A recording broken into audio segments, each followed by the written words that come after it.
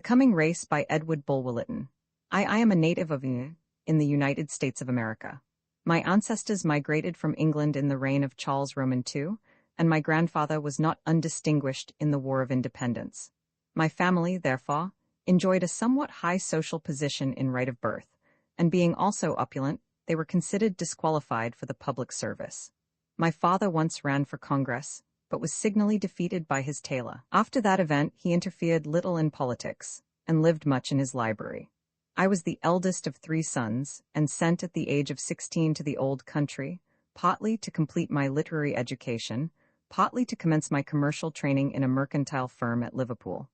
My father died shortly after I was 21, and being left well off, and having a taste for travel and adventure, I resigned, for a time, all pursuit of the almighty dollar, and became a desultory wanderer over the face of the earth.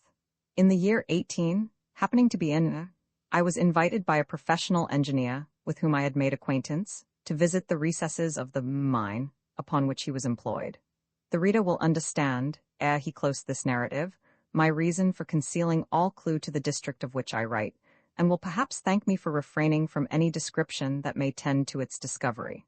Let me say, then, as briefly as possible, that I accompanied the engineer into the interior of the mine, and became so strangely fascinated by its gloomy wonders, and so interested in my friend's explorations, that I prolonged my stay in the neighborhood, and descended daily, for some weeks, into the vaults and galleries hollowed by nature and art beneath the surface of the earth.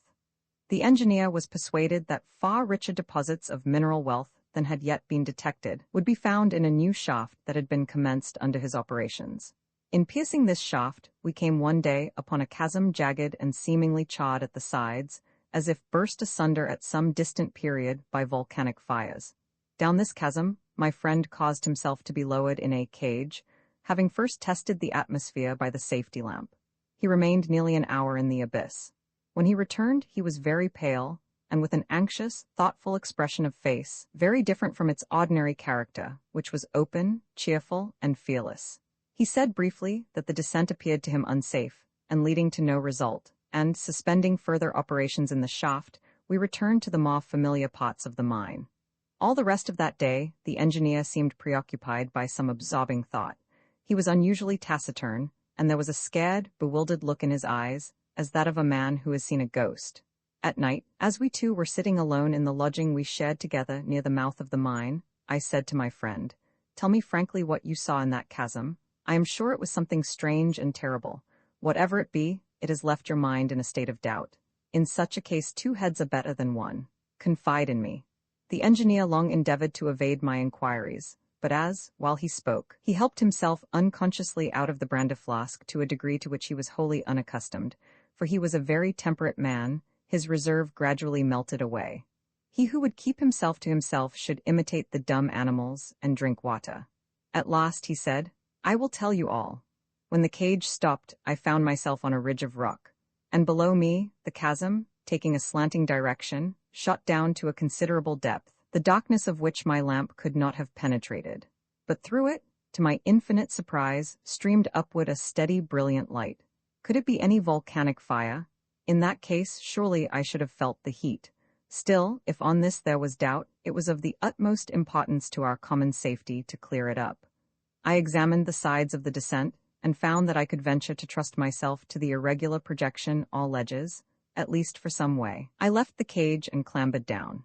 As I drew nearer and nearer to the light, the chasm became wider, and at last I saw, to my unspeakable amaze, a broad level road at the bottom of the abyss, illumined as far as the eye could reach by what seemed artificial gas lamps placed at regular intervals, as in the thoroughfare of a great city, and I heard confusedly at a distance a hum as of human voices.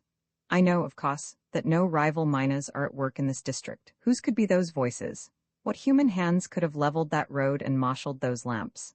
The superstitious belief, common to miners, that gnomes or fiends dwell within the bowels of the earth, began to seize me. I shuddered at the thought of descending further and braving the inhabitants of this nether valley. Nor indeed could I have done so without ropes, as from the spot I had reached to the bottom of the chasm, the sides of the rock sank down abrupt, smooth, and sheer. I retraced my steps with some difficulty. Now I have told you all. You will descend again. I ought, yet I feel as if I durst not. A trusty companion halves the journey and doubles the courage. I will go with you. We will provide ourselves with ropes of suitable length and strength, and, pardon me, you must not drink more tonight. Our hands and feet must be steady and firm tomorrow. The word Anna, pronounced broadly Anna, corresponds with our plural men, and pronounced on, the singular, with man. The word for woman is Jai, pronounced Had, as in Guy. It forms itself into Jai for the plural, but the G becomes soft in the plural like Jai. They have a proverb to the effect that this difference in pronunciation is symbolical, for that the female sex is soft in the concrete, but hard to deal with in the individual. The Jai are in the fullest enjoyment of all the rights of equality with males, for which certain philosophers above ground contend. In childhood, they perform the offices of work and labor impartially with the boys, and indeed, in the earlier age appropriated to the destruction of animals irreclaimably hostile, the girls are frequently preferred, as being by constitution more ruthless under the influence of fear or hate. In the interval between infancy and the marriageable age, familiar intercourse between the sexes is suspended.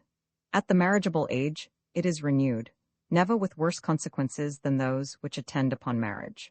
All arts and vocations allotted to the one sex are open to the other, and the Jai arrogate to themselves a superiority in all those abstruse and mystical branches of reasoning, for which they say the honor are unfitted by a duller sobriety of understanding, or the routine of their matter-of-fact occupations, just as young ladies in our own world constitute themselves authorities in the subtlest points of theological doctrine, for which few men, actively engaged in worldly business, have sufficient learning or refinement of intellect, whether owing to early training in gymnastic exercises or to their constitutional organization. The Jai are usually superior to the honor in physical strength, an important element in the consideration and maintenance of female rights. They attain to loftier stature, and amid their rounder proportions are embedded sinews and muscles as hardy as those of the other sex. Indeed, they assert that, according to the original laws of nature, females were intended to be larger than males, and maintain this dogma by reference to the earliest formations of life in insects, and in the most ancient family of the vertebrata, viz., fishes, in both of which the females are generally large enough to make a meal of their consorts if they so desire. Above all, the Jai have a readier and more consented power over that mysterious fluid or agency which contains the element of destruction, with a larger portion of that sagacity which comprehends dissimulation. Thus, they cannot only defend themselves against all aggressions from the males, but could, at any moment when he least expected his danger, terminate the existence of an offending spouse. To the credit of the Jai, no instance of their abuse of this awful superiority in the art of destruction is on record for several ages. The loss that occurred in the community I speak of appears, according to their chronology, to have been about 2,000 years ago. A Jai, then, in a fit of jealousy, slew her husband, and this abominable act inspired such terror among the males that they emigrated in a body and left all the Jai to themselves. The history runs that the widowed Jai, thus reduced to despair, fell upon the murderess when in her sleep, and therefore unarmed, and killed her, and then entered into a solemn obligation amongst themselves to abrogate forever the exercise of their extreme conjugal powers, and to inculcate the same obligation forever and ever on their female children. By this conciliatory process, a deputation dispatched to the fugitive consorts succeeded in persuading many to return, but those who did return were mostly the elder ones. The younger, either from too craven a doubt of their consorts, or too high an estimate of their own merits, rejected all overtures, and, remaining in other communities, were caught up there by other mates, with whom perhaps they were no better off. But the loss of so large a portion of the male youth operated as a salutary warning on the Jai, and confirmed them in the pious resolution to which they had pledged themselves. Indeed, it is now popularly considered that, by long hereditary disuse, the Jai have lost both the aggressive and defensive superiority over the honor which they once possessed, just as in the inferior animals above the earth, many peculiarities in their original formation, intended by nature for their protection, gradually fade or become inoperative when not needed under altered circumstances. I should be sorry, however, for any and who induced a Jai to make the experiment whether he or she were the stronger. From the incident I have narrated, the Ana dates certain alterations in the marriage customs, tending, perhaps, somewhat to the advantage of the male. They now bind themselves in wedlock only for 3 years. At the end of each third year, either male or female can divorce the other, and is free to marry again. At the end of 10 years, the An has the privilege of taking a second wife, allowing the first to retire if she so please. These regulations are for the most part a dead letter. Divorces and polygamy are extremely rare, and the marriage state now seems singularly happy and serene among this astonishing people.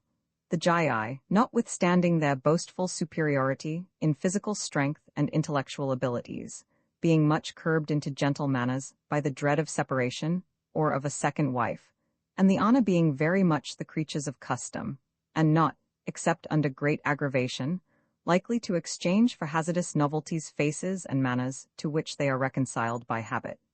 But there is one privilege the Jai carefully retain, and the desire for which perhaps forms the secret motive of most lady asserters of woman, rights above ground. They claim the privilege, here usurped by men, of proclaiming their love and urging their suit, in other words, of being the wooing party rather than the wooed. Such a phenomenon as an old maid does not exist among the Jai.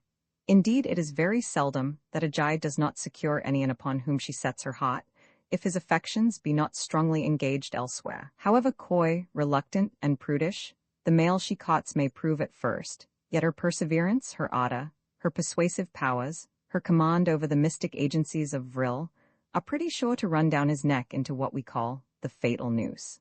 Their argument for the reversal of that relationship of the sexes which the blind tyranny of man has established on the surface of the earth appears cogent, and is advanced with a frankness which might well be commended to impartial consideration.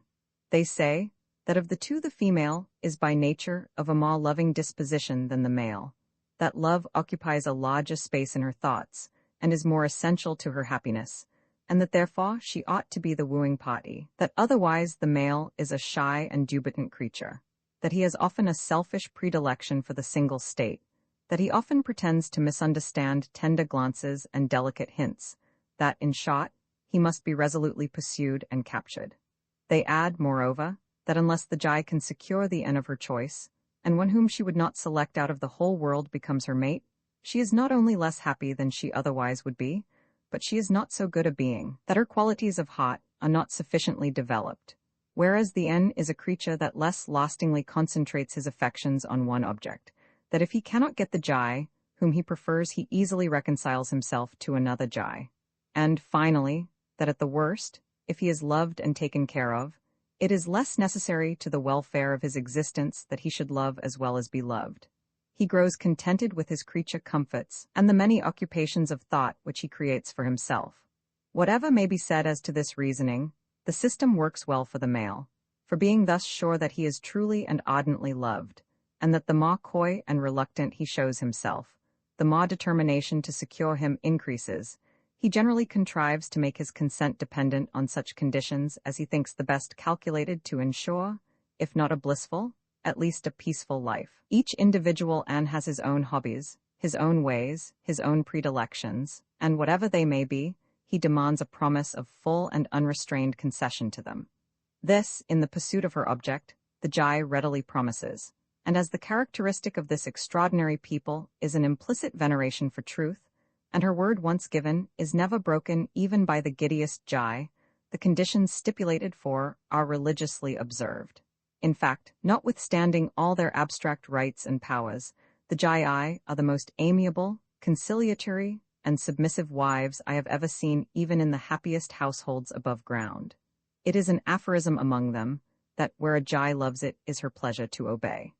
It will be observed that in the relationship of the sexes I have spoken only of marriage, for such is the moral perfection to which this community has attained, that any illicit connection is as little possible amongst them as it would be to a couple of linnets during the time they agree to live in pairs. Roman 11. Nothing had more perplexed me in seeking to reconcile my sense to the existence of regions extending below the surface of the earth, and habitable by beings, if dissimilar from, still, in all material points of organism, akin to those in the upper world, than the contradiction thus presented to the doctrine in which, I believe, most geologists and philosophers concur, viz., that though with us the sun is the great source of heat, yet the deeper we go beneath the crust of the earth, the greater is the increasing heat, being, it is said, found in the ratio of a degree for every foot, commencing from 50 feet below the surface. But though the domains of the tribe I speak of were, on the higher ground, so comparatively near to the surface, that I could account for a temperature, therein, suitable to organic life, yet even the ravines and valleys of that realm were much less hot than philosophers would deem possible at such a depth, certainly not warmer than the south of France, or at least of Italy. And according to all the accounts I received, vast tracts immeasurably deeper beneath the surface, and in which one might have thought only salamanders could exist, were inhabited by innumerable races organized like ourselves. I cannot pretend in any way to account for a fact which is so at variance with the recognized laws of science, nor could Z much help me towards a solution of it. She did but conjecture that sufficient allowance had not been made by our philosophers for the extreme porousness of the interior earth, the vastness of its cavities and irregularities, which served to create free currents of air and frequent winds, and for the various modes in which heat is evaporated and thrown off. She allowed, however, that there was a depth at which the heat was deemed to be intolerable to such organized life as was known to the experience of the Vrilya, though their philosophers believed that even in such places life of some kind, life sentient, life intellectual, would be found abundant and thriving, could the philosophers penetrate to it. Wherever the all-good builds, said she, there be sure he places inhabitants, he loves not empty dwellings. She added, however, that many changes in temperature and climate had been effected by the skill of the Vrilya, and that the agency of Vril had been successfully employed in such changes. She described a subtle and life-giving medium called lye, which I suspect to be identical with the ethereal oxygen of Dr. Lewin's, wherein work all the correlative forces united under the name of Vril, and contended that wherever this medium could be expanded, as it were, sufficiently for the various agencies of Vril to have ample play, a temperature congenial to the highest forms of life could be secured. She said also that it was the belief of their naturalists that flowers and vegetation had been produced originally, whether developed from seeds born from the surface of the earth in the earlier convulsions of nature, or imparted by the tribes that first sought refuge in cavernous hollows, through the operations of the light constantly brought to bear on them, and the gradual improvement in culture. She said also that since the Vril light had superseded all other light-giving bodies, the colors of flower and foliage had become more brilliant, and vegetation had acquired larger growth. Leaving these matters to the consideration of those better competent to deal with them, I must now devote a few pages to the very interesting questions connected with the language of the Vrilya. Roman 12, the language of the Vrilya, is peculiarly interesting, because it seems to me to exhibit with great clearness the traces of the three main transitions through which language passes in attaining to perfection of form. One of the most illustrious of recent philologists, Max Müller, in arguing for the analogy between the strata of language and the strata of the earth, lays down this absolute dogma. No language can, by any possibility, be inflectional without having passed through the agglutinative and isolating stratum. No language can be agglutinative without clinging with its roots to the underlying stratum of isolation. On the stratification of language, p. 20.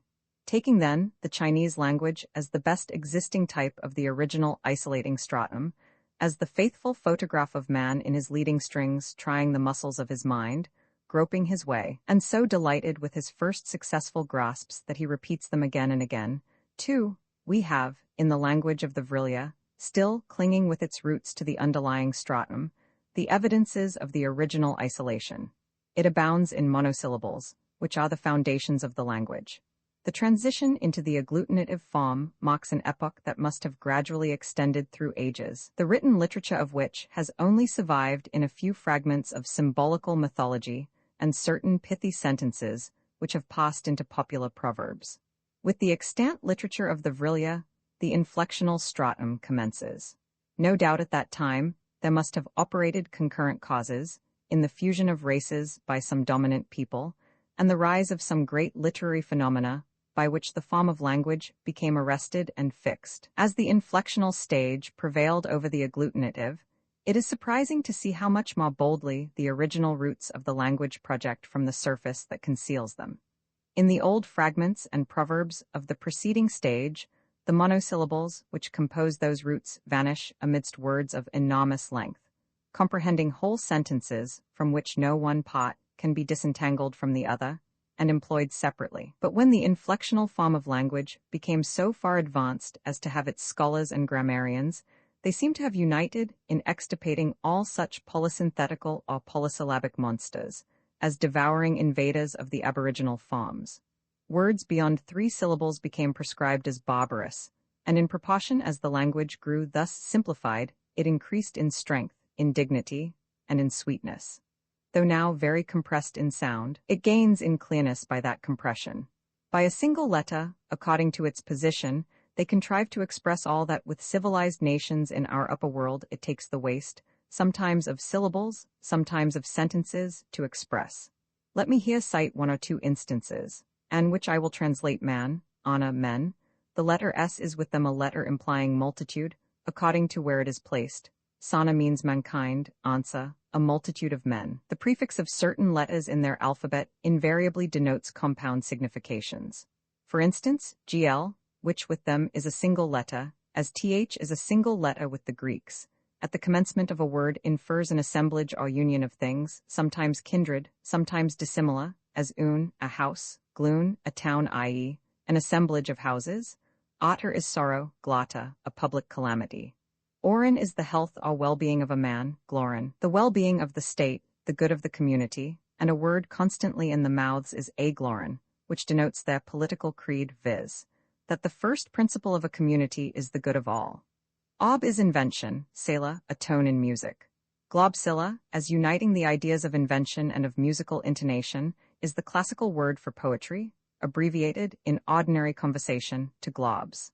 Na, which with them is, like GL, but a single letter, always, when an initial, implies something antagonistic to life or joy or comfort, resembling in this the Aryan root nak, expressive of perishing or destruction. Nax is darkness, null, death, naria, sin or evil. Nas, an utmost condition of sin and evil, corruption. In writing, they deem it irreverent to express the Supreme Being by any special name. He is symbolized by what may be termed the hieroglyphic of a pyramid, A. In prayer they address him by a name which they deem too sacred to confide to a stranger, and I know it not. In conversation, they generally use a periphrastic epithet, such as the all-good. The letter V, symbolical of the inverted pyramid, where it is an initial, nearly always denotes excellence or power, as vril, of which I have said so much, vid, an immortal spirit, vidya, immortality, cum, pronounced like the Welsh cum, denotes something of hollowness. Cum itself is a cave, cumin, a hole, zycum, a valley, cum zy, vacancy or void, bodcum, ignorance, literally, knowledge void. Kumposh is their name for the government of the many, or the ascendancy of the most ignorant or hollow. Posh is an almost untranslatable idiom, implying, as the reader will see later, contempt. The closest rendering I can give to it is our slang term, bosh, and thus kumposh may be loosely rendered hollow bosh. But when democracy or kumposh degenerates from popular ignorance into that popular passion or ferocity which precedes its decease, as, to cite illustrations from the upper world, during the French reign of terror, or for the 50 years of the Roman Republic preceding the ascendancy of Augustus, their name for that state of things is gleknas. Ek is strife, glek, the universal strife. Nas, as I before said, is corruption or rot. Thus gleknas may be construed, the universal strife rot. Their compounds are very expressive, thus, bod being knowledge, and tu a participle that implies the action of cautiously approaching. Tu bod is their word for philosophy. Par is a contemptuous exclamation analogous to our idiom, stuff and nonsense. Pa-bod, literally stuff and nonsense knowledge, is their term for futile or false philosophy, and applied to a species of metaphysical or speculative ratiocination formerly in vogue, which consisted in making inquiries that could not be answered, and were not worth making. Such, for instance, as why does an have 5 toes to his feet instead of 6? Did the first N, created by the all-good, have the same number of toes as his descendants? In the form by which an N will be recognized by his friends in the future state of being, will he retain any toes at all, and if so, will they be material toes or spiritual toes? I take these illustrations of pa-bod, not in irony or jest, but because the very inquiries I name formed the subject of controversy by the latest cultivators of that science 4,000 years ago. In the declension of nouns, I was informed that anciently there were 8 cases, one more than in the Sanskrit grammar, but the effect of time has been to reduce these cases and multiply, instead of these varying terminations, explanatory propositions. At present, in the grammar submitted to my study, there were 4 cases to nouns, 3 having varying terminations, and the 4th a differing prefix. In the elder inflectional literature, the dual form existed. It has long been obsolete. The genitive case with them is also obsolete. The dative supplies its place. They say the house to a man instead of the house of a man. When used, sometimes in poetry, the genitive in the termination is the same as the nominative. So is the ablative, the preposition that marks it being a prefix or suffix at option, and generally decided by ear, according to the sound of the noun. It will be observed that the prefix hill marks the vocative case. It is always retained in addressing another, except in the most intimate domestic relations. Its omission would be considered rude. Just as in our old forms of speech in addressing a king, it would have been deemed disrespectful to say king, and reverential to say, O king. In fact, as they have no titles of honor, the vocative adjuration supplies the place of a title, and is given impartially to all. The prefix hill enters into the composition of words that imply distant communications, as hilia, to travel.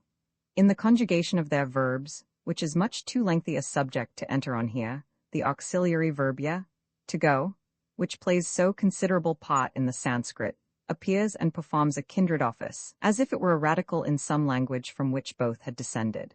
But another auxiliary of opposite signification also accompanies it and shares its labors, viz., zai, to stay or repose. Thus ya enters into the future tense, and zai in the preterite of all verbs requiring auxiliaries. Yam, I go. Yim, I may go. Yaniya, I shall go literally, I go to go. Zampuyan, I have gone literally, I rest from gone. Ya as a termination implies by analogy progress, movement, efflorescence. Zai as a terminal denotes fixity, sometimes in a good sense, sometimes in a bad, according to the word with which it is coupled. Ivazai, eternal goodness, nanzai, eternal evil. Pu from enters as a prefix to words that denote repugnance, or things from which we ought to be averse. Pupra, disgust, punaria, falsehood, the vilest kind of evil. Push or posh I have already confessed to be untranslatable literally. It is an expression of contempt not unmixed with pity. This radical seems to have originated from inherent sympathy between the labial effort and the sentiment that impelled it, pu being an utterance in which the breath is exploded from the lips with more or less vehemence.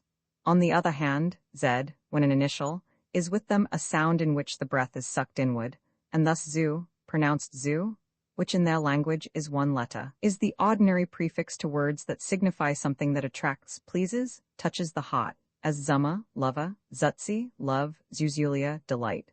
This indrawn sound of z seems indeed naturally appropriate to fondness. Thus, even in our language, mothers say to their babies, in defiance of grammar, zu darling. And I have heard a learned professor at Boston call his wife, he had been only married a month, zu little pet. I cannot quit this subject, however, without observing by what slight changes in the dialects favored by different tribes of the same race, the original signification and beauty of sounds may become confused and deformed. Z told me with much indignation that zuma, lova, which, in the way she uttered it, seemed slowly taken down to the very depths of her heart, was, in some not very distant communities of the Vrilia, vitiated into the half-hissing, half-nasal, wholly disagreeable, sound of suba. I thought to myself, it only wanted the introduction of n before u to render it into an English word significant of the lost quality an amorous jai would desire in her zuma. I will but mention another peculiarity in this language, which gives equal force and brevity to its forms of expressions. It is with them, as with us, the first letter of the alphabet, and is often used as a prefix word by itself to convey a complex idea of sovereignty or chiefdom, or presiding principle. For instance, iver is goodness, diva, goodness and happiness united. Adiver is unerring and absolute truth. I have already noticed the value of in agloran, so in vril, to whose properties they trace their present state of civilization, avril denotes, as I have said, civilization itself. The philologist will have seen from the above how much the language of the Vrilia is akin to the Aryan or Indo-Germanic. but like all languages, it contains words and forms in which transfers from very opposite sources of speech have been taken. The very title of Tur, which they give to their supreme magistrate, indicates theft from a tongue akin to the Turanian. They say themselves that this is a foreign word borrowed from a title which their historical records show to have been borne by the chief of a nation with whom the ancestors of the Vrilya were, in very remote periods, on friendly terms, but which has long become extinct, and they say that when, after the discovery of Vril, they remodeled their political institutions, they expressly adopted a title taken from an extinct race and a dead language for that of their chief magistrate, in order to avoid all titles for that office with which they had previous associations. Should life be spared to me, I may collect into systematic forms such knowledge as I acquired of this language during my sojourn amongst the Vrilya. But what I have already said will perhaps suffice to show to genuine philological students that a language which, preserving so many of the roots in the aboriginal form, and clearing from the immediate but transitory polysynthetical stage so many rude encumbrances, has attained to such a union of simplicity and compass in its final inflectional forms, must have been the gradual work of countless ages and many varieties of mind, that it contains the evidence of fusion between congenial races, and necessitated, in arriving at the shape of which I have given examples, the continuous culture of a highly thoughtful people. That, nevertheless, the literature which belongs to this language is a literature of the past, that the present felicitous state of society at which the Ana have attained forbids the progressive cultivation of literature, especially in the two main divisions of fiction and history, I shall have occasion to show later. Roman 13. This people have a religion, and whatever may be said against it, at least it has these strange peculiarities. Firstly, that all believe in the creed they profess. Secondly, that they all practice the precepts which the creed inculcates. They unite in the worship of one divine creator and sustainer of the universe. They believe that it is one of the properties of the all-permeating agency of Vril to transmit to the wellspring of life and intelligence every thought that a living creature can conceive. And though they do not contend that the idea of a deity is innate, yet they say that the man is the only creature, so far as their observation of nature extends, to whom the capacity of conceiving that idea, with all the trains of thought which open out from it, is vouchsafed. They hold that this capacity is a privilege that cannot have been given in vain, and hence that prayer and thanksgiving are acceptable to the divine creator and necessary to the complete development of the human creature. They offer their devotions both in private and public. Not being considered one of their species, I was not admitted into the building or temple in which the public worship is rendered, but I am informed that the service is exceedingly short and unattended with any pomp of ceremony. It is a doctrine with the Vrilya that earnest devotion or complete abstraction from the actual world cannot, with benefit to itself, be maintained long at a stretch by the human mind, especially in public, and that all attempts to do so either lead to fanaticism or to hypocrisy. When they pray in private, it is when they are alone or with their young children. They say that in ancient times there was a great number of books written upon speculations as to the nature of the deity and upon the forms of belief or worship supposed to be most agreeable to him. But these were found to lead to such heated and angry disputations as not only to shake the peace of the community and divide families before the most united, but in the course of discussing the attributes of the deity, the existence of the deity himself became argued away, or, what was worse, became invested with the passions and infirmities of the human disputants. For, said my host, since a finite being like an cannot possibly define the infinite, so, when he endeavors to realize an idea of the divinity, he only reduces the divinity into an unlike himself. During the later ages, therefore, all theological speculations, though not forbidden, have been so discouraged as to have fallen utterly into disuse. The Vrilya unite in a conviction of a future state, more felicitous and more perfect than the present. If they have very vague notions of the doctrine of rewards and punishments, it is perhaps because they have no systems of rewards and punishments among themselves, for there are no crimes to punish, and their moral standard is so even that no one among them is, upon the whole, considered more virtuous than another. If one excels, perhaps in one virtue, another equally excels in some other virtue. If one has his prevalent fault or infirmity, so also another has his. In fact, in their extraordinary mode of life, there are so few temptations to wrong that they are good, according to their notions of goodness, merely because they live.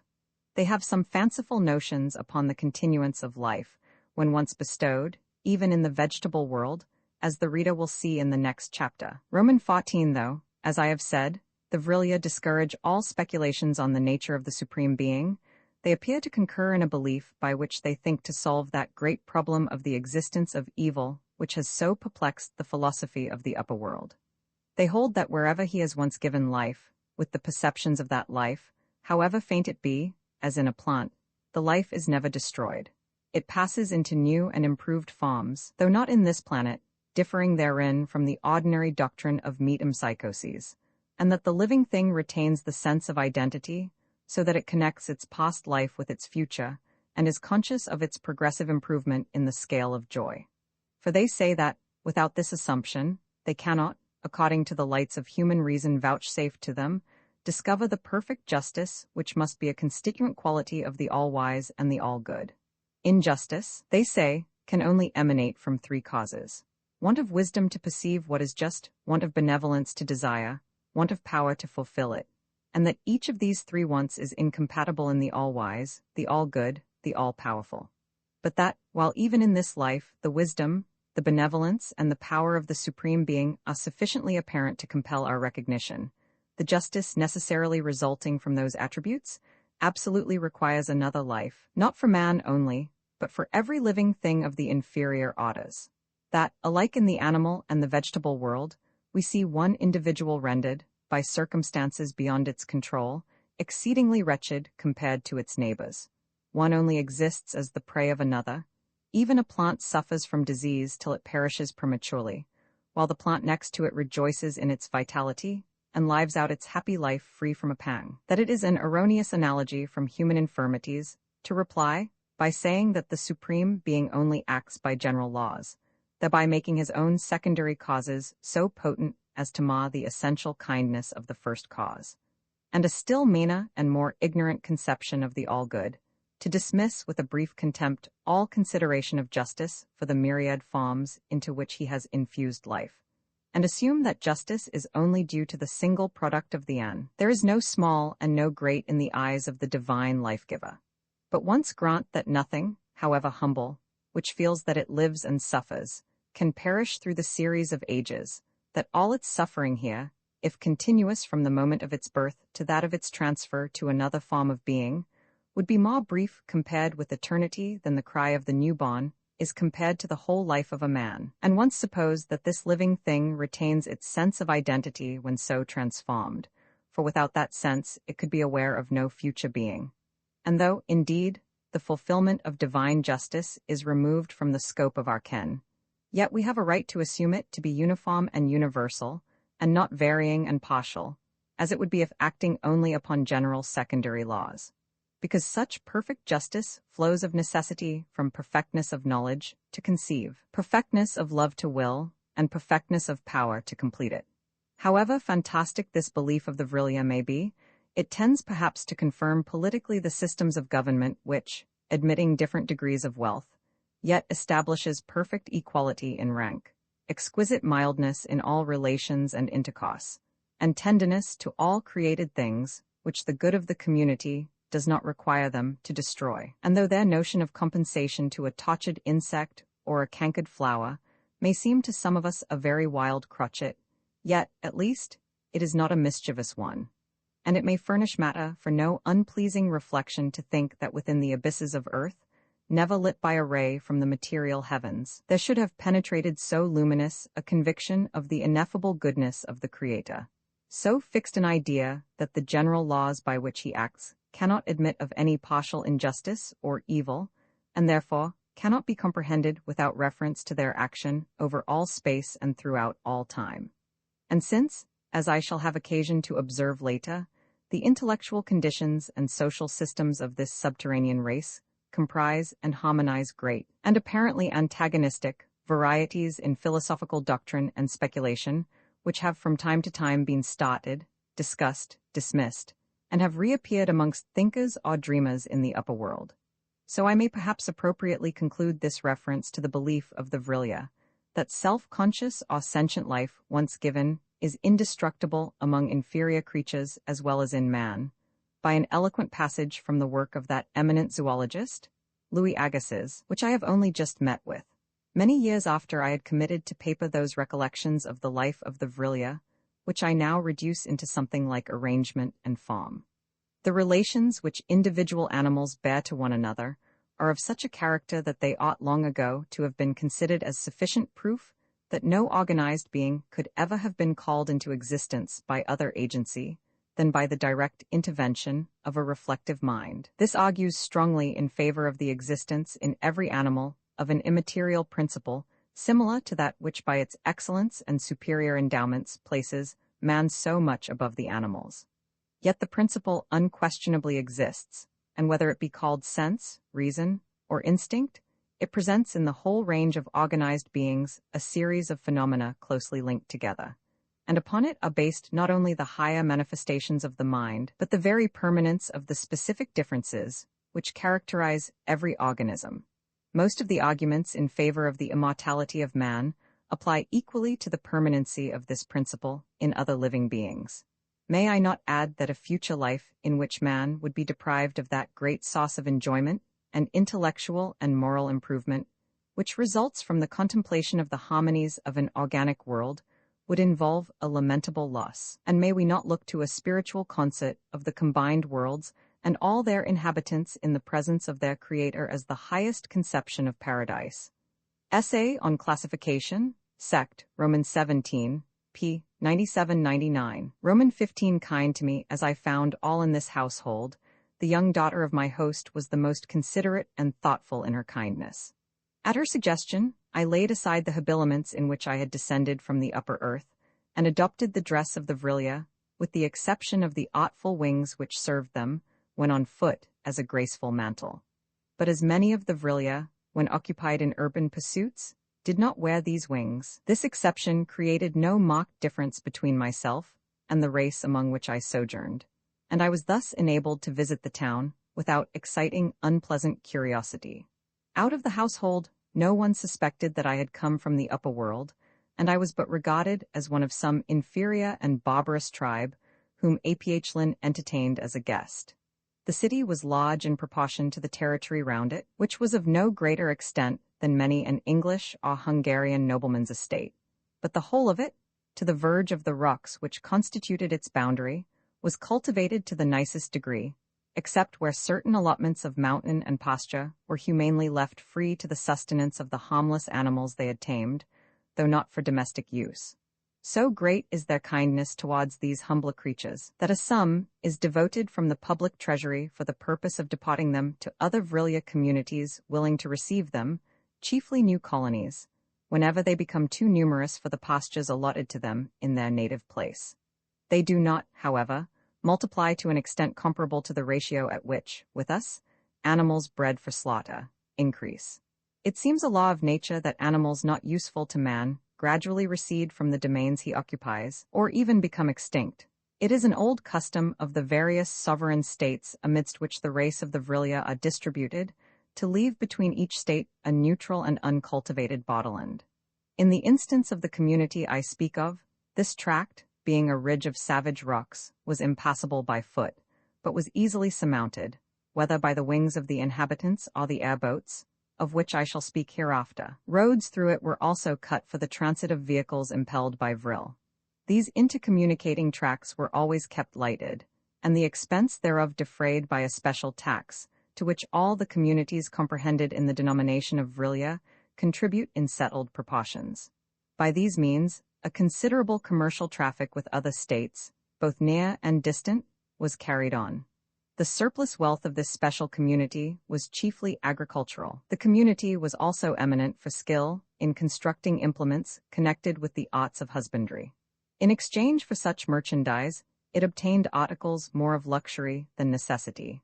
There were few things imparted on which they set a higher price than birds taught to pipe artful tunes in concert. These were brought from a great distance, and were marvelous for beauty of song and plumage. I understand that extraordinary care was taken by their breeders and teachers in selection, and that the species had wonderfully improved during the last few years. I saw no other pet animals among this community, except some very amusing and sportive creatures of the batracian species, resembling frogs, but with very intelligent countenances, which the children were fond of, and kept in their private gardens. They appear to have no animals akin to our dogs or horses, though that learned naturalist, Z, informed me that such creatures had once existed in those parts, and might now be found in regions inhabited by other races than the Vrilia. She said that they had gradually disappeared from the more civilized world since the discovery of Vril, and the results attending that discovery had dispensed with their uses.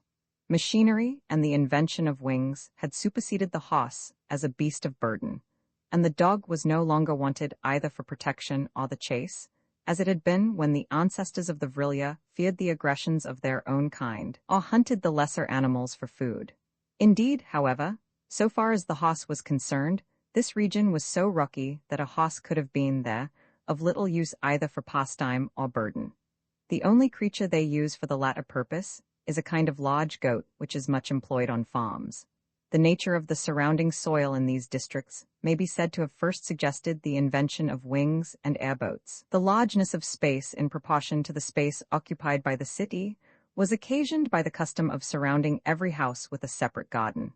The broad main street, in which Bulwer-Lytton dwelt, expanded into a vast square, in which were placed the College of Sages and all the public offices.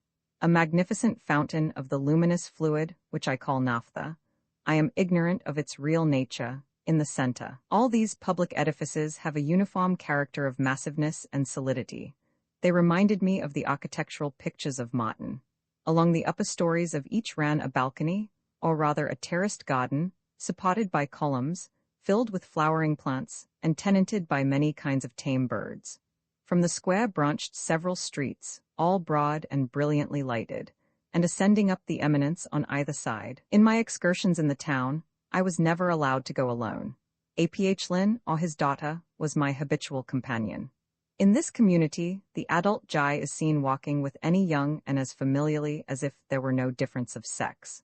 The retail shops are not very numerous. The persons who attend on a customer are all children of various ages, and exceedingly intelligent and courteous, but without the least touch of importunity or cringing. The shopkeeper himself might or might not be visible. When visible, he seemed rarely employed on any matter connected with his professional business, and yet he had taken to that business from special liking to it, and quite independently of his general sources of fortune. Some of the richest citizens in the community kept such shops. As I have before said, no difference of rank is recognizable, and therefore all occupations hold the same equal social status. Annan, of whom I bought my sandals, was the brother of the Tur, or chief magistrate, and though his shop was not larger than that of any bootmaker in Bond Street or Broadway, he was said to be twice as rich as the Tur who dwelt in a palace. No doubt, however, he had some country seat. The honor of the community are, on the whole, an indolent set of beings after the active age of childhood. Whether by temperament or philosophy, they rank repose among the chief blessings of life. Indeed, when you take away from a human being the incentives to action which are found in cupidity or ambition, it seems to me no wonder that he rests quiet. In their ordinary movements they prefer the use of their feet to that of their wings. But for their sports, or, to indulge in a bold misuse of terms, their public promenades, they employ the latter. Also for the aerial dances I have described, as well as for visiting their country places, which are mostly placed on lofty heights. And, when still young, they prefer their wings for travel into the other regions of the Anna, to vehicular conveyances. Those who accustom themselves to flight can fly, if less rapidly than some birds, yet from 25 to 30 miles an hour, and keep up that rate for 5 or 6 hours at a stretch. But the Anna generally, on reaching middle age, are not fond of rapid movements requiring violent exercise.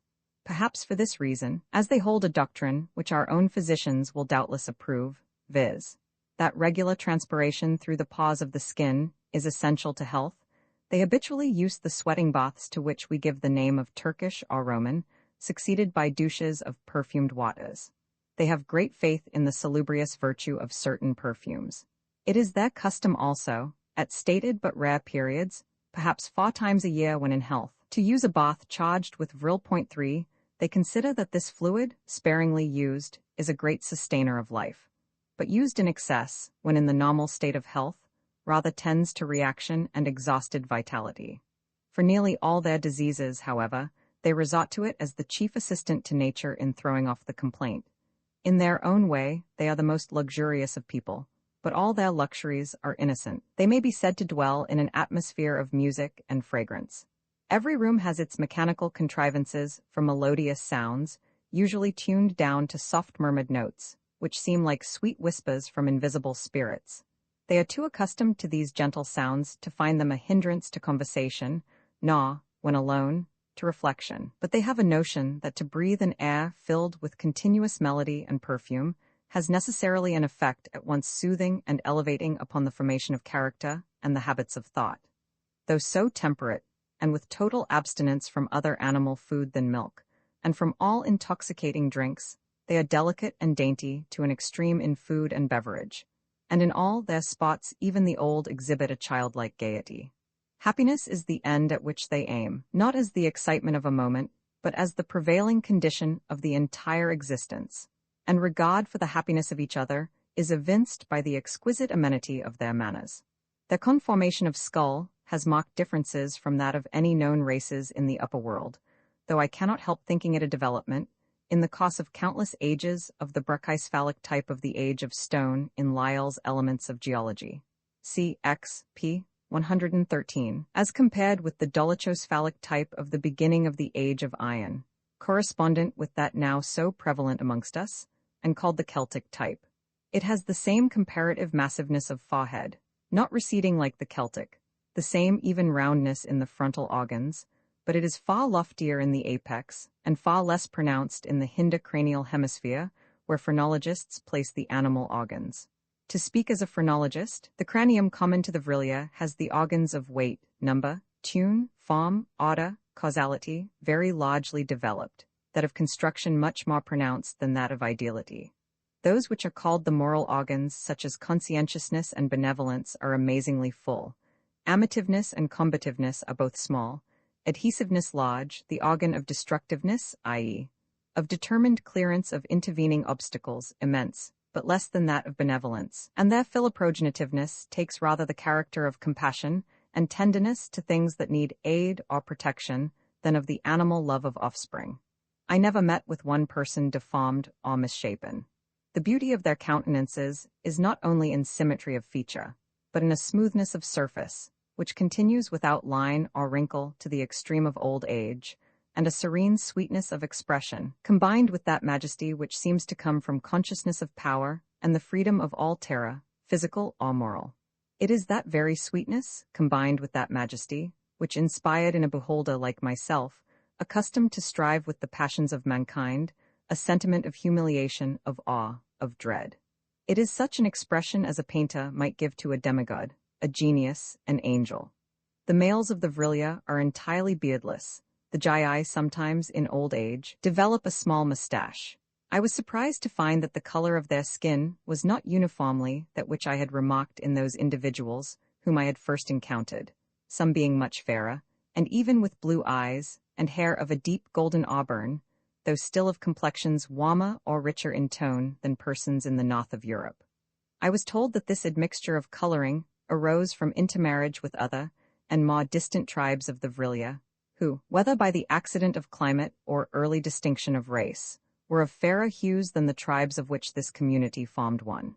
It was considered that the dark red skin showed the most ancient family of honor, but they attached no sentiment of pride to that antiquity, and, on the contrary, believed their present excellence of breed came from frequent crossing with other families differing, yet akin, and they encouraged such intermarriages, always provided that it be with the Vrillia nations. Nations which, not conforming their manners and institutions to those of the Vrillia, nor indeed held capable of acquiring the powers over the Vril agencies which it had taken them generations to attain and transmit, were regarded with more disdain than the citizens of New York regard the Negroes. I learned from Z, who had more lore in all matters than any male with whom I was brought into familiar converse, that the superiority of the Vrillia was supposed to have originated in the intensity of their earliest struggles against obstacles in nature amidst the localities in which they had first settled.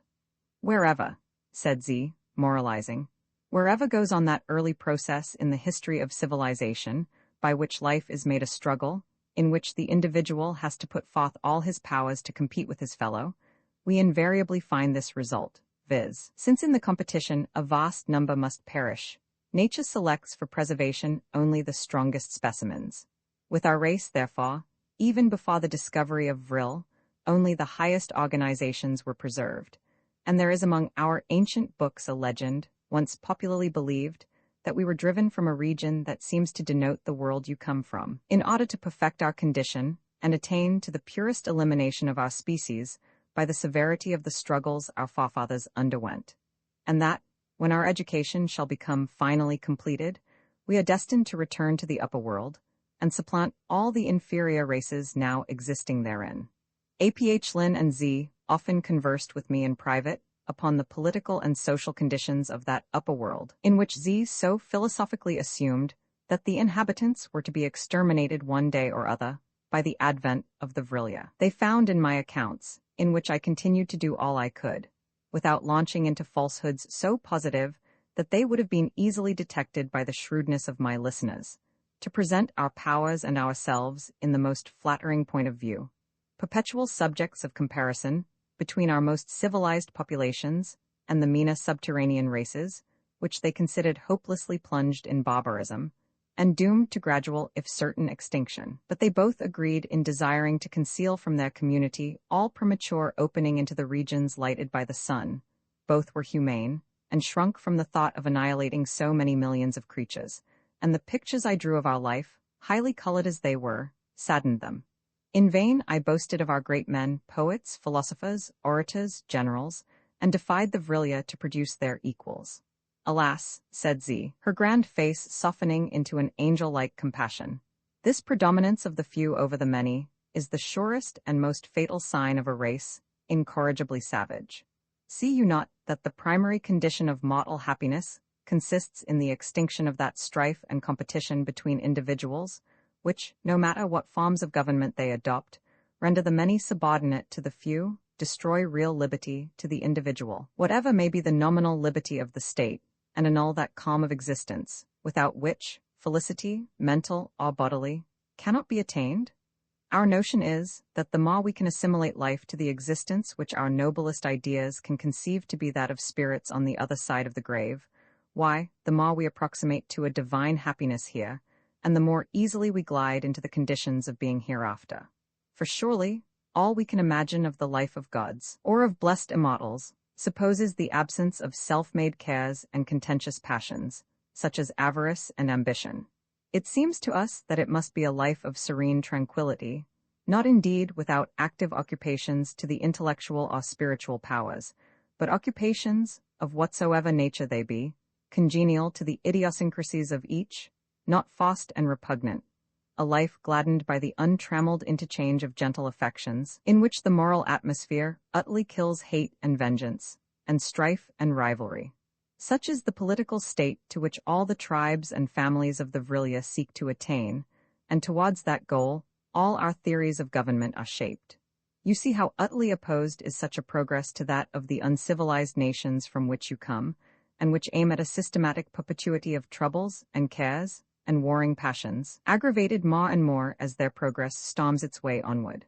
The most powerful of all the races in our world, beyond the pale of the Vrilya, esteems itself the best governed of all political societies, and to have reached in that respect the extreme end at which political wisdom can arrive, so that the other nations should tend more or less to copy it.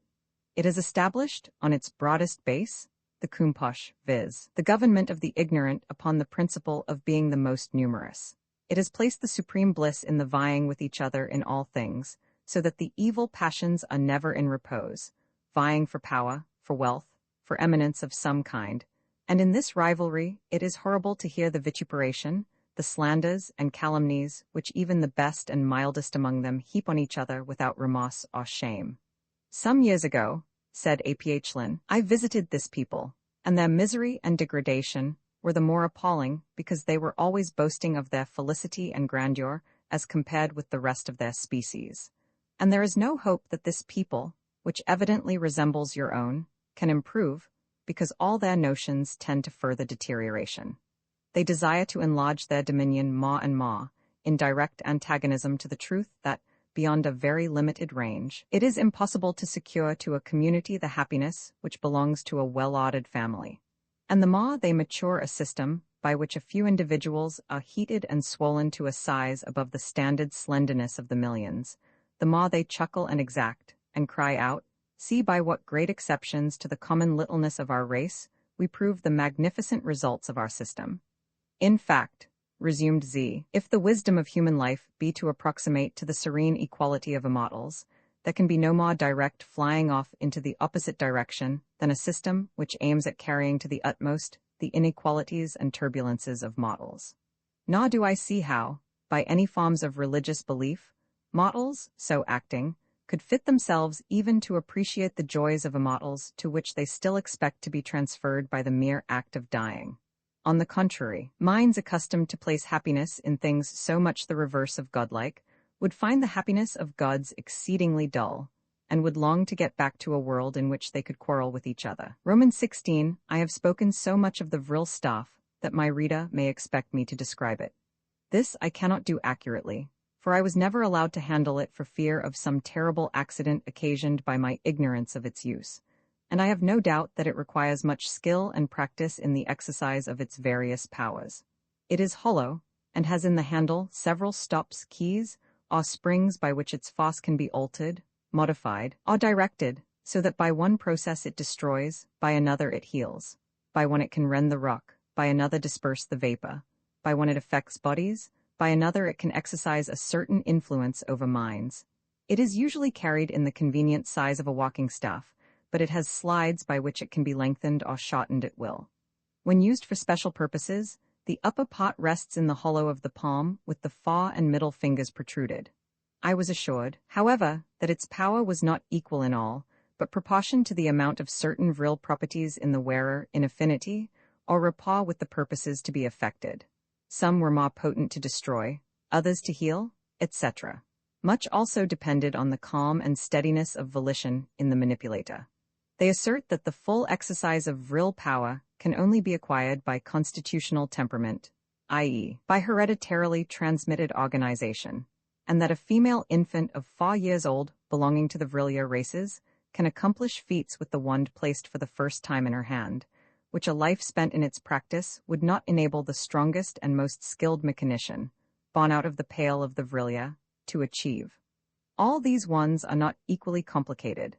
Those entrusted to children are much simpler than those borne by sages of either sex, and constructed with a view to the special object in which the children are employed, which, as I have before said, is among the youngest children the most destructive. In the ones of wives and mothers, the correlative destroying force is usually abstracted, the healing power fully charged. I wish I could say more in detail of this singular conductor of the vril fluid, but its machinery is as exquisite as its effects are marvelous.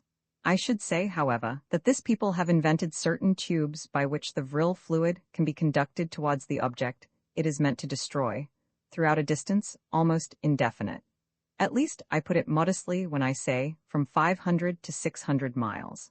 And their mathematical science, as applied to such purpose, is so nicely accurate that on the report of some observer in an airboat, any member of the vril department can estimate unerringly the nature of intervening obstacles, the height to which the projectile instrument should be raised, and the extent to which it should be charged, so as to reduce to ashes within a space of time too short for me to venture to specify it, a capital twice as vast as London. Certainly these honor are wonderful mathematicians, wonderful for the adaptation of the inventive faculty to practical uses. I went with my host and his daughter Z over the great public museum, which occupies a wing in the College of Sages, and in which are hoarded, as curious specimens of the ignorant and blundering experiments of ancient times, many contrivances on which we pride ourselves as recent achievements. In one department, carelessly thrown aside as obsolete lumber, are tubes for destroying life by metallic balls and an inflammable powder, on the principle of our cannons and catapults, and even still more murderous than our latest improvements. My host spoke of these with a smile of contempt, such as an artillery officer might bestow on the bows and arrows of the Chinese. In another department, there were models of vehicles and vessels worked by steam, and of an air balloon which might have been constructed by Montgolfier. Such, said Z, with an air of meditative wisdom, such were the feeble triflings with nature of our savage forefathers, ere they had even a glimmering perception of the properties of vril. This young Jai was a magnificent specimen of the muscular force to which the females of her country attain. Her features were beautiful, like those of all her race.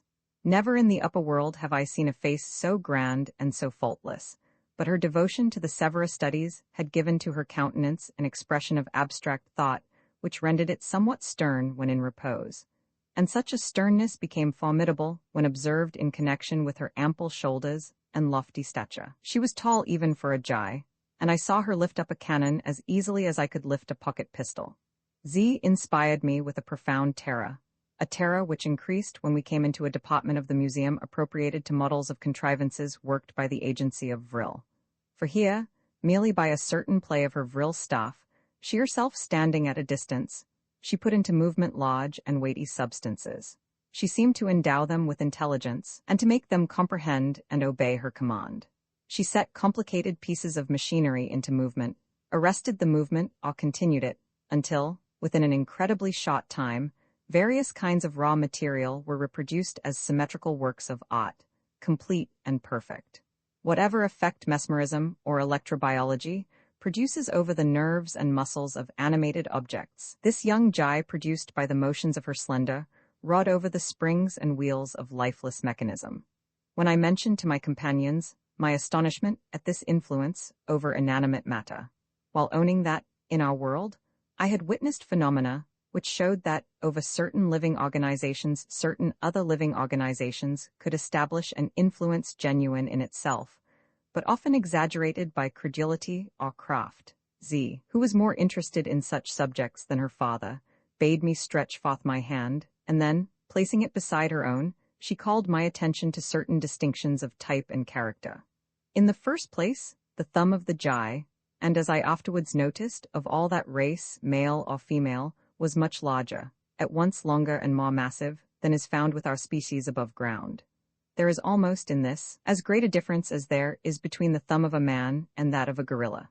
Secondly, the palm is proportionally thicker than ours, the texture of the skin infinitely finer and softer. Its average warmth is greater.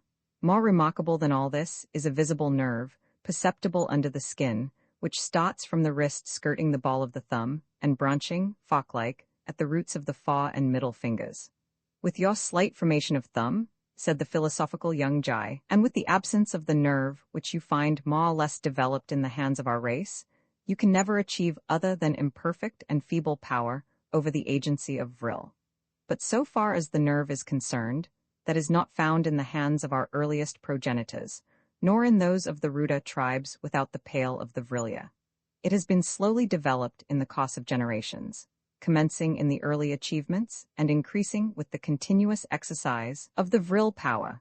Therefore, in the course of 1,000 or 2,000 years, such a nerve may possibly be engendered in those higher beings of your race, who devote themselves to that paramount science through which is attained command over all the subtler forces of nature permeated by vril. But when you talk of matter as something in itself inert and motionless, your parents or tutors surely cannot have left you so ignorant as not to know that no form of matter is motionless and inert. Every particle is constantly in motion and constantly acted upon by agencies, of which heat is the most apparent and rapid, but vril the most subtle, and when skillfully wielded, the most powerful. So that, in fact, the current launched by my hand and guided by my will does but render quicker and more potent the action which is eternally at work upon every particle of matter, however inert and stubborn it may seem. If a heap of metal be not capable of originating a thought of its own, yet, through its internal susceptibility to movement, it obtains the power to receive the thought of the intellectual agent at work on it, by which, when conveyed with a sufficient force of the vril power, it is as much compelled to obey as if it were displaced by a visible bodily force. It is animated for the time being by the soul thus infused into it, so that one may almost say that it lives and reasons. Without this, we could not make our automata supply the place of servants. I was too much in awe of the thews and the learning of the young Jai to hazard the risk of arguing with her. I had read somewhere in my schoolboy days that a wise man, disputing with a Roman emperor, suddenly drew in his horns, and when the emperor asked him whether he had nothing further to say on his side of the question, replied, "Nay, Caesar, there is no arguing against a reasoner who commands 10 legions." Though I had a secret persuasion that, whatever the real effects of vril upon matter, Mr. Faraday could have proved her a very shallow philosopher as to its extent or its causes, I had no doubt that Z could have brained all the fellows of the Royal Society, one after the other, with a blow of her fist. Every sensible man knows that it is useless to argue with any ordinary female upon matters he comprehends, but to argue with a Jai 7 feet high upon the mysteries of vril, as well argue in a desert, and with a simoon.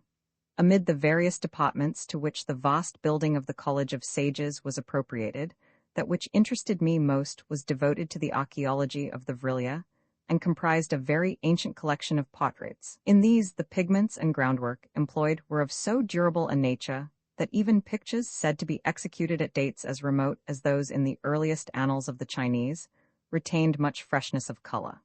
In examining this collection, 2 things especially struck me.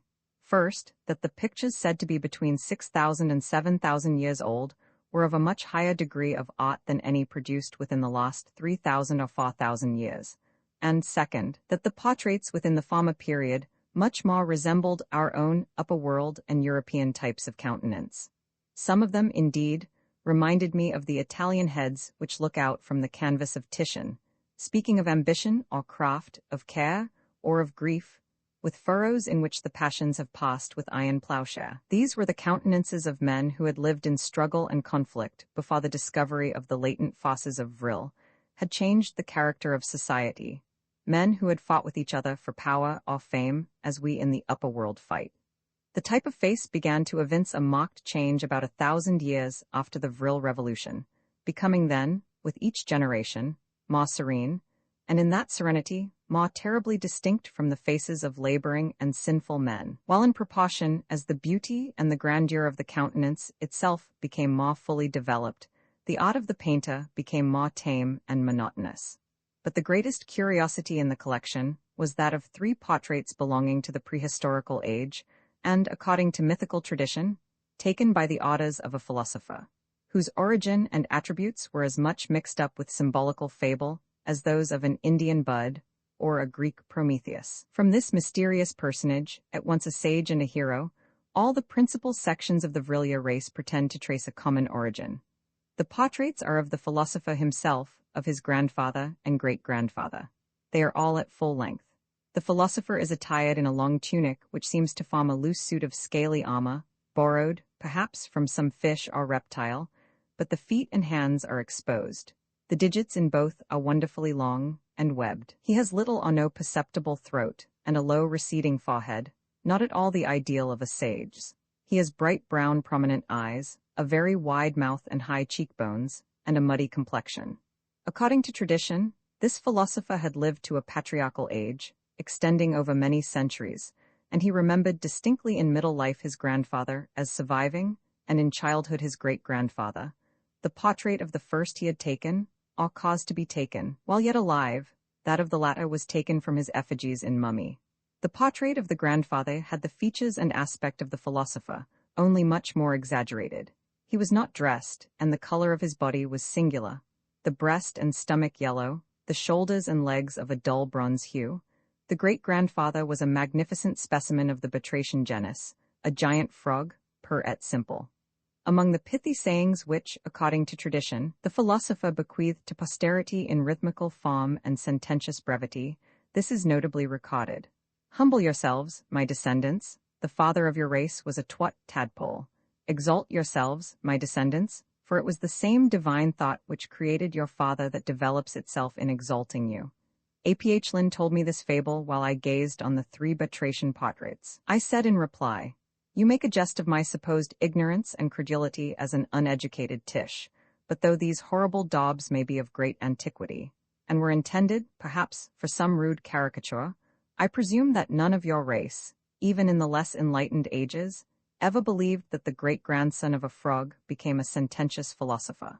Or that any section, I will not say of the lofty Vrillia, but of the meanest varieties of the human race, had its origin in a tadpole. Pardon me, answered Bulwer-Lytton. In what we call the wrangling or philosophical period of history, which was at its height about 7,000 years ago, there was a very distinguished naturalist, who proved to the satisfaction of numerous disciples such analogical and anatomical agreements in structure between an ant and a frog, as to show that out of the one must have developed the other. They had some diseases in common. They were both subject to the same parasitical worms in the intestines, and, strange to say, the ant has, in his structure, a swimming bladder, no longer of any use to him, but which is a rudiment that clearly proves his descent from a frog. Nor is there any argument against this theory to be found in the relative difference of size, for there are still existent in our world frogs of a size and stature not inferior to our own, and many thousand years ago they appear to have been still larger. I understand that, said I, because frogs this enormous are, according to our eminent geologists, who perhaps saw them in dreams, said to have been distinguished inhabitants of the upper world before the deluge, and such frogs are exactly the creatures likely to have flourished in the lakes and morasses of your subterranean regions. But pray, proceed. In the wrangling period of history, whatever one sage asserted another sage was sure to contradict.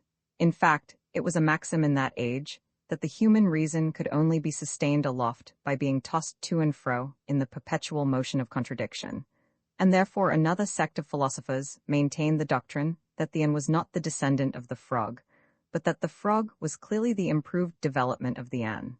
The shape of the frog, taken generally, was much more symmetrical than that of the ant. Beside the beautiful conformation of its lower limbs, its flanks and shoulders, the majority of the honor in that day were almost deformed and certainly ill-shaped. Again, the frog had the power to live alike on land and in water, a mighty privilege, partaking of a spiritual essence denied to the ant, since the disuse of his swimming bladder clearly proves his degeneration from a higher development of species. Again, the earlier races of the Ana seem to have been covered with hair, and, even to a comparatively recent date, hirsute bushes deformed the very faces of our ancestors, spreading wild over their cheeks and chins, as similar bushes, my poor Tish, spread wild over yours. But the object of the higher races of the Ana through countless generations has been to erase all vestige of connection with hairy vertebrata, and they have gradually eliminated that debasing capillary excrement by the law of sexual selection, the eye naturally preferring youth or the beauty of smooth faces. But the degree of the frog in the scale of the vertebrator is shown in this, that he has no hair at all, not even on his head.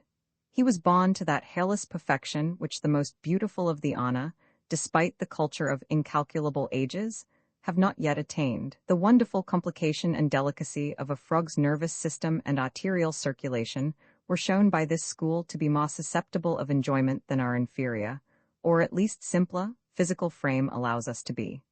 The examination of a frog's hand, if I may use that expression, accounted for its keener susceptibility to love, and to social life in general.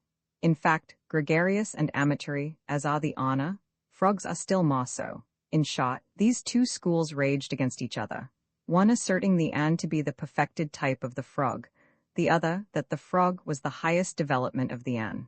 The moralists were divided in opinion with the naturalists, but the bulk of them sided with the frog preference school.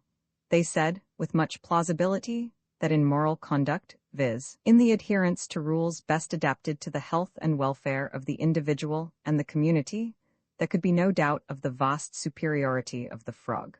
All history showed the wholesale immorality of the human race, the complete disregard, even by the most renowned amongst them, of the laws which they acknowledged to be essential to their own and the general happiness and well-being. But the severest critic of the frog race could not detect in their manners a single aberration from the moral law tacitly recognized by themselves.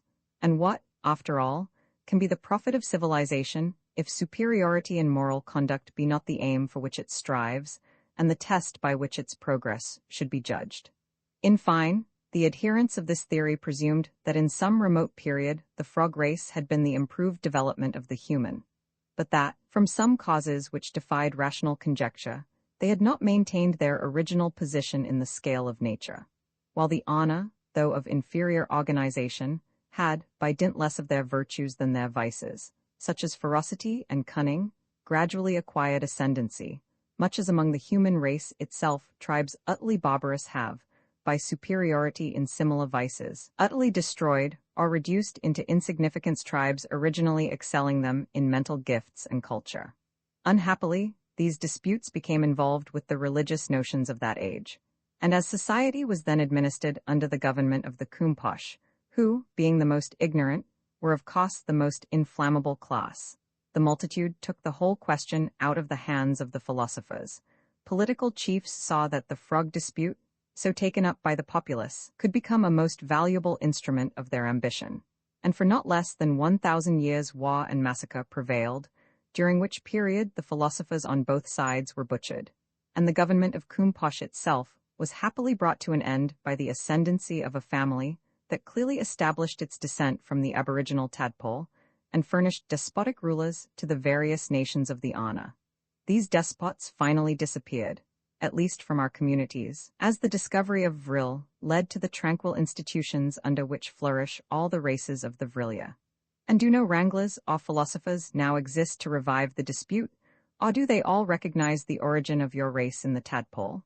Nay, such disputes, said Z, with a lofty smile, belong to the parbod of the dark ages, and now only serve for the amusement of infants.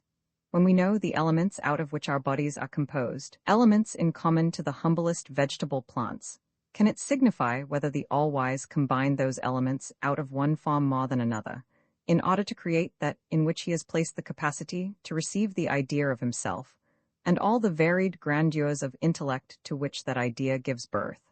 The in reality commenced to exist as an with the donation of that capacity, and with that capacity, the sense to acknowledge that, however through the countless ages his race may improve in wisdom, it can never combine the elements at its command into the form of a tadpole. You speak well, Z, said Aph-Lin, and it is enough for us short-lived mortals to feel a reasonable assurance that whether the origin of the N was a tadpole or not, he is no more likely to become a tadpole again than the institutions of the Vrilya are likely to relapse into the heaving quagmire and certain strife-rut of a Kumposh. Romans 17, the Vrilya, being excluded from all sight of the heavenly bodies, and having no other difference between night and day than that which they deem it convenient to make for themselves, do not, of course, arrive at their divisions of time by the same process that we do, but I found it easy, by the aid of my watch, which I luckily had about me, to compute their time with great nicety. I reserve for a future work on the science and literature of the Vrilya, should I live to complete it, all details as to the manner in which they arrive at their rotation of time, and content myself here with saying that in point of duration, their year differs very slightly from ours, but that the divisions of their year are by no means the same. Their day, including what we call night, consists of 20 hours of our time, instead of 24, and of course their year comprises the correspondent increase in the number of days by which it is summed up. They subdivide the 20 hours of their day thus: 8 hours, called the silent hours, for repose, 8 hours called the earnest time, for the pursuits and occupations of life, and 4 hours called the easy time, with which what I may term the day closes, allotted to festivities, sport, recreation, or family converse, according to their several tastes and inclinations. But in truth, out of doors there is no night. They maintain, both in the streets and in the surrounding country, to the limits of their territory, the same degree of light at all hours. Only, within doors, they lower it to a soft twilight during the silent hours. They have a great horror of perfect darkness, and their lights are never wholly extinguished. On occasions of festivity, they continue the duration of full light, but equally keep note of the distinction between night and day by mechanical contrivances which answer the purpose of our clocks and watches. They are very fond of music, and it is by music that these chronometers strike the principal division of time. At every one of their hours, during their day, the sounds coming from all the timepieces in their public buildings, and caught up, as it were, by those of houses or hamlets scattered amidst the landscapes without the city, have an effect singularly sweet, and yet singularly solemn. But during the silent hours, these sounds are so subdued as to be only faintly heard by a waking ear. They have no change of seasons, and at least on the territory of this tribe, the atmosphere seemed to me very equable, warm as that of an Italian summer, and humid rather than dry. In the forenoon, usually very still, but at times invaded by strong blasts from the rocks that made the borders of their domain. But time is the same to them for sowing or reaping as in the golden isles of the ancient poets. At the same moment, you see the younger plants in blade or bud, the older in ear or fruit. All fruit-bearing plants, however, after fruitage, either shed or change the color of their leaves. But that which interested me most in reckoning up their divisions of time was the ascertainment of the average duration of life amongst them. I found on minute inquiry that this very considerably exceeded the term allotted to us on the upper earth. What 70 years are to us, 100 years are to them. Nor is this the only advantage they have over us in longevity, for as few among us attain to the age of 70, so, on the contrary, few among them die before the age of 100, and they enjoy a general degree of health and vigor, which makes life itself a blessing even to the last. Various causes contribute to this result. The absence of all alcoholic stimulants, temperance in food, more especially, perhaps, a serenity of mind undisturbed by anxious occupations and eager passions. They are not tormented by our avarice or our ambition. They appear perfectly indifferent even to the desire of fame. They are capable of great affection, but their love shows itself in a tender and cheerful complacence, and while forming their happiness, seems rarely, if ever, to constitute their woe. As the Jai is sure only to marry where she herself fixes her choice, and as here, not less than above ground, it is the female on whom the happiness of home depends. So the Jai, having chosen the mate she prefers to all others, is lenient to his faults, consults his humors, and does her best to secure his attachment. The death of a beloved one is of course with them, as with us, a cause for sorrow. But not only is death with them so much more rare before that age in which it becomes a release, but when it does occur, the survivor takes much more consolation than, I am afraid, the generality of us do, in the certainty of reunion in another and yet happier life.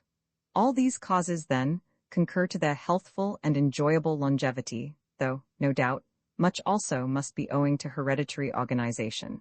According to their records, however, in those earlier stages of their society when they lived in communities resembling ours, agitated by fierce competition, their lives were considerably shorter, and their maladies more numerous and grave.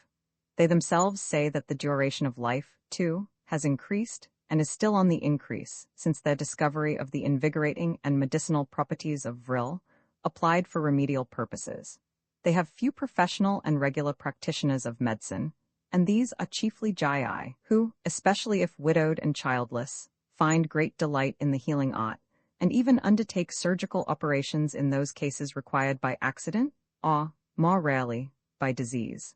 They have their diversions and entertainments, and during the easy time of their day, they are wont to assemble in great numbers for those winged spots in the air which I have already described. They have also public halls for music, and even theaters, at which are performed pieces that appeared to me somewhat to resemble the plays of the Chinese, dramas that are thrown back into distant times for their events and personages, in which all classic unities are outrageously violated, and the hero, in one scene a child, in the next is an old man, and so forth. These plays are of very ancient composition, and their stories cast in remote times. They appeared to me very dull, on the whole, but were relieved by startling mechanical contrivances, and a kind of farcical broad humor, and detached passages of great vigor and power expressed in language highly poetical, but somewhat overcharged with metaphor and trope. In fine, they seem to me very much what the plays of Shakespeare seemed to a Parisian in the time of Louis Roman XV, or perhaps to an Englishman in the reign of Charles Roman II. The audience, of which the Jai constituted the chief portion, appeared to enjoy greatly the representation of these dramas, which, for so sedate and majestic a race of females, surprised me, till I observed that all the performers were under the age of adolescence, and conjectured truly that the mothers and sisters came to please their children and brothers. I have said that these dramas are of great antiquity. No new plays, indeed no imaginative works sufficiently important to survive their immediate day, appear to have been composed for several generations. In fact, though there is no lack of new publications, and they have even what may be called newspapers, these are chiefly devoted to mechanical science, reports of new inventions, announcements respecting various details of business, in short, to practical matters. Sometimes a child writes a little tale of adventure, or a young Jai vents her amorous hopes or fears in a poem. But these effusions are of very little merit, and are seldom read except by children and maiden Jai. The most interesting works of a purely literary character are those of explorations and travels into other regions of this nether world, which are generally written by young emigrants, and are read with great avidity by the relations and friends they have left behind. I could not help expressing to Aph. my surprise that a community in which mechanical science had made so marvelous a progress, and in which intellectual civilization had exhibited itself in realizing those objects for the happiness of the people, which the political philosophers above ground had, after ages of struggle, pretty generally agreed to consider unattainable visions, should nevertheless be so wholly without a contemporaneous literature, despite the excellence to which culture had brought a language at once so rich and simple, vigorous and musical. My host replied, "Do you not perceive that a literature such as you mean would be wholly incompatible with that perfection of social or political felicity at which you do us the honor to think we have arrived?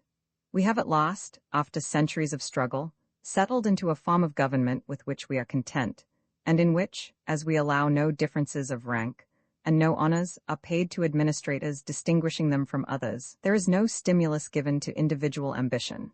No one would read works advocating theories that involved any political or social change, and therefore no one writes them. If now and then an feels himself dissatisfied with our tranquil mode of life, he does not attack it, he goes away. Thus all that pot of literature, and to judge by the ancient books in our public libraries, it was once a very large pot, which relates to speculative theories on society, is become utterly extinct. Again, formerly there was a vast deal written respecting the attributes and essence of the all-good, and the arguments for and against a future state.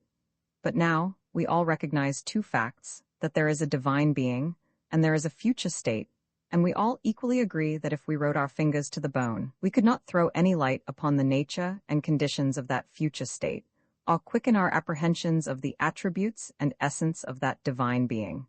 Thus another part of literature has become also extinct, happily for our race. For in the times when so much was written on subjects which no one could determine, people seemed to live in a perpetual state of quarrel and contention. So, too, a vast part of our ancient literature consists of historical records of wars and revolutions during the times when the Ana lived in large and turbulent societies, each seeking aggrandizement at the expense of the other. You see our serene mode of life now. Such it has been for ages. We have no events to chronicle. What more of us can be said than that they were born, they were happy, they died? Coming next to that pot of literature, which is more under the control of the imagination, such as what we call globsilla, or colloquially globs, and you call poetry, the reasons for its decline amongst us are abundantly obvious. We find, by referring to the great masterpieces in that department of literature, which we all still read with pleasure, but of which none would tolerate imitations, that they consist in the portraiture of passions which we no longer experience: ambition, vengeance, unhallowed love, the thirst for warlike renown, and such like. The old poets lived in an atmosphere impregnated with these passions, and felt vividly what they expressed glowingly. No one can express such passions now, for no one can feel them, or meet with any sympathy in his readers if he did. Again, the old poetry has a main element in its dissection of those complex mysteries of human character, which conduce to abnormal vices and crimes, all lead to signal and extraordinary virtues. But our society, having got rid of temptations to any prominent vices and crimes, has necessarily rendered the moral average so equal that there are no very salient virtues. Without its ancient food of strong passions, vast crimes, heroic excellences, poetry therefore is, if not actually starved to death, reduced to a very meager diet. There is still the poetry of description of rocks and trees and waters, and common household life, and our young Jai weave much of this insipid kind of composition into their love verses. Such poetry, said I, might surely be made very charming, and we have critics amongst us who consider it a higher kind than that which depicts the crimes or analyzes the passions of man. At all events, poetry of the insipid kind you mention is a poetry that nowadays commands more readers than any other among the people I have left above ground. Possibly, but then I suppose the writers take great pains with the language they employ, and devote themselves to the culture and polish of words and rhythms of an art. Certainly they do. All great poets do that. Though the gift of poetry may be inborn, the gift requires as much care to make it available as a block of metal does to be made into one of your engines. And doubtless, your poets have some incentive to bestow all those pains upon such verbal prettinesses. Well, I presume their instinct of song would make them sing as the bird does. But to cultivate the song into verbal or artificial prettiness probably does need an inducement from without, and our poets find it in the love of fame, perhaps now and then, in the want of money. Precisely so. But in our society, we attach fame to nothing which man, in that moment of his duration which is called life, can perform. We should soon lose that equality which constitutes the felicitous essence of our commonwealth if we selected any individual for preeminent praise.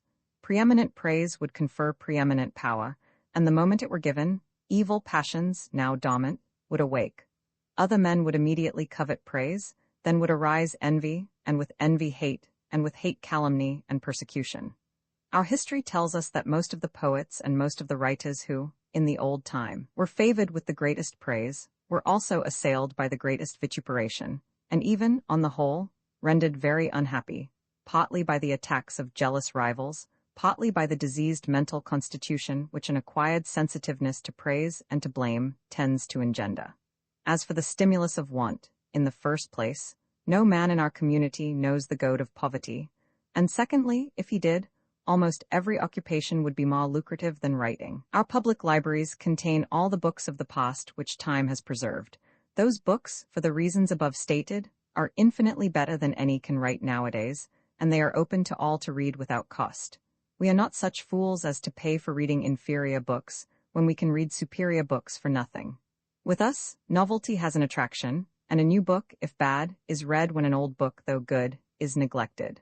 Novelty, to barbarous states of society struggling in despair for something better, has no doubt an attraction, denied to us, who see nothing to gain in novelties. But after all, it is observed by one of our great authors 4,000 years ago, that he who studies old books will always find in them something new, and he who reads new books will always find in them something old. But to return to the question you have raised, there being then amongst us no stimulus to painstaking labor, whether in desire of fame or in pressure of want, such as have the poetic temperament, no doubt, vented in song, as you say the bird sings. But for lack of elaborate culture it fails of an audience and, failing of an audience, dies out of itself amidst the ordinary avocations of life. But how is it that these discouragements to the cultivation of literature do not operate against that of science? Your question amazes me. The motive to science is the love of truth apart from all consideration of fame, and science with us too is devoted almost solely to practical uses, essential to our social conversation and the comforts of our daily life. No fame is asked by the inventor, and none is given to him. He enjoys an occupation congenial to his tastes, and needing no wear and tear of the passions. Man must have exercise for his mind as well as body, and continuous exercise, rather than violent, is best for both. Our most ingenious cultivators of science are, as a general rule, the longest lived and the most free from disease. Painting is an amusement to many, but the art is not what it was in former times, when the great painters in our various communities vied with each other for the prize of a golden crown, which gave them a social rank equal to that of the kings under whom they lived. You will thus doubtless have observed in our archaeological department how superior in point of art the pictures were several thousand years ago. Perhaps it is because music is, in reality, more allied to science than it is to poetry, that, of all the pleasurable arts, music is that which flourishes the most amongst us. Still, even in music, the absence of stimulus in praise or fame has served to prevent any great superiority of one individual over another, and we rather excel in choral music, with the aid of our vast mechanical instruments, in which we make great use of the agency of water, 5 than in single performers. We have had scarcely any original composer for some ages. Our favorite airs are very ancient in substance, but have admitted many complicated variations by inferior, though ingenious, musicians. Are there no political societies among the honor which are animated by those passions, subjected to those crimes, and admitting those disparities in condition, in intellect, and in morality, which the state of your tribe, or indeed of the Vrilia generally, has left behind in its progress to perfection? If so, among such societies, perhaps poetry and her sister arts still continue to be honored and to improve? There are such societies in remote regions, but we do not admit them within the pale of civilized communities. We scarcely even give them the name of Anna, and certainly not that of Vrilya. They are savages, living chiefly in that low stage of being, kumposh, tending necessarily to its own hideous dissolution in Gleknas. Their wretched existence is passed in perpetual contest and perpetual change. When they do not fight with their neighbors, they fight among themselves. They are divided into sections, which abuse, plunder, and sometimes murder each other, and on the most frivolous points of difference that would be unintelligible to us if we had not read history, and seen that we too have passed through the same early state of ignorance and barbarism. Any trifle is sufficient to set them together by the ears. They pretend to be all equals, and the more they have struggled to be so, by removing old distinctions and starting afresh, the more glaring and intolerable the disparity becomes, because nothing in hereditary affections and associations is left to soften the one naked distinction between the many who have nothing and the few who have much. Of course the many hate the few, but without the few they could not live. The many are always assailing the few, sometimes they exterminate the few, but as soon as they have done so, a new few starts out of the many, and is harder to deal with than the old few. For where societies are large, and competition to have something is the predominant fever, there must be always many losers and few gainers.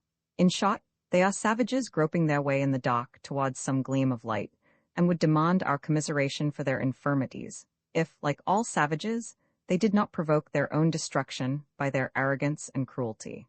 Can you imagine that creatures of this kind, armed only with such miserable weapons as you may see in our Museum of Antiquities, clumsy iron tubes charged with saltpeter, have more than once threatened with destruction a tribe of the Vrilya, which dwells nearest to them, because they say they have 30 millions of population, and that tribe may have 50,000, if the latter do not accept their notions of soksek, money getting, on some trading principles which they have the impudence to call a law of civilization.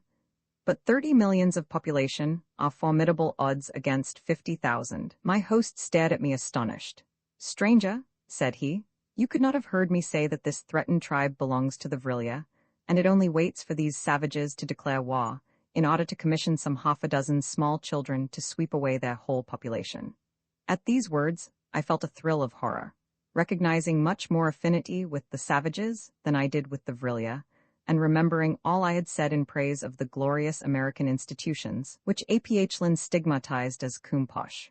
Recovering my self-possession, I asked if there were modes of transit by which I could safely visit this temerarious and remote people.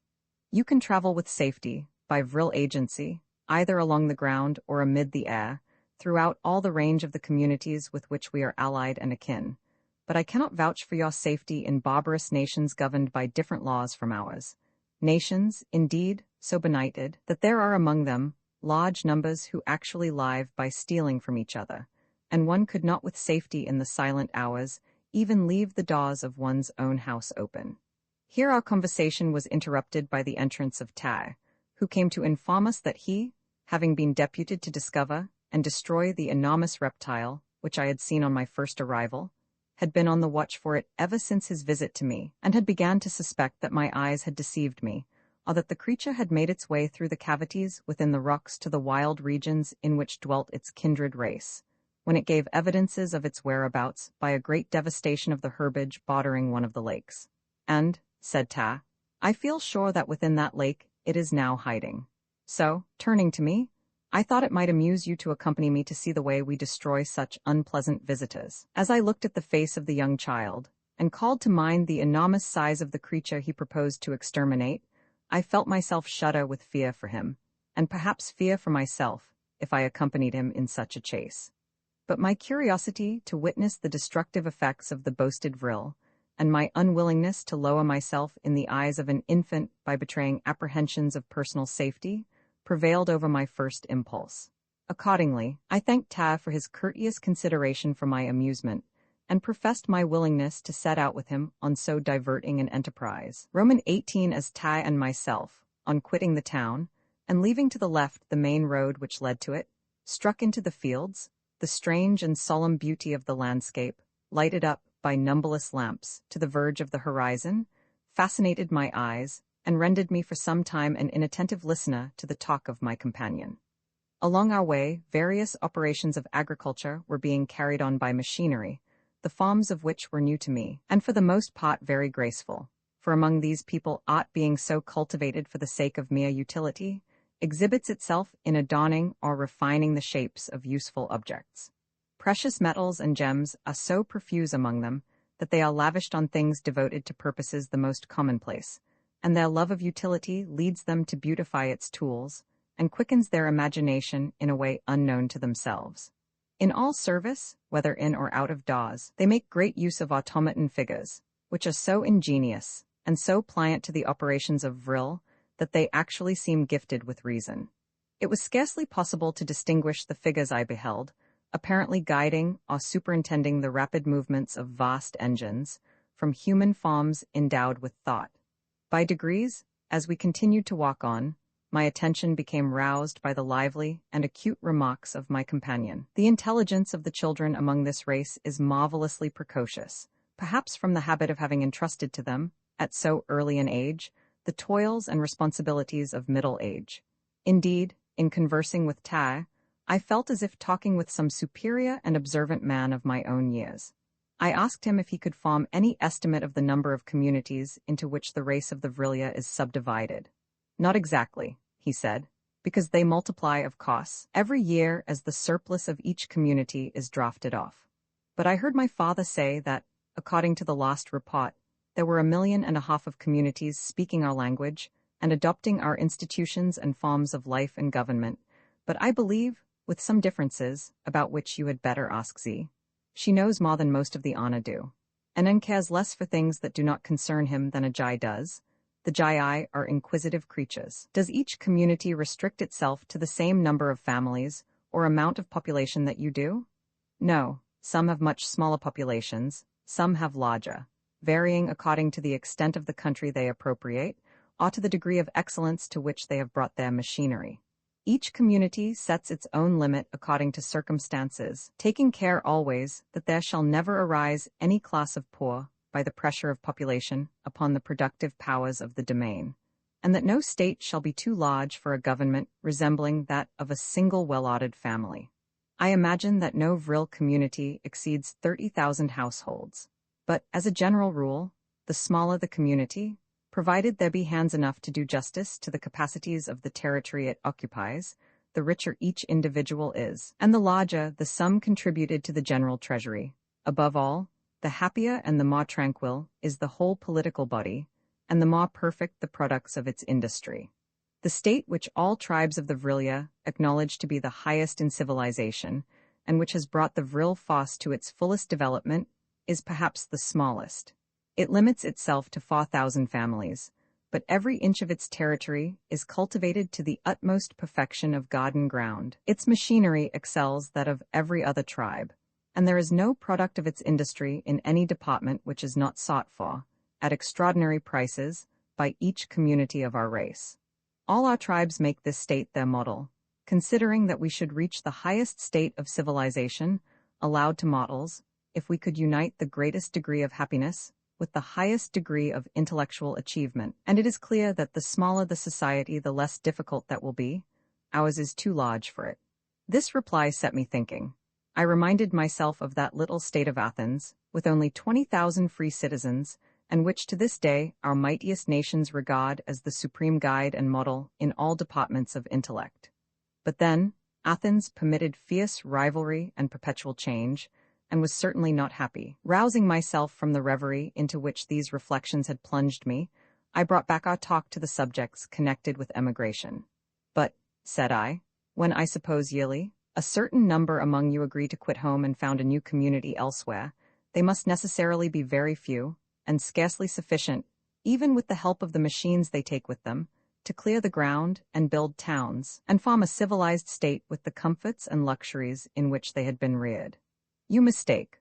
All the tribes of the Vrilia are in constant communication with each other, and settle amongst themselves each year what proportion of one community will unite with the emigrants of another, so as to form a state of sufficient size, and the place for emigration is agreed upon at least a year before, and pioneers sent from each state to level rocks and embank waters and construct houses, so that when the emigrants at last go, they find a city already made, and a country around it at least partially cleared. Our hardy life as children makes us take cheerfully to travel and adventure. I mean to emigrate myself when of age. Do the emigrants always select places hitherto uninhabited and barren? As yet generally, because it is our rule never to destroy, except when necessary to our well-being. Of course, we cannot settle in lands already occupied by the Vrilia. And if we take the cultivated lands of the other races of Anna, we must utterly destroy the previous inhabitants. Sometimes, as it is, we take waste spots and find that a troublesome, quarrelsome race of Anna, especially if under the administration of Kumposh or Gleknas, resents our vicinity and picks a quarrel with us. Then, of course, as menacing our welfare, we destroy it. There is no coming to terms of peace with a race so idiotic that it is always changing the form of government which represents it. Kumposh, said the child emphatically, is bad enough, still it has brains, though at the back of its head, and is not without a heart. But in Gleknas the brain and heart of the creatures disappear, and they become all jaws, claws, and belly. You express yourself strongly. Allow me to inform you that I myself, and I am proud to say it, am the citizen of a Kumposh. I no longer, answered Ta, wanted to see you here so far from your home. What was the condition of your native community before it became a Kumposh? A settlement of emigrants like those settlements which your tribe sends forth, but so far unlike your settlements that it was dependent on the state from which it came. It shook off that yoke and, crowned with eternal glory, became a Kumposh. Eternal glory. How long has the Kumposh lasted? About 100 years. The length of Anand's life, a very young community. In much less than another 100 years your Kumposh will be a Gleknas. Nay, the oldest states in the world I come from have such faith in its duration that they are all gradually shaping their institutions so as to melt into ours, and their most thoughtful politicians say that, whether they like it or not, the inevitable tendency of these old states is towards Kumposhiri. The old states. Yes, the old states. With populations very small in proportion to the area of productive land. On the contrary, with populations very large in proportion to that area. I see, old states indeed, so old as to become driveling if they don't pack off that surplus population as we do ours, very old states. Very, very old? Pray, Tish, do you think it wise for very old men to try to turn head over heels as very young children do? And if you ask them why they attempted such antics, should you not laugh if they answered that by imitating very young children they could become very young children themselves? Ancient history abounds with instances of this sought a great many thousand years ago, and in every instance a very old state that played at Kumposh soon tumbled into Gleknas. Then, in horror of its own self, it cried out for a master, as an old man in his dotage cries out for a nurse. And after a succession of masters or nurses, more or less long, that very old state died out of history. A very old state attempting Kumposhiri is like a very old man who pulls down the house to which he has been accustomed, but he has so exhausted his vigor in pulling down that all he can do in the way of rebuilding is to run up a crazy hut, in which himself and his successors whine out, how the wind blows, how the walls shake. My dear Ta, I make all excuse for your unenlightened prejudices, which every schoolboy educated in a Kumposh could easily controvert, though he might not be so precociously learned in ancient history as you appear to be. I learned? Not a bit of it. But would a schoolboy, educated in your Kumposh, ask his great-great-grandfather or great-great-grandmother to stand on his or her head with the feet uppermost? And if the poor old folks hesitated, say, what do you fear? See how I do it? Ta, I disdain to argue with a child of your age. I repeat, I make allowances for your want of that culture which a Kumposh alone can bestow. I, in my turn, answered Ta, with an air of the suave but lofty good breeding which characterizes his race, not only make allowances for you as not educated among the Vrilia, but I entreat you to vouchsafe me your pardon for the insufficient respect to the habits and opinions of so amiable a Tish. I ought before to have observed that I was commonly called Tish by my host and his family, as being a polite and indeed a pet name, literally signifying a small barbarian. The children apply it endearingly to the tame species of frog which they keep in their gardens. We had now reached the banks of a lake, and Tai here paused to point out to me the ravages made in fields skirting it. The enemy certainly lies within these waters, said Tai. Observe what shoals of fish are crowded together at the margin. Even the great fishes with the small ones, who are their habitual prey and who generally shun them, all forget their instincts in the presence of a common destroyer. This reptile certainly must belong to the class of Crecae, which are more devouring than any other, and are said to be among the few surviving species of the world's dreadest inhabitants before the Ana were created. The appetite of a crec is insatiable. It feeds alike upon vegetable and animal life, but for the swift-footed creatures of the elk species, it is too slow in its movements. Its favorite dainty is an when it can catch him unawares, and hence the Ana destroy it relentlessly whenever it enters their dominion. I have heard that, when our forefathers first cleared this country, these monsters, and others like them, abounded, and, vril being then undiscovered, many of our race were devoured. It was impossible to exterminate them wholly till that discovery which constitutes the power and sustains the civilization of our race.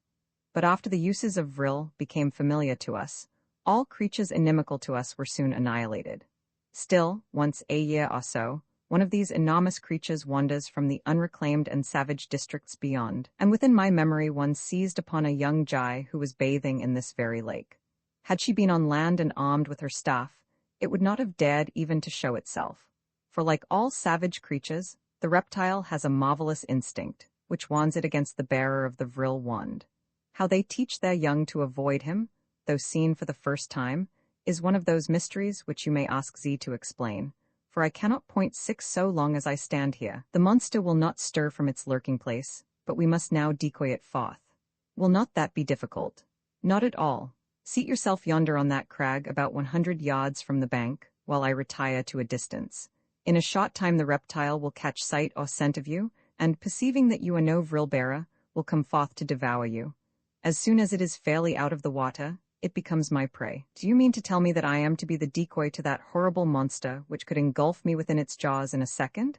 I begged to decline. The child laughed. Fear nothing, said he, only sit still. Instead of obeying the command, I made a bound and was about to take fairly to my heels, when Ta touched me slightly on the shoulder, and fixing his eyes steadily on mine, I was rooted to the spot. All power of volition left me. Submissive to the infant's gesture, I followed him to the crag he had indicated, and seated myself there in silence.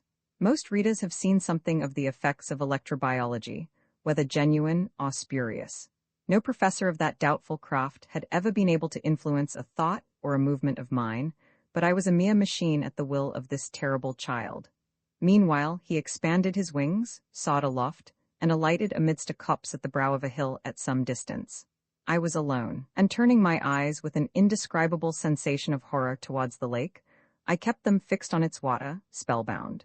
It might be 10 or 15 minutes, to me it seemed ages, before the still surface, gleaming under the lamplight, began to be agitated towards the center. At the same time, the shoals of fish near the margin evinced their sense of the enemy's approach by splash and leap and bubbling circle. I could detect their hurried flight hither and thither, some even casting themselves ashore. A long, dark, undulous furrow came moving along the waters, nearer and nearer, till the vast head of the reptile emerged, its jaws bristling with fangs, and its dull eyes fixing themselves hungrily on the spot where I sat motionless. And now its 4 feet were on the strand, now its enormous breast, scaled on either side as in armor, in the center showing its corrugated skin of a dull venomous yellow.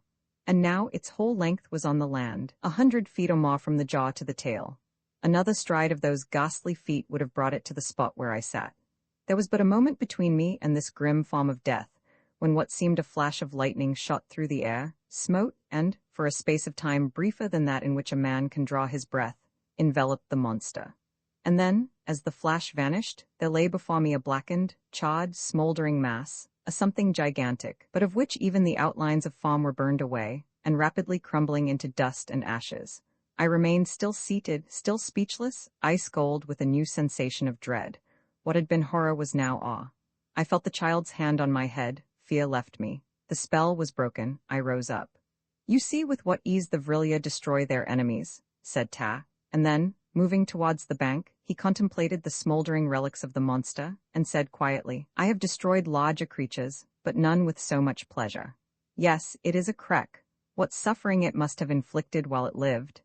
Then he took up the poor fishes that had flung themselves ashore, and restored them mercifully to their native element. Roman 19, as we walked back to the town, Tai took a new and circuitous way in order to show me what, to use a familiar term, I will call the station, from which emigrants or travelers to other communities commence their journeys. I had, on a former occasion, expressed a wish to see their vehicles. These I found to be of two kinds, one for land journeys, one for aerial voyages.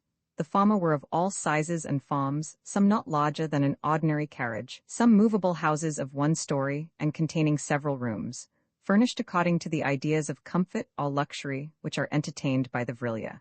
The aerial vehicles were of light substances, not the least resembling our balloons, but rather our boats and pleasure vessels, with helm and rudder, with large wings or paddles, and a central machine worked by vril. All the vehicles, both for land or air, were indeed worked by that potent and mysterious agency. I saw a convoy set out on its journey, but it had few passengers, containing chiefly articles of merchandise, and was bound to a neighboring community, for among all the tribes of the Vrilia, there is considerable commercial interchange. I may here observe that their money currency does not consist of the precious metals, which are too common among them for that purpose. The smaller coins in ordinary use are manufactured from a peculiar fossil shell, the comparatively scarce remnant of some very early deluge, or other convulsion of nature, by which a species has become extinct. It is minute and flat as an oyster, and takes a jewel-like polish. This coinage circulates among all the tribes of the Vrilia. Their larger transactions are carried on much like ours, by bills of exchange and thin metallic plates, which answer the purpose of our banknotes. Let me take this occasion of adding that the taxation among the tribe I became acquainted with was very considerable, compared with the amount of population. But I never heard that anyone grumbled at it, for it was devoted to purposes of universal utility, and indeed necessary, to the civilization of the tribe. The cost of lighting so large a range of country, of providing for emigration, of maintaining the public buildings at which the various operations of national intellect were carried on, from the first education of an infant to the departments in which the College of Sages were perpetually trying new experiments in mechanical science. All these involved the necessity for considerable state funds. To these, I must add an item that struck me as very singular. I have said that all the human labor required by the state is carried on by children up to the marriageable age. For this labor, the state pays, and at a rate immeasurably higher than our own remuneration to labor, even in the United States. According to their theory, every child, male or female, on attaining the marriageable age, and their terminating the period of labor, should have acquired enough for an independent competence during life. As, no matter what the disparity of fortune in the parents, all the children must equally serve, so all are equally paid according to their several ages or the nature of their work. Where the parents or friends choose to retain a child in their own service, they must pay into the public fund in the same ratio as the state pays to the children it employs, and this sum is handed over to the child when the period of service expires. This practice serves, no doubt, to render the notion of social equality familiar and agreeable. And if it may be said that all the children form a democracy, no less truly it may be said that all the adults form an aristocracy. The exquisite politeness and refinement of manners among the Vrilia, the generosity of their sentiments, the absolute leisure they enjoy for following out their own private pursuits, the amenities of their domestic intercourse, in which they seem as members of one noble order that can have no distrust of each other's word or deed, all combine to make the Vrilia the most perfect nobility which a political disciple of Plato or Sidney could conceive for the ideal of an aristocratic republic. Roman II, with the morning, my friend's nerves were rebraced, and he was not less excited by curiosity than myself, perhaps more, for he evidently believed in his own story, and I felt considerable doubt of it. Not that he would have willfully told an untruth, but that I thought he must have been under one of those hallucinations which seize on our fancy or our nerves in solitary, unaccustomed places, and in which we give shape to the formless and sound to the dumb. We selected 6 veteran miners to watch our descent, and as the cage held only one at a time, the engineer descended first, and when he had gained the ledge at which he had before halted, the cage rearose for me. I soon gained his side. We had provided ourselves with a strong coil of rope. The light struck on my sight as it had done the day before on my friend's. The hollow through which it came sloped diagonally, It seemed to me a diffused atmospheric light, not like that from fire, but soft and silvery, as from a northern star.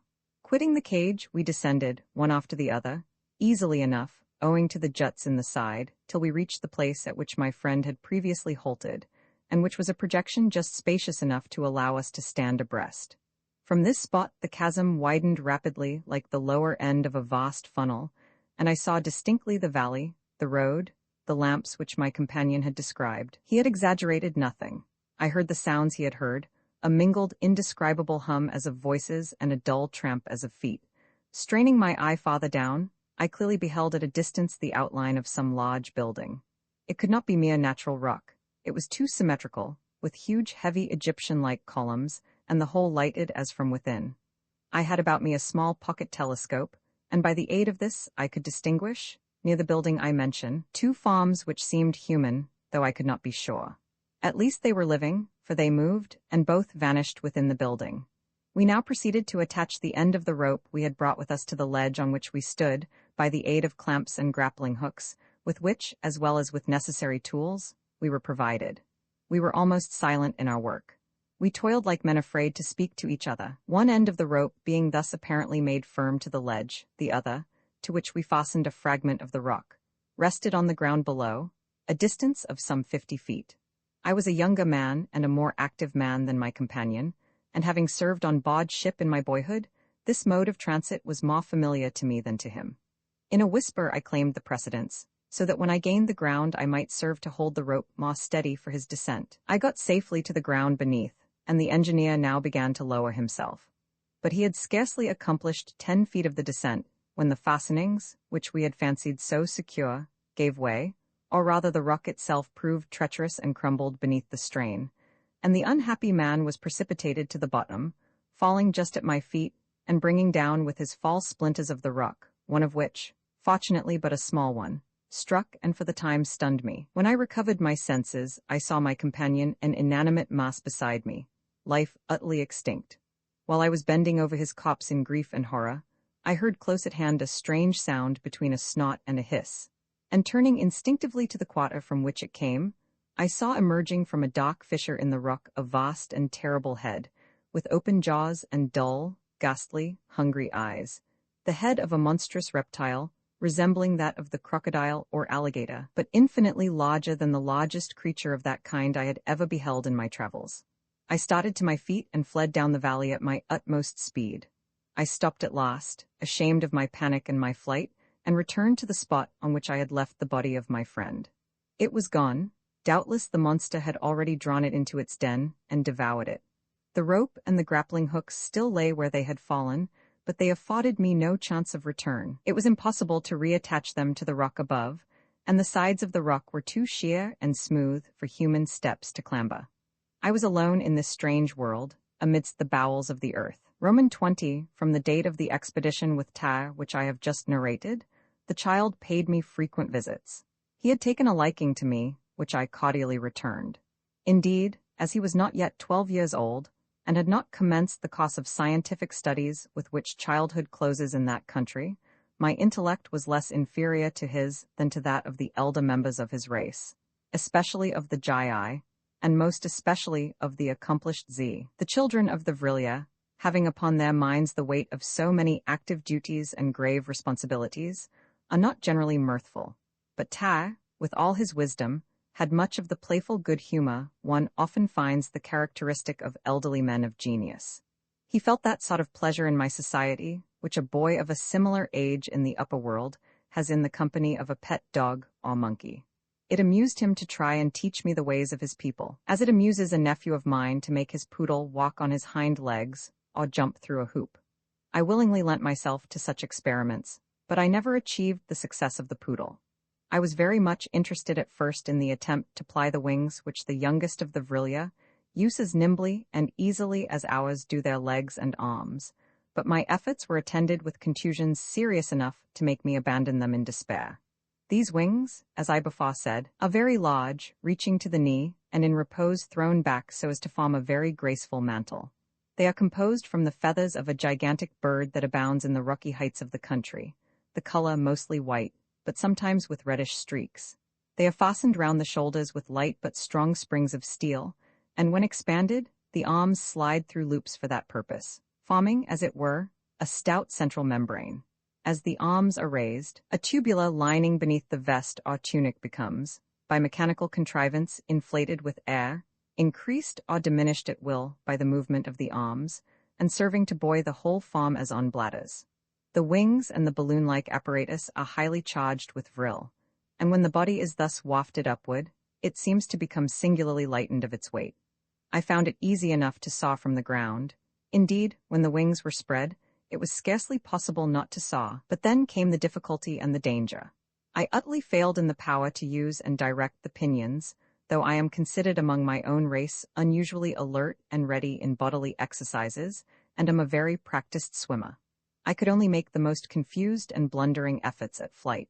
I was the servant of the wings. The wings were not my servants. They were beyond my control, and when by a violent strain of muscle, and I must fairly own, in that abnormal strength which is given by excessive fright, I curbed their gyrations and brought them near to the body, it seemed as if I lost the sustaining power stored in them and the connecting bladders, as when air is let out of a balloon, and found myself precipitated again to the earth. Saved, indeed, by some spasmodic flutterings from being dashed to pieces, but not saved from the bruises and the stun of a heavy fall. I would, however, have persevered in my attempts, but for the advice or the commands of the scientific Z, who had benevolently accompanied my flutterings, and indeed, on the last occasion, flying just under me, received my form as it fell on her own expanded wings, and preserved me from breaking my head on the roof of the pyramid from which we had ascended. "I see," she said, "that your trials are in vain, not from the fault of the wings and their appurtenances, nor from any imperfectness and malformation of your own corpuscular system, but from irremediable, because organic, defect in your power of volition. Learn that the connection between the will and the agencies of that fluid which has been subjected to the control of the vrillia was never established by the first discoverers, never achieved by a single generation.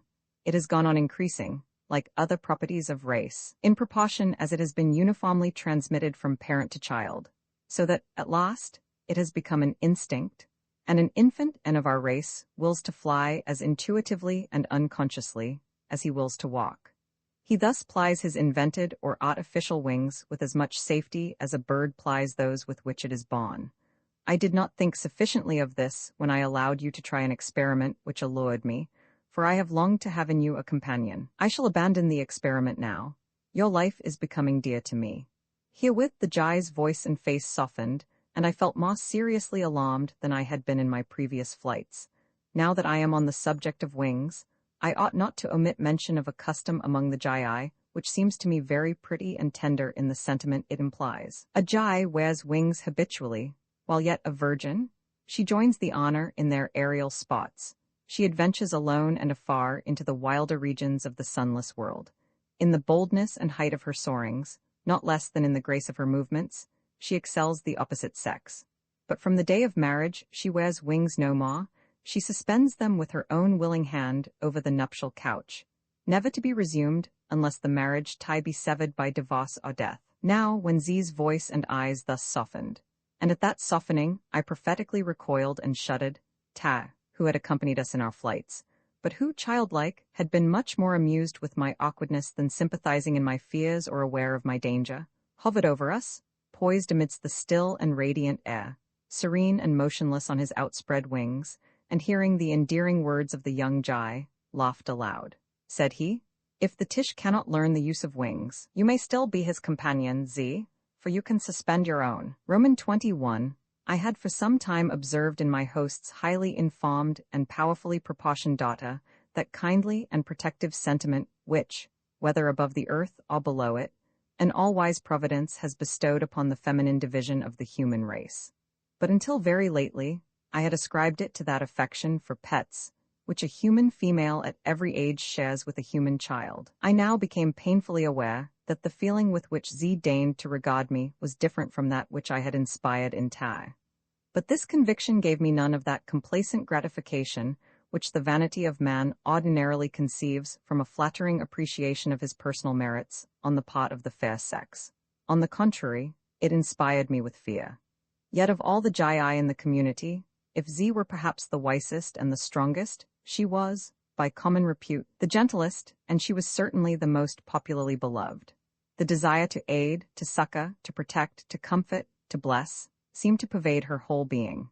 Though the complicated miseries that originate in penury and guilt are unknown to the social system of the Vrilya, still, no sage had yet discovered in Vril an agency which could banish sorrow from life.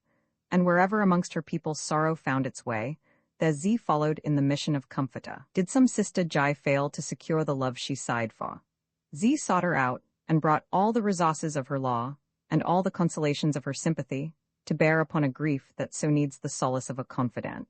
In the rare cases when grave illness seized upon childhood or youth, and the cases, less rare, when, in the hardy and adventurous probation of infants, some accident, attended with pain and injury occurred, Z forsook her studies and her sports, and became the healer and nurse. Her favorite flights were towards the extreme boundaries of the domain, where children were stationed on guard against outbreaks of warring forces in nature, or the invasions of devouring animals, so that she might warn them of any peril which her knowledge detected or foresaw, or be at hand if any harm had befallen. Nay, even in the exercise of her scientific acquirements, there was a concurrent benevolence of purpose and will. Did she learn any novelty in invention that would be useful to the practitioner of some special art or craft, she hastened to communicate and explain it. Was some veteran sage of the college perplexed and wearied with the toil of an abstruse study, she would patiently devote herself to his aid, work out details for him, sustain his spirits with her hopeful smile, quicken his wit with her luminous suggestion, be to him, as it were, his own good genius made visible as the strengthener and inspirer. The same tenderness she exhibited to the inferior creatures. I have often known her bring home some sick and wounded animal, and tend and cherish it as a mother would tend and cherish her stricken child. Many a time when I sat in the balcony, or hanging garden, on which my window opened, I have watched her rising in the air on her radiant wings, and in a few moments groups of infants below, catching sight of her, would soar upward with joyous sounds of greeting, clustering and spotting around her, so that she seemed a very center of innocent delight. When I have walked with her amidst the rocks and valleys without the city, the elk deer would scent or see her from afar, come bounding up, eager for the caress of her hand, or follow her footsteps, till dismissed by some musical whisper that the creature had learned to comprehend. It is the fashion among the virgin Jai to wear on their foreheads a circlet, or coronet, with gems resembling opals, arranged in 4 points or raised like stars. These are lustreless in ordinary use, but if touched by the vril wand, they take a clear lambent flame, which illuminates, yet not burns. This serves as an ornament in their festivities, and as a lamp if, in their wanderings beyond their artificial lights, they have to traverse the dark.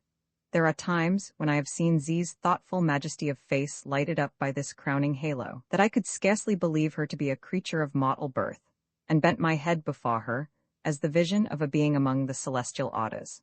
But never once did my heart feel for this lofty type of the noblest womanhood a sentiment of human love.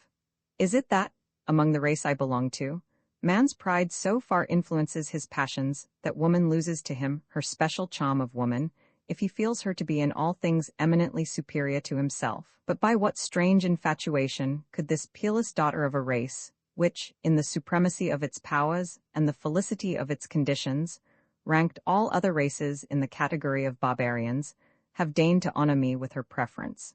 In personal qualifications, though I passed for good-looking amongst the people I came from, the handsomest of my countrymen might have seemed insignificant and homely beside the grand and serene type of beauty which characterized the aspect of the Vrilya. That novelty, the very difference between myself and those to whom Z was accustomed, might serve to bias her fancy was probable enough, and as the reader will see later, such a cause might suffice to account for the predilection with which I was distinguished by a young Jai scarcely out of her childhood, and very inferior in all respects to Z. But whoever will consider those tender characteristics which I have just ascribed to the daughter of A.P.H. Lynn, may readily conceive that the main cause of my attraction to her was in her instinctive desire to cherish, to comfort, to protect, and in protecting, to sustain and to exalt. Thus, when I look back, I account for the only weakness unworthy of her lofty nature, which bowed the daughter of the Vrilya to a woman's affection for one so inferior to herself, as was her father's guest. But be the cause what it may, the consciousness that I had inspired such affection thrilled me with awe, a moral awe of her very perfections, of her mysterious powers, of the inseparable distinctions between her race and my own. And with that awe, I must confess to my shame, that combined the more material and ignoble dread of the perils to which her preference would expose me. Could it be supposed for a moment that the parents and friends of this exalted being could view without indignation and discuss the possibility of an alliance between herself and a Tish? Her they could not punish, her they could not confine nor restrain. Neither in domestic nor in political life do they acknowledge any law of force amongst themselves, but they could effectually put an end to her infatuation by a flash of vril inflicted upon me. Under these anxious circumstances, fortunately, my conscience and sense of honor were free from reproach. It became clearly my duty, if Z's preference continued manifest, to intimate it to my host, with, of course, all the delicacy which is ever to be preserved by a well-bred man in confiding to another any degree of favor by which one of the fair sex may condescend to distinguish him. Thus, at all events, I should be freed from responsibility or suspicion of voluntary participation in the sentiments of Z, and the superior wisdom of my host might probably suggest some sage extrication from my perilous dilemma. In this resolve, I obeyed the ordinary instinct of civilized and moral man, who, erring though he be, still generally prefers the right course in those cases where it is obviously against his inclinations, his interests, and his safety to elect the wrong one. Roman 22, as the reader has seen, Bulwer-Lytton had not favored my general and unrestricted intercourse with his countrywomen. Though relying on my promise to abstain from giving any information as to the world I had left, and still more on the promise of those to whom had been put the same request, not to question me, which Z had exacted from Ta, yet he did not feel sure that, if I were allowed to mix with the strangers whose curiosity the sight of me had aroused, I could sufficiently guard myself against their inquiries. When I went out, therefore, it was never alone. I was always accompanied either by one of my host's family or my child friend Ta. Bra, Bulwer-Lytton's wife, seldom stirred beyond the gardens which surrounded the house, and was fond of reading the ancient literature, which contained something of romance and adventure not to be found in the writings of recent ages, and presented pictures of a life unfamiliar to her experience and interesting to her imagination. Pictures, indeed, of a life more resembling that which we led every day above ground, colored by our sorrows, sins, and passions, and much to her what the tales of the genii or the Arabian Nights are to us. But her love of reading did not prevent Bra from the discharge of her duties as mistress of the largest household in the city. She went daily the round of the chambers, and saw that the automata and other mechanical contrivances were in order, that the numerous children employed by Bulwer-Lytton, whether in his private or public capacity, were carefully tended. Bra also inspected the accounts of the whole estate, and it was her great delight to assist her husband in the business, connected with his office as chief administrator of the lighting department, so that her avocations necessarily kept her much within doors. The two sons were both completing their education at the College of Sages, and the elder, who had a strong passion for mechanics, and especially for works connected with the machinery of timepieces and automata, had decided on devoting himself to these pursuits, and was now occupied in constructing a shop or warehouse at which his inventions could be exhibited and sold. The younger son preferred farming and rural occupations, and when not attending the college, at which he chiefly studied the theories of agriculture, was much absorbed by his practical application of that science to his father's lands. It will be seen by this how completely equality of ranks is established among this people, a shopkeeper being of exactly the same grade in estimation as the large landed proprietor. Bulwer-Lytton was the wealthiest member of the community, and his eldest son preferred keeping a shop to any other avocation. Nor was this choice thought to show any want of elevated notions on his part. This young man had been much interested in examining my watch, the works of which were new to him, and was greatly pleased when I made him a present of it. Shortly after, he returned the gift with interest, by a watch of his own construction, marking both the time as in my watch and the time as kept among the Vrilia. I have that watch still, and it has been much admired by many among the most eminent watchmakers of London and Paris. It is of gold, with diamond hands and figures, and it plays a favorite tune among the Vrilia in striking the hours. It only requires to be wound up once in 10 months, and has never gone wrong since I had it. These young brothers being thus occupied, my usual companions in that family, when I went abroad, were my host or his daughter. Now, agreeably with the honorable conclusions I had come to, I began to excuse myself from Z's invitations to go out alone with her, and seized an occasion when that learned Jai was delivering a lecture at the College of Sages to ask Bulwer-Lytton to show me his country seat. As this was at some little distance, and as Bulwer-Lytton was not fond of walking, while I had discreetly relinquished all attempts at flying, we proceeded to our destination in one of the aerial boats belonging to my host. A child of 8 years old, in his employ, was our conductor. My host and myself reclined on cushions, and I found the movement very easy and luxurious. Bulwer-Lytton, said I, you will not, I trust, be displeased with me if I ask your permission to travel for a short time and visit other tribes or communities of your illustrious race. I have also a strong desire to see those nations which do not adopt your institutions, and which you consider as savages. It would interest me greatly to notice what are the distinctions between them and the races whom we consider civilized in the world I have left. It is utterly impossible that you should go hence alone, said Bulwer-Lytton. Even among the Vrilia, you would be exposed to great dangers.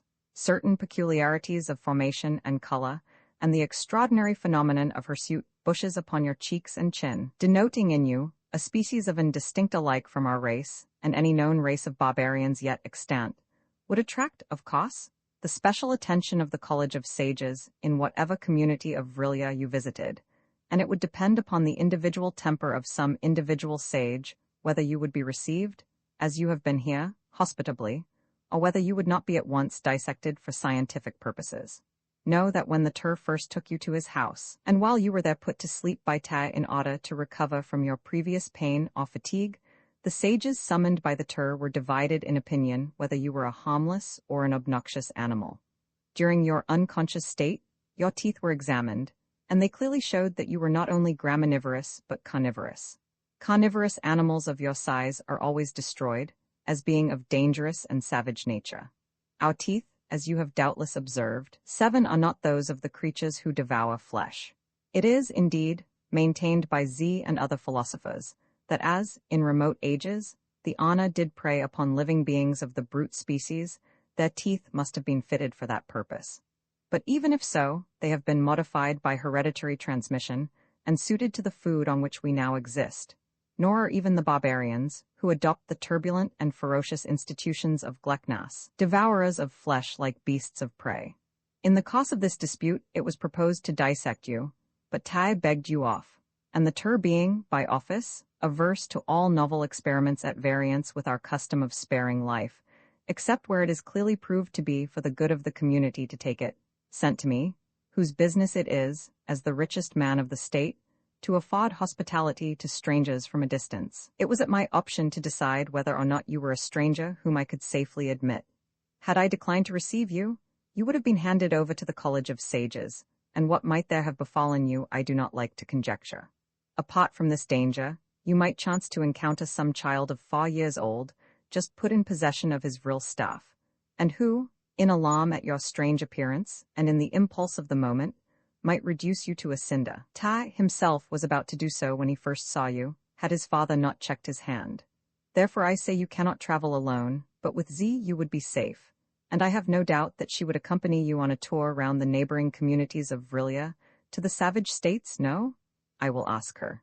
Now, as my main object in proposing to travel was to escape from Z, I hastily exclaimed, Nay, pray do not. I relinquish my design. You have said enough as to its dangers to deter me from it, and I can scarcely think it right that a young Jai of the personal attractions of your lovely daughter should travel into other regions without a better protector than a Tish of my insignificant strength and stature. Bulwer-Lytton emitted the soft sibilant sound, which is the nearest approach to laughter that a full-grown and permits to himself. He replied. Pardon my discourteous but momentary indulgence of mirth at any observation seriously made by my guest. I could not but be amused at the idea of Z, who is so fond of protecting others that children call her the guardian, needing a protector herself against any dangers arising from the audacious admiration of males. Know that our Jai, while unmarried, are accustomed to travel alone among other tribes, to see if they find there someone who may please them more than the honor they find at home. Z has already made 3 such journeys, but hitherto her heart has been untouched. Here the opportunity which I sought was afforded to me, and I said, looking down, and with faltering voice, "Will you, my kind host, promise to pardon me, if what I am about to say gives you offense? Say only the truth, and I cannot be offended. Ah, could I be so, it would not be for me, but for you to pardon. Well then, assist me to quit you, and much as I should have liked to witness more of the wonders, and enjoy more of the felicity, which belong to your people, let me return to my own. I fear there are reasons why I cannot do that, at all events not without permission of the Tur, and he probably would not grant it. You are not destitute of intelligence. You may, though I do not think so, have concealed the degree of destructive powers possessed by your people. You might, in short, bring upon us some danger, and if the Tur entertains that idea, it would clearly be his duty either to put an end to you, or enclose you in a cage for the rest of your existence. But why should you wish to leave a state of society which you so politely allow to be more felicitous than your own? Oh, Bulwer-Lytton? My answer is plain.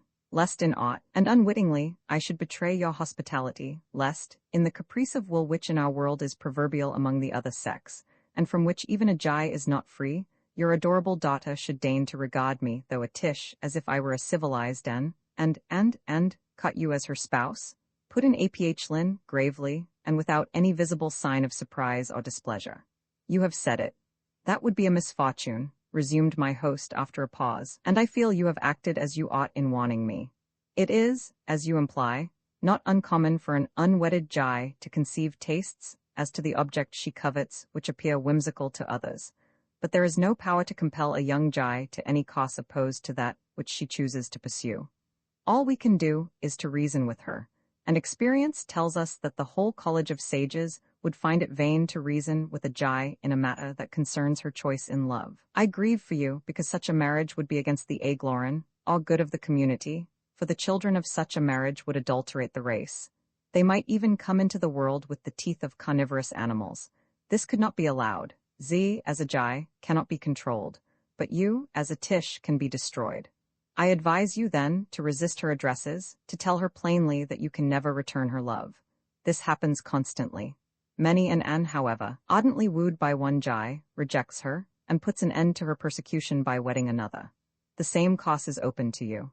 No, for I cannot wed another Jai without equally injuring the community and exposing it to the chance of rearing carnivorous children. That is true. All I can say, and I say it with the tenderness due to a Tish, and the respect due to a guest, is frankly this: if you yield, you will become a Cinda. I must leave it to you to take the best way you can to defend yourself. Perhaps you had better tell Z that she is ugly. That assurance on the lips of him she woos generally suffices to chill the most ardent Jai. Here we are at my country house. Roman 23.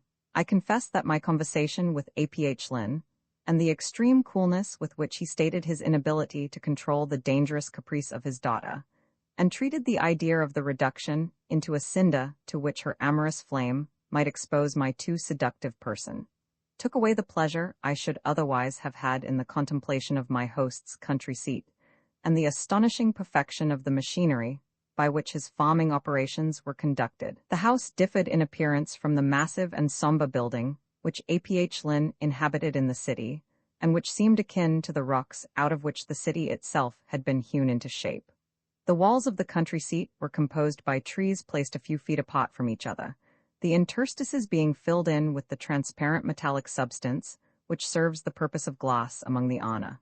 These trees were all in flower, and the effect was very pleasing, if not in the best taste. We were received at the potch by lifelike automata, who conducted us into a chamber, the like to which I never saw before, but have often on summer days dreamily imagined. It was a bower, half room, half garden. The walls were one mass of climbing flowers. The open spaces, which we call windows, and in which here the metallic surfaces were slided back, commanded various views, some of the wide landscape with its lakes and rocks, some of small limited expanse answering to our conservatories, filled with tiers of flowers. Along the sides of the room were flower beds, interspersed with cushions for repose. In the center of the floor was a cistern and a fountain of that liquid light which I have presumed to be naphtha. It was luminous and of a roseate hue. It sufficed without lamps to light up the room with a subdued radiance. All around the fountain was carpeted with a soft, deep lichen, not green, I have never seen that color in the vegetation of this country, but a quiet brown, on which the eye reposes with the same sense of relief as that with which in the upper world it reposes on green. In the outlets upon flowers, which I have compared to our conservatories, there were singing birds innumerable, which, while we remained in the room, sang in those harmonies of tune to which they are, in these pots, so wonderfully trained. The roof was open. The whole scene had charms for every sense, music from the birds, fragrance from the flowers, and varied beauty to the eye at every aspect. About all was a voluptuous repose. What a place, methought, for a honeymoon, if a Jai bride were a little less formidably armed not only with the rights of woman, but with the powers of man. But when one thinks of a Jai, so learned, so tall, so stately, so much above the standard of the creature we call woman as was no, even if I had felt no fear of being reduced to a cinder, it is not of her I should have dreamed in that bower so constructed for dreams of poetic love. The automata reappeared, serving one of those delicious liquids which form the innocent wines of the Vrilia. Truly, said I, this is a charming residence, and I can scarcely conceive why you do not settle yourself here, instead of amid the gloomier abodes of the city. As responsible to the community for the administration of light, I am compelled to reside chiefly in the city, and can only come hither for short intervals. But since I understand from you that no honors are attached to your office, and it involves some trouble, why do you accept it? Each of us obeys without question the command of the Tur. He said, be it requested that A.P.H. Lynn shall be Commissioner of Light, so I had no choice. But having held the office now for a long time, the cares, which were at first unwelcome, have become, if not pleasing, at least endurable. We are all formed by custom. Even the difference of our race from the savage is but the transmitted continuance of custom, which becomes, through hereditary descent, part and parcel of our nature. You see there are Anna who even reconcile themselves to the responsibilities of chief magistrate, but no one would do so if his duties had not been rendered so light, or if there were any questions as to compliance with his requests. Not even if you thought the requests unwise or unjust. We do not allow ourselves to think so, and indeed, everything goes on as if each and all govern themselves according to immemorial custom.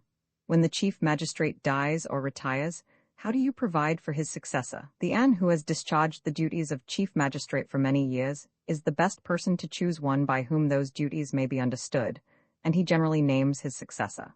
His son, perhaps? Seldom that, for it is not an office anyone desires or seeks, and a father naturally hesitates to constrain his son. But if the Tur himself declined to make a choice, for fear it might be supposed that he owed some grudge to the person on whom his choice would settle, then there are 3 of the College of Sages who draw lots among themselves, which shall have the power to elect the chief. We consider that the judgment of one and of ordinary capacity is better than the judgment of 3 or more, however wise they may be. For among 3, there would probably be disputes, and where there are disputes, passion clouds judgment. The worst choice made by one who has no motive in choosing wrong is better than the best choice made by many who have many motives for not choosing right. You reverse in your policy the maxims adopted in my country. Are you all in your country satisfied with your governors? All? Certainly not. The governors that most please some are sure to be those most displeasing to others. Then our system is better than yours. For you it may be, but according to our system a Tish could not be reduced to a cinder if a female compelled him to marry her, and as a Tish I sigh to return to my native world. Take courage, my dear little guest. She can't compel you to marry her. She can only entice you to do so. Don't be enticed. Come and look round my domain. We went forth into a close, bodded with sheds, for though the Anna keep no stock for food, there are some animals which they rear for milking and others for shearing. The former have no resemblance to our cows, nor the latter to our sheep, nor do I believe such species exist amongst them. They use the milk of 3 varieties of animal. One resembles the antelope, but is much larger, being as tall as a camel. The other 2 are smaller, and though differing somewhat from each other, resemble no creature I ever saw on earth. They are very sleek and of rounded proportions, the color that of the dappled deer, with very mild countenances and beautiful dark eyes. The milk of these 3 creatures differs in richness and in taste. It is usually diluted with water, and flavored with the juice of a peculiar and perfumed fruit, and in itself is very nutritious and palatable. The animal, whose fleece serves them for clothing and many other purposes, is more like the Italian she-goat than any other creature, but is considerably larger, has no horns, and is free from the displeasing odor of our goats. Its fleece is not thick, but very long and fine. It varies in color, but is never white, more generally of a slate-like or lavender hue. For clothing, it is usually worn dyed to suit the taste of the wearer. These animals were exceedingly tame, and were treated with extraordinary care and affection by the children, chiefly female, who tended them. We then went through vast storehouses filled with grains and fruits.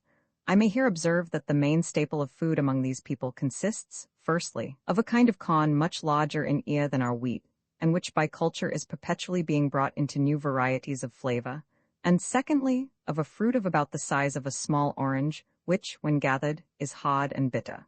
It is stowed away for many months in their warehouses, and then becomes succulent and tender. Its juice, which is of dark red color, enters into most of their sauces. They have many kinds of fruit of the nature of the olive, from which delicious oils are extracted. They have a plant somewhat resembling the sugarcane, but its juices are less sweet and of a delicate perfume. They have no bees nor honey-eating insects, but they make much use of a sweet gum that oozes from a coniferous plant, not unlike the araucaria.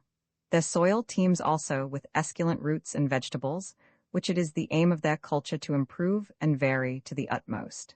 And I never remember any meal among this people, however it might be confined to the family household, in which some delicate novelty in such articles of food was not introduced. In fine, as I before observed, their cookery is exquisite, so diversified and nutritious that one does not miss animal food, and their own physical forms suffice to show that with them, at least, meat is not required for superior production of muscular fiber. They have no grapes. The drinks extracted from their fruits are innocent and refreshing. Their staple beverage, however, is water, in the choice of which they are very fastidious, distinguishing at once the slightest impurity. My younger son takes great pleasure in augmenting our produce, said Bulwer-Lytton as we passed through the storehouses, and therefore will inherit these lands, which constitute the chief part of my wealth. To my elder son, such inheritance would be a great trouble and affliction. Are there many sons among you who think the inheritance of vast wealth would be a great trouble and affliction? Certainly, there are indeed very few of the Vrilya who do not consider that a fortune much above the average is a heavy burden. We are rather a lazy people after the age of childhood, and do not like undergoing more cares than we can help, and great wealth does give its owner many cares. For instance, it marks us out for public offices, which none of us like and none of us can refuse.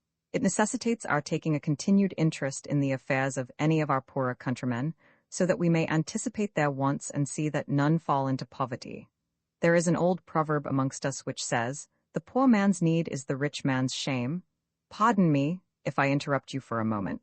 You allow that some, even of the Vrilya, know want and need relief. If by want you mean the destitution that prevails in a Kumposh, that is impossible with us, unless an has, by some extraordinary process, got rid of all his means, cannot or will not emigrate, and has either tired out the affectionate aid of this relations or personal friends, or refuses to accept it. Well then, does he not supply the place of an infant or automaton, and become a laborer, a servant? No, then we regard him as an unfortunate person of unsound reason, and place him, at the expense of the state, in a public building, where every comfort and every luxury that can mitigate his affliction are lavished upon him. But an does not like to be considered out of his mind, and therefore such cases occur so seldom that the public building I speak of is now a deserted ruin, and the last inmate of it was an whom I recollect to have seen in my childhood. He did not seem conscious of loss of reason, and wrote globs poetry. When I spoke of wants, I meant such wants as an with desires larger than his means sometimes entertains, for expensive singing birds, or bigger houses, or country gardens, and the obvious way to satisfy such wants is to buy of him something that he sells. Hence Anna, like myself, who are very rich, are obliged to buy a great many things they do not require, and live on a very large scale where they might prefer to live on a small one. For instance, the great size of my house in the town is a source of much trouble to my wife, and even to myself, but I am compelled to have it thus incommodiously large, because, as the richest and of the community, I am appointed to entertain the strangers from the other communities when they visit us, which they do in great crowds twice a year, when certain periodical entertainments are held, and when relations scattered throughout all the realms of the Vrilya joyfully reunite for a time. This hospitality, on a scale so extensive, is not to my taste, and therefore I should have been happier had I been less rich. But we must all bear the lot assigned to us in this short passage through time that we call life. After all, what are 100 years, more or less, to the ages through which we must pass hereafter? Luckily, I have one son who likes great wealth. It is a rare exception to the general rule, and I own I cannot myself understand it. After this conversation, I sought to return to the subject which continued to weigh on my heart, viz., the chances of escape from Z, but my host politely declined to renew that topic, and summoned our airboat. On our way back we were met by Z, who, having found us gone, on her return from the College of Sages, had unfurled her wings and flown in search of us. Her grand, but to me unalluring, countenance brightened as she beheld me, and poising herself beside the boat on her large outspread plumes, she said reproachfully to Bulwer-Lytton, "Oh, father, was it right in you to hazard the life of your guest in a vehicle to which he is so unaccustomed? He might, by an incautious movement, fall over the side, and alas, he is not like us, he has no wings, it were death to him to fall. Dear one," she added, accosting my shrinking self in a softer voice, "have you no thought of me, that you should thus hazard a life which has become almost a part of mine? Never again be thus rash, unless I am thy companion. What terror thou hast stricken into me!" I glanced furtively at Bulwer-Lytton, expecting, at least, that he would indignantly reprove his daughter for expressions of anxiety and affection, which, under all the circumstances, would, in the world above ground, be considered immodest in the lips of a young female, addressed to a male not affianced to her, even if of the same rank as herself. But so confirmed are the rights of females in that region, and so absolutely foremost among those rights do females claim the privilege of courtship, that Bulwer-Lytton would no more have thought of reproving his virgin daughter than he would have thought of disobeying the Tur. In that country, custom, as he implied, is all in all. He answered mildly, "Z, the Tish was in no danger, and it is my belief that he can take very good care of himself. I would rather that he let me charge myself with his care. Oh, heart of my heart, it was in the thought of thy danger that I first felt how much I loved thee. Never did man feel in so false a position as I did." These words were spoken loud in the hearing of Z's father, in the hearing of the child who steered. I blushed with shame for them, and for her, and could not help replying angrily, "Z, either you mock me, which, as your father's guest, misbecomes you, or the words you utter are improper for a maiden Jai to address even to an of her own race, if he has not wooed her with the consent of her parents. How much more improper to address them to a Tish, who has never presumed to solicit your affections, and who can never regard you with other sentiments than those of reverence and awe." Bulwer-Lytton made me a covert sing of approbation, but said nothing. "Be not so cruel," exclaimed Z, still in sonorous accents. "Can love command itself where it is truly felt? Do you suppose that a maiden Jai will conceal a sentiment that it elevates her to feel? What a country you must have come from." Here Bulwer-Lytton gently interposed, saying, "Among the Tisha, the rights of your sex do not appear to be established, and at all events, my guest may converse with you more freely if unchecked by the presence of others." To this remark, Z made no reply, but, darting on me a tender, reproachful glance, agitated her wings and fled homeward. "I had counted, at least, on some aid from my host," said I, bitterly, "in the perils to which his own daughter exposes me. I gave you the best aid I could. To contradict a Jai in her love affairs is to confirm her purpose. She allows no counsel to come between her and her affections." Roman 24. On alighting from the airboat, a child accosted Bulwer-Lytton in the hall, with a request that he would be present at the funeral obsequies of a relation who had recently departed from that netherworld. Now, I had never seen a burial place or cemetery amongst this people, and glad to seize even so melancholy an occasion to defer an encounter with Z, I asked Bulwer-Lytton if I might be permitted to witness with him the interment of his relation, unless, indeed, it were regarded as one of those sacred ceremonies to which a stranger to their race might not be admitted. "The departure of an An to a happier world," answered my host, "when, as in the case of my kinsman, he has lived so long in this as to have lost pleasure in it, is rather a cheerful though quiet festival than a sacred ceremony, and you may accompany me if you will." Preceded by the child messenger, we walked up the main street to a house at some little distance, and, entering the hall, were conducted to a room on the ground floor, where we found several persons assembled round a couch on which was laid the deceased. It was an old man, who had, as I was told, lived beyond his 130th year. To judge by the calm smile on his countenance, he had passed away without suffering. One of the sons, who was now the head of the family, and who seemed in vigorous middle life, though he was considerably more than 70, stepped forward with a cheerful face and told Bulwer-Lytton that the day before he died his father had seen in a dream his departed Jai, and was eager to be reunited to her, and restored to youth beneath the nearer smile of the all-good.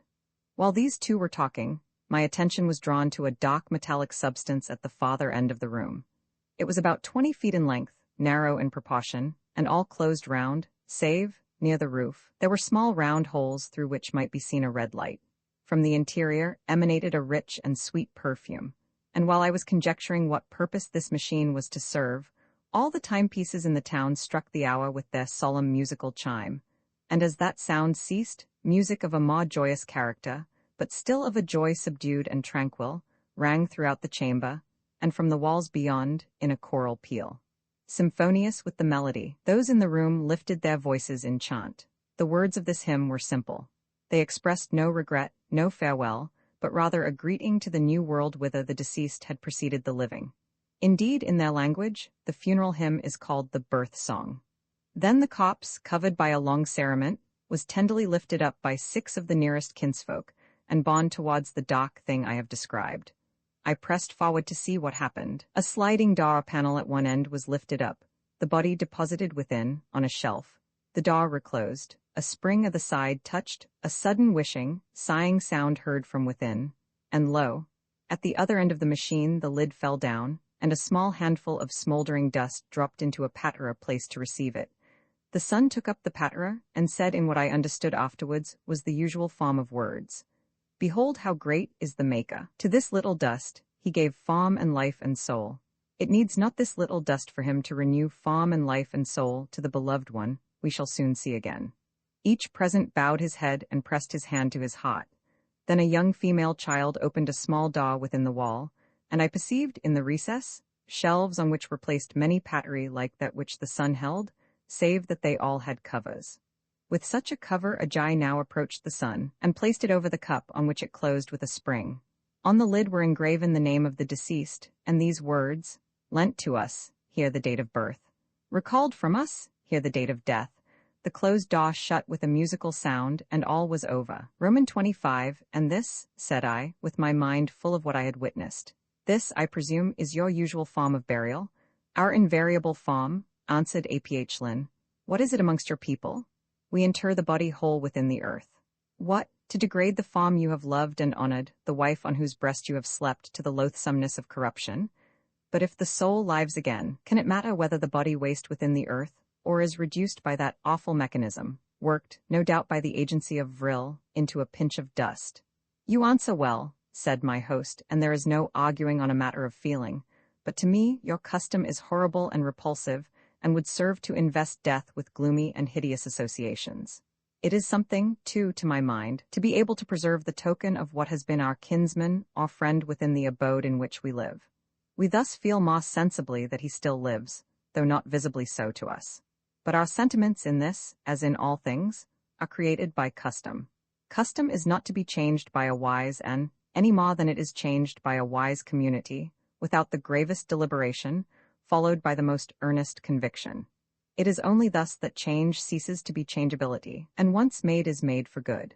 When we regained the house, Bulwer-Lytton summoned some of the children in his service and sent them round to several of his friends, requesting their attendance that day, during the easy hours, to a festival in honor of his kinsman's recall to the all-good.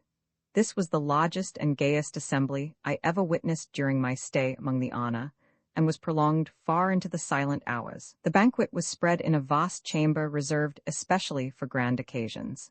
This differed from our entertainments, and was not without a certain resemblance to those we read of in the luxurious age of the Roman Empire.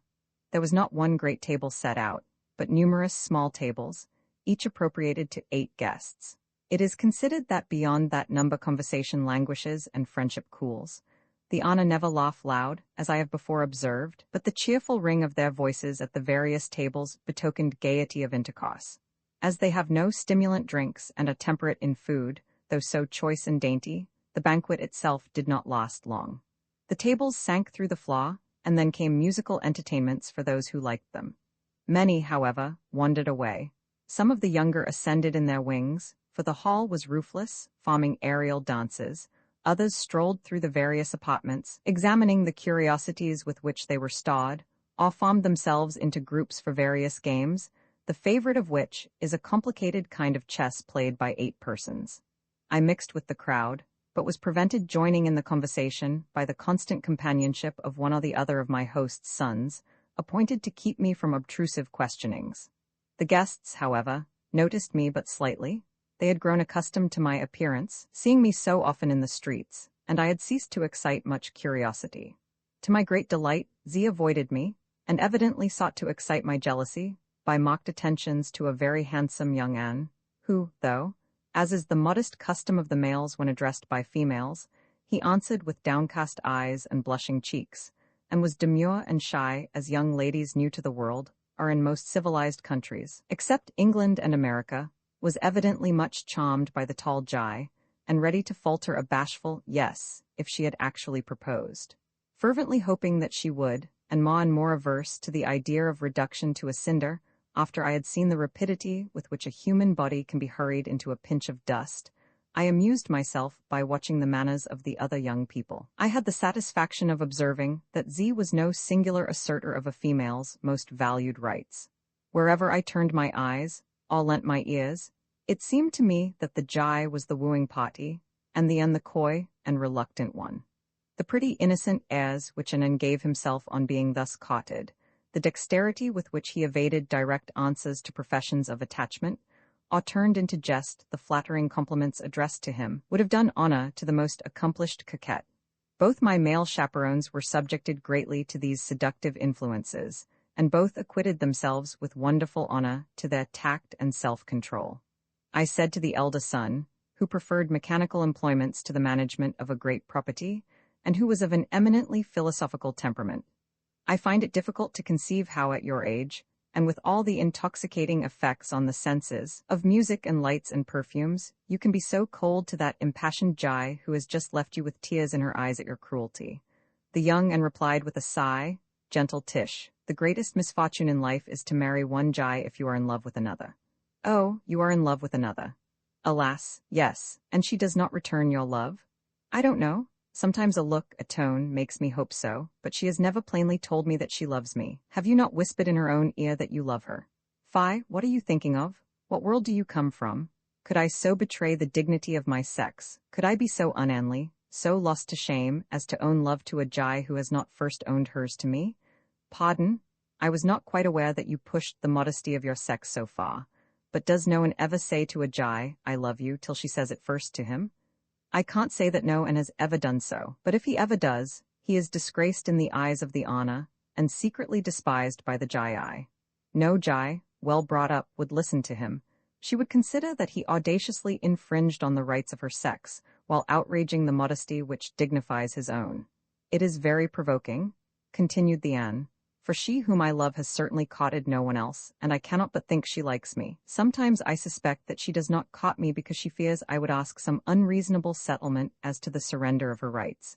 But if so, she cannot really love me, for where a Jai really loves she forgoes all rights. Is this young Jai present?" "Oh yes, she sits yonder talking to my mother." I looked in the direction to which my eyes were thus guided, and saw a Jai dressed in robes of bright red, which among this people is a sign that a Jai as yet prefers a single state. She wears gray, a neutral tint to indicate that she is looking about for a spouse. Dark purple, if she wishes to intimate that she has made a choice. Purple and orange when she is betrothed or married. Light blue when she is divorced or a widow, and would marry again. Light blue is of course seldom seen. Among a people where all are of so high a type of beauty, it is difficult to single out one as peculiarly handsome. My young friend's choice seemed to me to possess the average of good looks, but there was an expression in her face that pleased me more than did the faces of the young Jai generally, because it looked less bold, less conscious of female rights. I observed that, while she talked to Bra, she glanced, from time to time, sidelong at my young friend. "Courage?" said I. "That young Jai loves you?" Ay, but if she shall not say so, how am I the better for her love? Your mother is aware of your attachment? Perhaps so. I never owned it to her. It would be unmanly to confide such weakness to a mother. I have told my father. He may have told it again to his wife. Will you permit me to quit you for a moment and glide behind your mother and your beloved? I am sure they are talking about you. Do not hesitate. I promise that I will not allow myself to be questioned till I rejoin you. The young man pressed his hand on his heart, touched me lightly on the head, and allowed me to quit his side. I stole unobserved behind his mother and his beloved. I overheard their talk. Bra was speaking, said she. There can be no doubt of this. Either my son, who is of marriageable age, will be decoyed into marriage with one of his many suitors, or he will join those who emigrate to a distance and we shall see him no more. If you really care for him, my dear Lo, you should propose. I do care for him, Bra, but I doubt if I could really ever win his affections. He is fond of his inventions and timepieces, and I am not like Z, but so dull that I fear I could not enter into his favorite pursuits, and then he would get tired of me, and at the end of 3 years divorce me, and I could never marry another. Never. It is not necessary to know about timepieces to know how to be so necessary to the happiness of an An, who cares for timepieces, that he would rather give up the timepieces than divorce his Jai. You see, my dear Lo, continued Bra, that precisely because we are the stronger sex, we rule the other, provided we never show our strength. If you were superior to my son in making timepieces and automata, you should, as his wife, always let him suppose you thought him superior in that art to yourself. The An tacitly allows the preeminence of the Jai in all except his own special pursuit, but if she either excels him in that, or affects not to admire him for his proficiency in it, he will not love her very long. Perhaps he may even divorce her. But where a Jai really loves, she soon learns to love all that the An does. The young Jai made no answer to this address. She looked down musingly, then a smile crept over her lips, and she rose, still silent, and went through the crowd till she paused by the young and who loved her. I followed her steps, but discreetly stood at a little distance while I watched them. Somewhat to my surprise, till I recollected the coy tactics among the Ana, the lover seemed to receive her advances with an air of indifference. He even moved away, but she pursued his steps, and a little time after, both spread their wings and vanished amid the luminous space above. Just then, I was accosted by the chief magistrate, who mingled with the crowd distinguished by no signs of deference or homage. It so happened that I had not seen this great dignitary since the day I had entered his dominions, and recalling Aphlyn's words as to his terrible doubt whether or not I should be dissected, a shudder crept over me at the sight of his tranquil countenance. I hear much of you, stranger, from my son Ta, said the Tur, laying his hand politely on my bended head. He is very fond of your society, and I trust you are not displeased with the customs of our people. I muttered some unintelligible answer, which I intended to be an assurance of my gratitude for the kindness I had received from the Tur, and my admiration of his countrymen, but the dissecting knife gleamed before my mind's eye and choked my utterance. A softer voice said, "My brother's friend must be dear to me." And looking up, I saw a young Jai, who might be 16 years old, standing beside the magistrate and gazing at me with a very benignant countenance. She had not come to her full growth and was scarcely taller than myself, viz. About 5 feet 10 inches, and, thanks to that comparatively diminutive stature, I thought her the loveliest Jai I had hitherto seen. I suppose something in my eyes revealed that impression, for her countenance grew yet more benignant. "Tai tells me," she said, "that you have not yet learned to accustom yourself to wings. That grieves me, for I should have liked to fly with you." "Alas," I replied, "I can never hope to enjoy that happiness. I am assured by Z that the safe use of wings is a hereditary gift, and it would take generations before one of my race could poise himself in the air like a bird." "Let not that thought vex you too much," replied this amiable princess, "for, after all, there must come a day when Z and myself must resign our wings forever. Perhaps when that day comes we might be glad if the N we chose was also without wings." The Tur had left us, and was lost amongst the crowd. I began to feel at ease with Ta's charming sister, and rather startled her by the boldness of my compliment in replying, that no one she could choose would ever use his wings to fly away from her. It is so against custom for an N to say such civil things to a Jai till she has declared her passion for him, and been accepted as his betrothed, that the young maiden stood quite dumbfounded for a few moments. Nevertheless, she did not seem displeased. At last recovering herself, she invited me to accompany her into one of the less crowded rooms and listen to the songs of the birds. I followed her steps as she glided before me, and she led me into a chamber almost deserted. A fountain of naphtha was playing in the center of the room. Round it were ranged soft divans, and the walls of the room were open on one side to an aviary in which the birds were chanting their artful chorus. The Jai seated herself on one of the divans, and I placed myself at her side. "Tai tells me," she said, "that Aph-Lin has made it the law aid of his house that you are not to be questioned as to the country you come from or the reason why you visit us. Is it so?" "It is." "May I, at least, without sinning against that law, ask at least if the Jai in your country are of the same pale color as yourself, and no taller?" "I do not think, O beautiful Jai, that I infringe the law of Aph-Lin, which is more binding on myself than anyone, if I answer questions so innocent. The Jai in my country are much fairer of hue than I am, and their average height is at least a head shorter than mine. They cannot then be so strong as the honor amongst you, but I suppose their superior vril force makes up for such extraordinary disadvantage of size. They do not profess the vril force as you know it, but still they are very powerful in my country, and an has small chance of a happy life if he be not more or less governed by his Jai." "You speak feelingly," said Taz's sister, in a tone of voice half sad, half petulant. "You are married, of course?" "No, certainly not." "Nor betrothed?" "Nor betrothed." "Is it possible that no Jai has proposed to you?" "In my country the Jai does not propose, the N speaks first." "What a strange reversal of the laws of nature," said the maiden, "and what want of modesty in your sex. But have you never proposed, never loved one Jai more than another?" I felt embarrassed by these ingenious questionings and said, "Pardon me, but I think we are beginning to infringe upon Aph-Lin's injunction. This much only will I answer, and then, I implore you, ask no more. I did once feel the preference you speak of. I did propose, and the Jai would willingly have accepted me, but her parents refused their consent." "Parents? Do you mean seriously to tell me that parents can interfere with the choice of their daughters?" "Indeed they can, and do very often." "I should not like to live in that country," said the Jai simply, "but I hope you will never go back to it." I bowed my head in silence. The Jai gently raised my face with her right hand and looked into it tenderly. "Stay with us," she said. "Stay with us and be loved." What I might have answered, what dangers of becoming a cinder I might have encountered, I still tremble to think, when the light of the naphtha fountain was obscured by the shadow of wings, and Z, flying through the open roof, alighted beside us. She said not a word, but, taking my arm with her mighty hand, she drew me away, as a mother draws a naughty child, and led me through the apartments to one of the corridors, on which, by the mechanism, they generally prefer to stairs. We ascended to my own room. This gained, Z breathed on my forehead, touched my breast with her staff, and I was instantly plunged into a profound sleep. When I awoke some hours later, and heard the songs of the birds in the adjoining aviary, the remembrance of Taz's sister, her gentle looks and caressing words, vividly returned to me, and so impossible is it for one born and reared in our upper-world state of society to divest himself of ideas dictated by vanity and ambition, that I found myself instinctively building proud castles in the air. "Tish though I be," thus ran my meditations, "Tish though I be, it is then clear that Z is not the only Jai whom my appearance can captivate.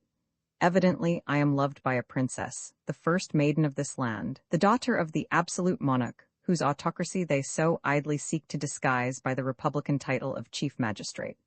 But for the sudden swoop of that horrible Z, this royal lady would have formally proposed to me, and though it may be very well for Aph-Lin, who is only a subordinate minister, a mere commissioner of light, to threaten me with destruction if I accept his daughter's hand, yet a sovereign, whose word is law, could compel the community to abrogate any custom that forbids intermarriage with one of a strange race, and which in itself is a contradiction to their boasted equality of ranks.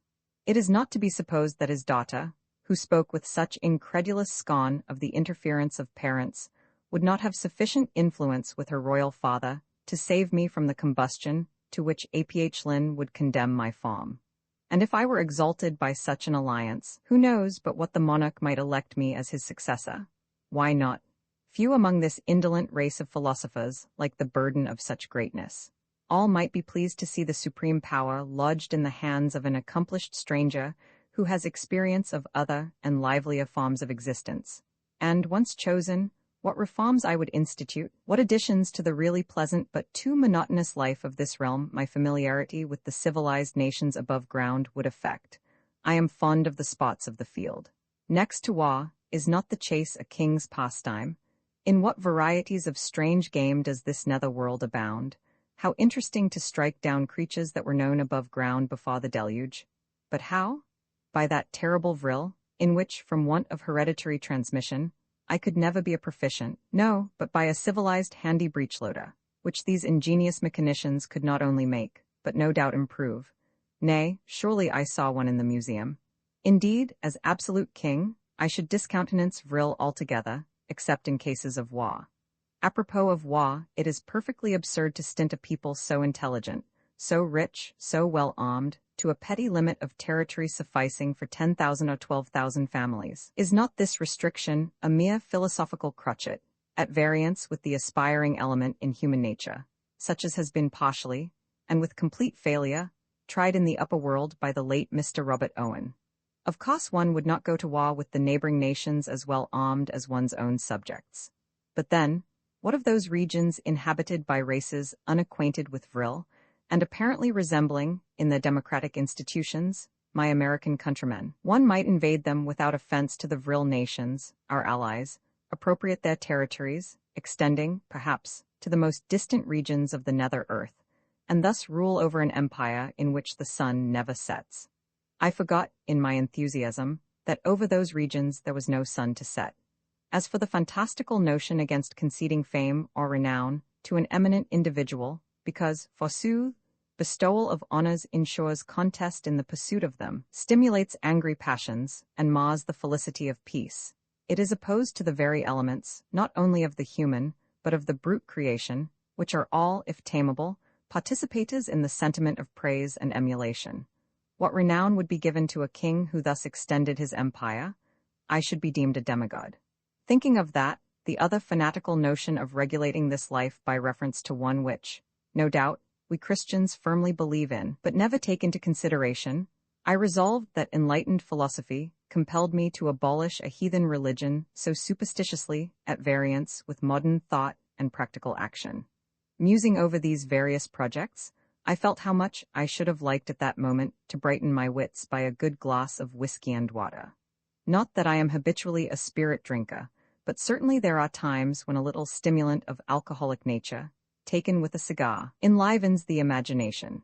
Yes, certainly among these herbs and fruits there would be a liquid from which one could extract a pleasant vinous alcohol, and with a stake cut off one of those elks. Ah, what offense to science to reject the animal food which our first medical men agree in recommending to the gastric juices of mankind. One would certainly pass a more exhilarating hour of repast. Then, too, instead of those antiquated dramas performed by childish amateurs, certainly, when I am king, I will introduce our modern opera and a corps de ballet, for which one might find, among the nations I shall conquer, young females of less formidable height and thews than the Jai, not armed with vril, and not insisting upon one's marrying them. I was so completely wrapped in these and similar reforms, political, social, and moral, calculated to bestow on the people of the nether world the blessings of a civilization known to the races of the upper, that I did not perceive that Z had entered the chamber till I heard a deep sigh, and, raising my eyes, beheld her standing by my couch. I need not say that, according to the manners of this people, a Jai can, without indecorum, visit an in his chamber, though an N would be considered forward and immodest to the last degree if he entered the chamber of a Jai without previously obtaining her permission to do so. Fortunately, I was in the full habiliments I had worn when Z had deposited me on the couch. Nevertheless, I felt much irritated, as well as shocked, by her visit, and asked in a rude tone what she wanted.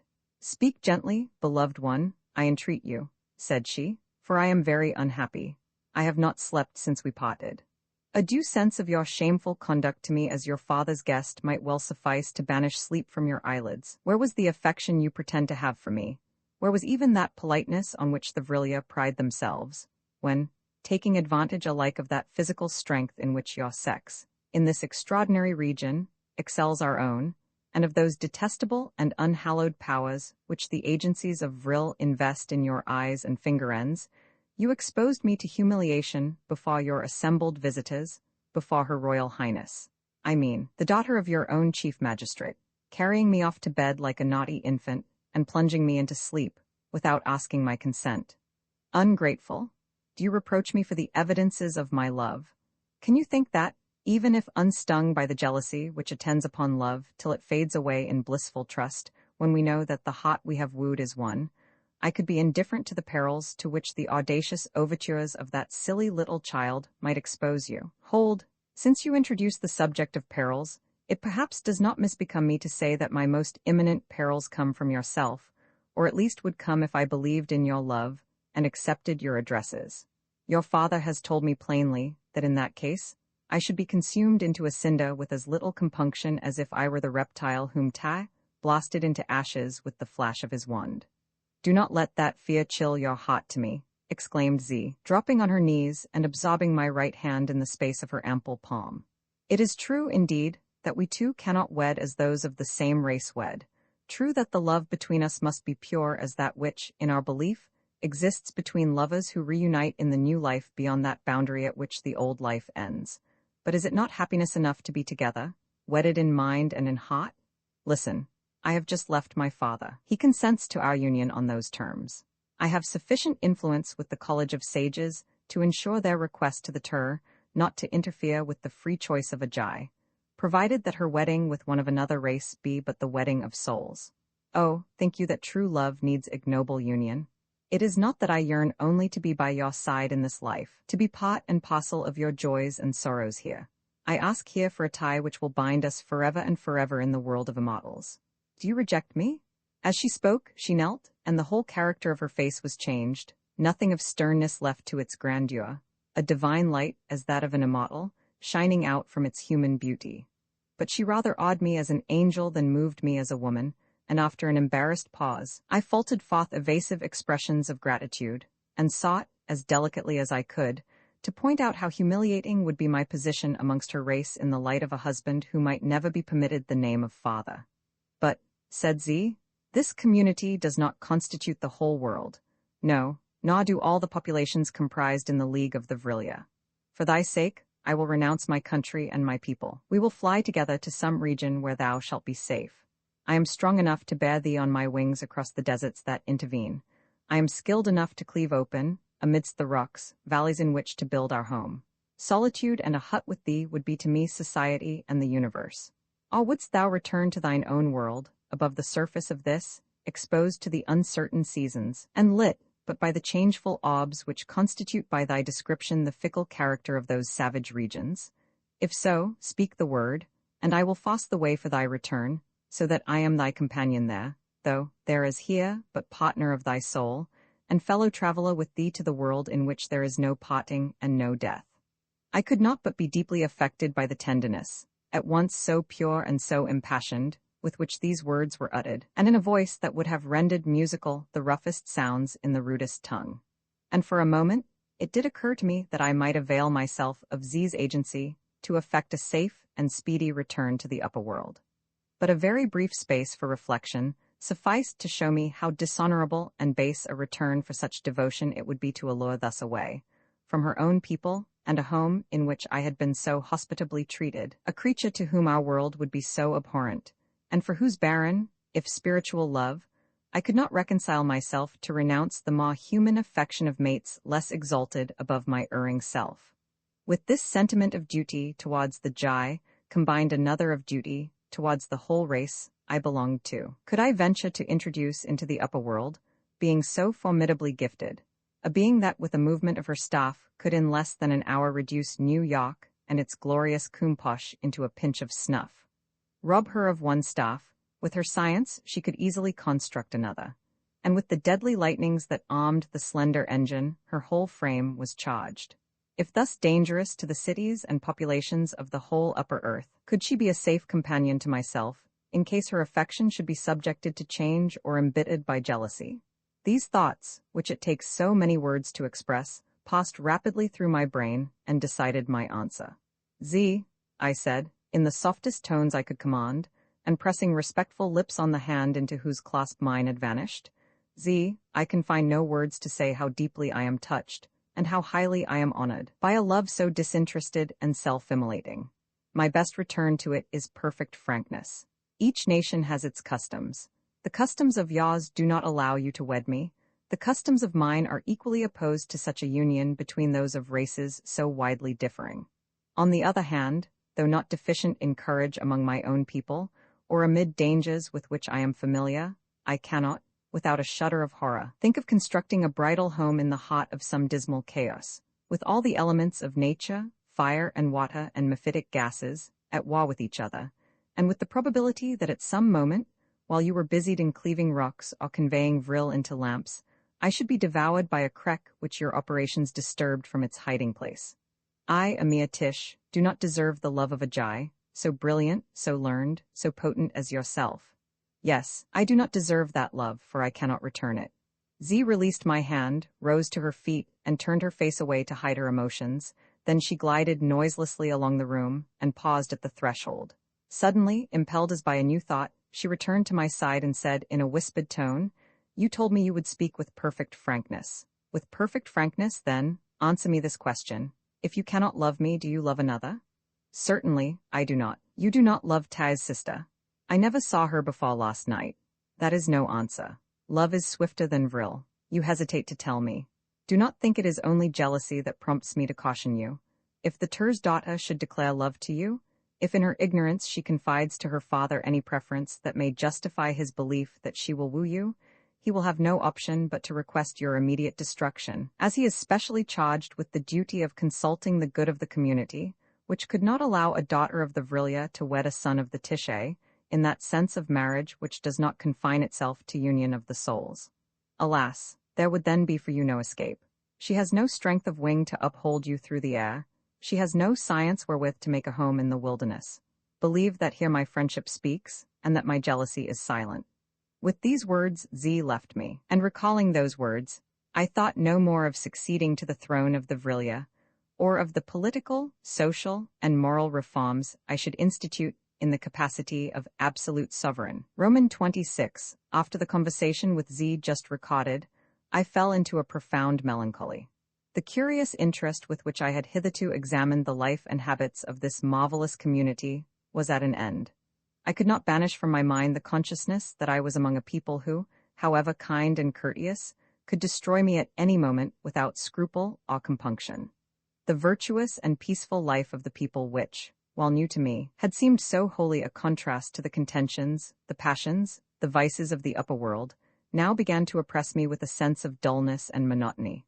Even the serene tranquillity of the lustrous air preyed on my spirits. I longed for a change, even to winter, or storm, or darkness. I began to feel that, whatever our dreams of perfectibility, our restless aspirations towards a better, and higher, and calmer sphere of being, we, the mortals of the upper world, are not trained or fitted to enjoy for long the very happiness of which we dream, or to which we aspire. Now, in this social state of the Vrilya, it was singular to mark how it contrived to unite, and to harmonize into one system nearly all the objects which the various philosophers of the upper world have placed before human hopes as the ideals of a utopian future. It was a state in which war, with all its calamities, was deemed impossible, a state in which the freedom of all and each was secured to the utmost degree, without one of those animosities which make freedom in the upper world depend on the perpetual strife of hostile parties. Here the corruption which debases democracies was as unknown as the discontents which undermine the thrones of monarchies. Equality here was not a name, it was a reality. Riches were not persecuted because they were not envied. Here those problems connected with the labors of a working class, hitherto insoluble above ground, and above ground conducing to such bitterness between classes, were solved by a process the simplest. A distinct and separate working class was dispensed with altogether.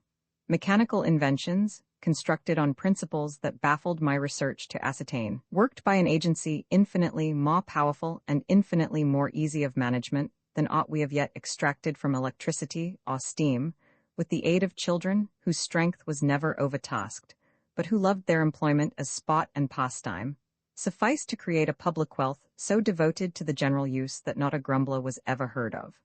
The vices that wrought our cities here had no footing. Amusements abounded, but they were all innocent. No merrymakings conduced to intoxication, to riot, to disease.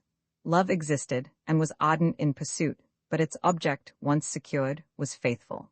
The adulterer, the profligate, the halot, were phenomena so unknown in this commonwealth that even to find the words by which they were designated, one would have had to search throughout an obsolete literature composed thousands of years before.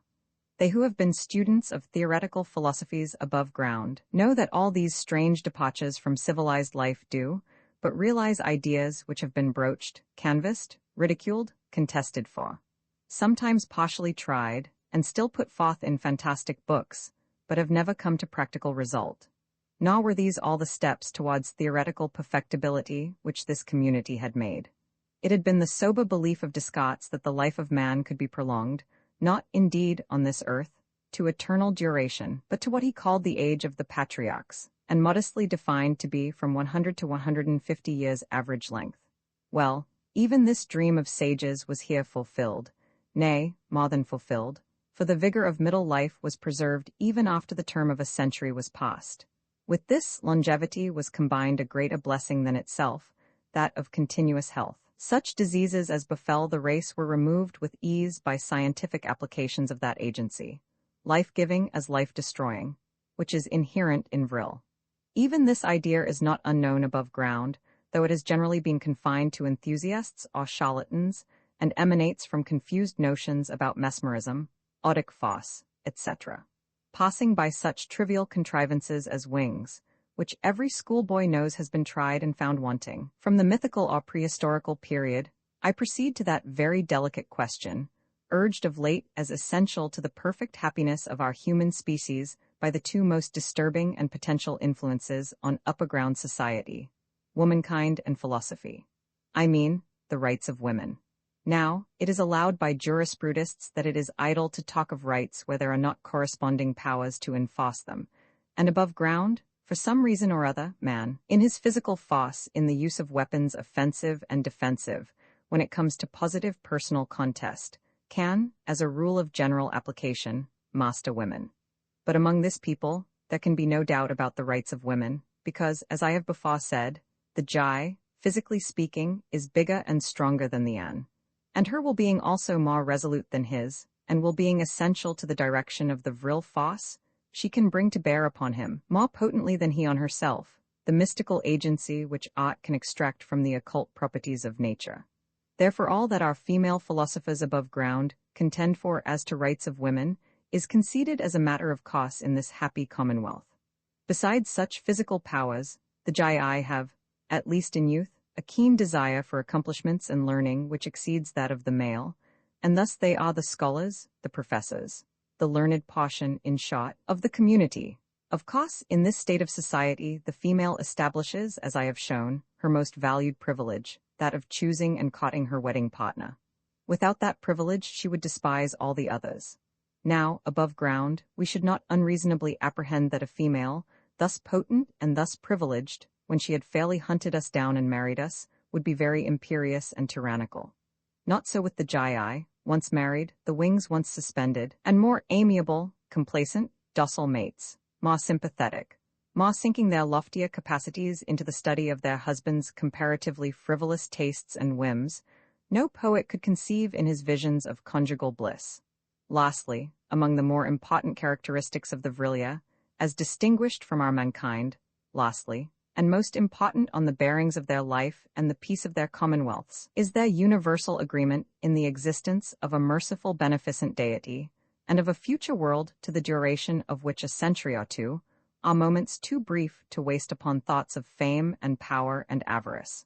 While with that agreement is combined another, viz., since they can know nothing as to the nature of that deity beyond the fact of his supreme goodness, nor of that future world beyond the fact of its felicitous existence, so their reason forbids all angry disputes on insoluble questions. Thus they secure for that state in the bowels of the earth what no community ever secured under the light of the stars, all the blessings and consolations of a religion without any of the evils and calamities which are engendered by strife between one religion and another. It would be, then, utterly impossible to deny that the state of existence among the Vrilya is thus, as a whole, immeasurably more felicitous than that of superterrestrial races, and, realizing the dreams of our most sanguine philanthropists, almost approaches to a poet's conception of some angelical order. And yet, If you would take 1,000 of the best and most philosophical of human beings you could find in London, Paris, Berlin, New York, or even Boston, and place them as citizens in this beatified community, my belief is that in less than a year they would either die of ennui or attempt some revolution by which they would militate against the good of the community and be burnt into cinders at the request of the Tur. Certainly, I have no desire to insinuate, through the medium of this narrative, any ignorant disparagement of the race to which I belong. I have, on the contrary, endeavored to make it clear that the principles which regulate the social system of the Vrilya forbid them to produce those individual examples of human greatness which adorn the annals of the upper world. Where there are no Wa's there can be no Hannibal, no Washington, no Jackson, no Sheridan. Where states are so happy that they fear no danger and desire no change, they cannot give birth to a Demosthenes, a Webster, a Sumner, a Wendell Holmes, or a Butler. And where a society attains to a moral standard, in which there are no crimes and no sorrows from which tragedy can extract its aliment of pity and sorrow, no salient vices or follies on which comedy can lavish its mirthful satire, it has lost the chance of producing a Shakespeare, or a Molière, or a Mrs. Beecherstowe. But if I have no desire to disparage my fellow-men above ground, in showing how much the motives that impel the energies and ambition of individuals in a society of contest and struggle become dormant or annulled in a society which aims at securing for the aggregate the calm and innocent felicity which we presume to be the lot of beatified immortals. Neither, on the other hand, have I the wish to represent the commonwealths of the Vrilya as an ideal form of political society, to the attainment of which our own efforts of reform should be directed. On the contrary, it is because we have so combined, throughout the series of ages, the elements which compose human character, that it would be utterly impossible for us to adopt the modes of life, or to reconcile our passions to the modes of thought among the Vrilya, that I arrived at the conviction that this people, though originally not only of our human race, but, as seems to me clear by the roots of their language, descended from the same ancestors as the great Aryan family, from which in varied streams has flowed the dominant civilization of the world, and having, according to their myths and their history, passed through phases of society familiar to ourselves, had yet now developed into a distinct species with which it was impossible that any community in the upper world could amalgamate, and that if they ever emerged from these nether recesses into the light of day, they would, according to their own traditional persuasions of their ultimate destiny, destroy and replace our existent varieties of man. It may indeed be said, since more than one Jai could be found to conceive a partiality for so ordinary a type of our superterrestrial race as myself, that even if the Vrilya did appear above ground, we might be saved from extermination by intermixture of race. But this is too sanguine a belief. Instances of such mésalliance would be as rare as those of intermarriage between the Anglo-Saxon emigrants and the Red Indians. Nor would time be allowed for the operation of familiar intercourse. The Vrilya, on emerging, induced by the charm of a sunlit heaven to form their settlements above ground, would commence at once the work of destruction, seize upon the territories already cultivated, and clear off, without scruple, all the inhabitants who resisted that invasion. And considering their contempt for the institutions of Kumposh or popular government, and the pugnacious valor of my beloved countrymen, I believe that if the Vrilya first appeared in free America, as being the choicest portion of the habitable earth, they would doubtless be induced to do, and said, "This quarter of the globe we take. Citizens of a Kumposh, make way for the development of species in the Vrilya. My brave compatriots would show fight, and not a soul of them would be left in this life, to rally round the stars and stripes at the end of a week." I now saw but little of Z, save at meals, when the family assembled, and she was then reserved and silent. My apprehensions of danger from an affection I had so little encouraged or deserved, therefore, now faded away, but my dejection continued to increase.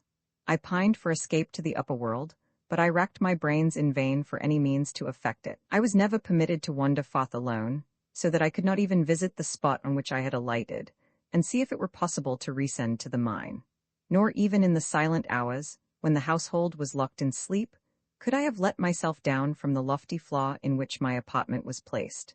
I knew not how to command the automata, who stood mockingly at my beck beside the wall, nor could I ascertain the springs by which were set in movement the platforms that supplied the place of stairs.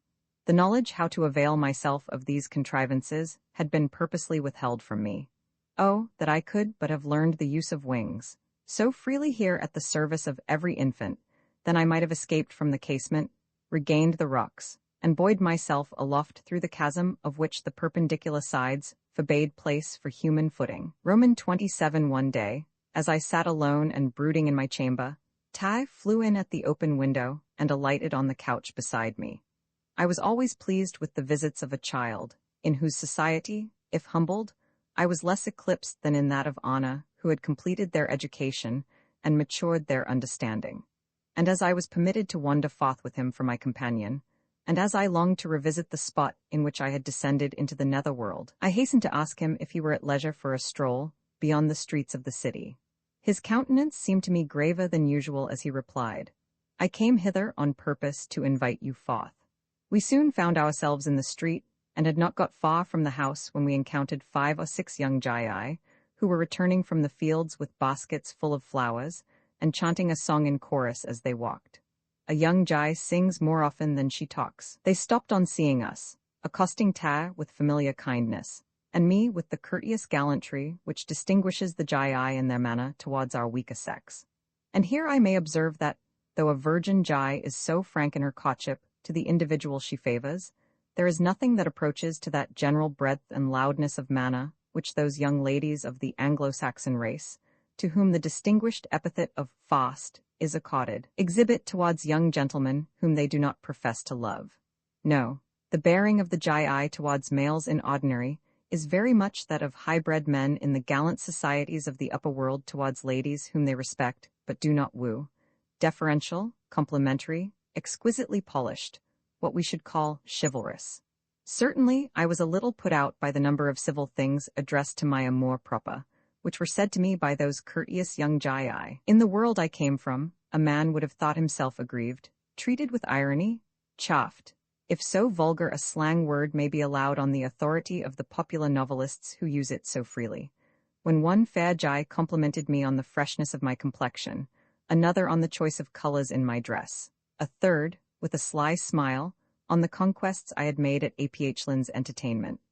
But I knew already that all such language was what the French call banal, and did but express in the female mouth, below earth, that sort of desire to pass for amiable with the opposite sex which, above earth, arbitrary custom and hereditary transmission demonstrate by the mouth of the male. And just as a high-bred young lady, above earth, habituated to such compliments, feels that she cannot, without impropriety, return them, nor evince any great satisfaction at receiving them, so I, who had learned polite manners at the house of so wealthy and dignified a minister of that nation, could but smile and try to look pretty in bashfully disclaiming the compliments showered upon me. While we were thus talking, Ta's sister, it seems, had seen us from the upper rooms of the royal palace at the entrance of the town, and, precipitating herself on her wings, alighted in the midst of the group. Singling me out, she said, though still with the inimitable deference of manner which I have called chivalrous, yet not without a certain abruptness of tone which, as addressed to the weaker sex, Sir Philip Sidney might have termed rustic. "Why do you never come to see us?" While I was deliberating on the right answer to give to this unlooked-for question, Tai said quickly and sternly, "Sister, you forget, the stranger is of my sex. It is not for persons of my sex, having due regard for reputation and modesty, to lower themselves by running after the society of yours." This speech was received with evident approval by the young Jai in general, but Tai's sister looked greatly abashed. Poor thing. And a princess too? Just at this moment, a shadow fell on the space between me and the group, and turning round, I beheld the chief magistrate coming close upon us, with the silent and stately pace peculiar to the Vrilya. At the sight of his countenance, the same terror which had seized me when I first beheld it returned. On that brow, in those eyes, there was that same indefinable something which mocked the being of a race fatal to our own, that strange expression of serene exemption from our common cares and passions, of conscious superior power, compassionate and inflexible as that of a judge who pronounces doom. I shivered, and, inclining low, pressed the arm of my child friend, and drew him onward silently. The Tur placed himself before our path, regarded me for a moment without speaking, then turned his eye quietly on his daughter's face, and with a grave salutation to her and the other Jai, went through the midst of the group, still without a word. Roman 28. When Tai and I found ourselves alone on the broad road that lay between the city and the chasm through which I had descended into this region beneath the light of the stars and sun, I said under my breath, "Child and friend, there is a look in your father's face which appalls me. I feel as if, in its awful tranquility, I gazed upon death." Tai did not immediately reply. He seemed agitated, and as if debating with himself by what words to soften some unwelcome intelligence. At last he said, "None of the Vrilia fear death, do you? The dread of death is implanted in the breasts of the race to which I belong. We can conquer it at the call of duty, of honor, of love. We can die for a truth, for a native land, for those who are dearer to us than ourselves. But if death do really threaten me now and here, where are such counteractions to the natural instinct which invests with awe and terror the contemplation of severance between soul and body?" Tai looked surprised, but there was great tenderness in his voice as he replied, "I will tell my father what you say. I will entreat him to spare your life. He has then already decreed to destroy it." "'Tis my sister's fault or folly," said Ta, with some petulance. "But she spoke this morning to my father, and after she had spoken, he summoned me, as a chief among the children who are commissioned to destroy such lives as threaten the community, and he said to me, 'Take thy vril staff, and seek the stranger who has made himself dear to thee. Be his end painless and prompt.' And I faltered, recoiling from the child. "And it is, then, for my murder that thus treacherously thou hast invited me forth? No, I cannot believe it. I cannot think thee guilty of such a crime. It is no crime to slay those who threaten the good of the community. It would be a crime to slay the smallest insect that cannot harm us. If you mean that I threaten the good of the community, because your sister honors me with the sort of preference which a child may feel for a strange plaything, it is not necessary to kill me. Let me return to the people I have left, and by the chasm through which I descended. With a slight help from you, I might do so now. You, by the aid of your wings, could fasten to the rocky ledge within the chasm the cord that you found, and have no doubt preserved. Do but that. Assist me but to the spot from which I alighted, and I vanish from your world forever, and as surely as if I were among the dead. The chasm through which you descended, look round, we stand now on the very place where it yawned. What see you? Only solid rock. The chasm was closed by the orders of Bulwer-Lytton, as soon as communication between him and yourself was established in your trance, and he learned from your own lips the nature of the world from which you came. Do you not remember when Z bade me not question you as to yourself or your race? On quitting you that day, Bulwer-Lytton accosted me and said, "No path between the stranger's home and ours should be left unclosed, or the sorrow and evil of his home may descend to ours. Take with thee the children of thy band, smite the sides of the cavern with your vril staves, till the fall of their fragments fills up every chink through which a gleam of our lamps could force its way." As the child spoke, I stared aghast at the blind rocks before me. Huge and irregular, the granite masses, showing by charred discoloration where they had been shattered, rose from footing to rooftop. Not a cranny? "All hope, then, is gone," I murmured, sinking down on the craggy wayside, "and I shall never more see the sun." I covered my face with my hands and prayed to him whose presence I had so often forgotten when the heavens had declared his handiwork. I felt his presence in the depths of the nether earth, and amidst the world of the grave.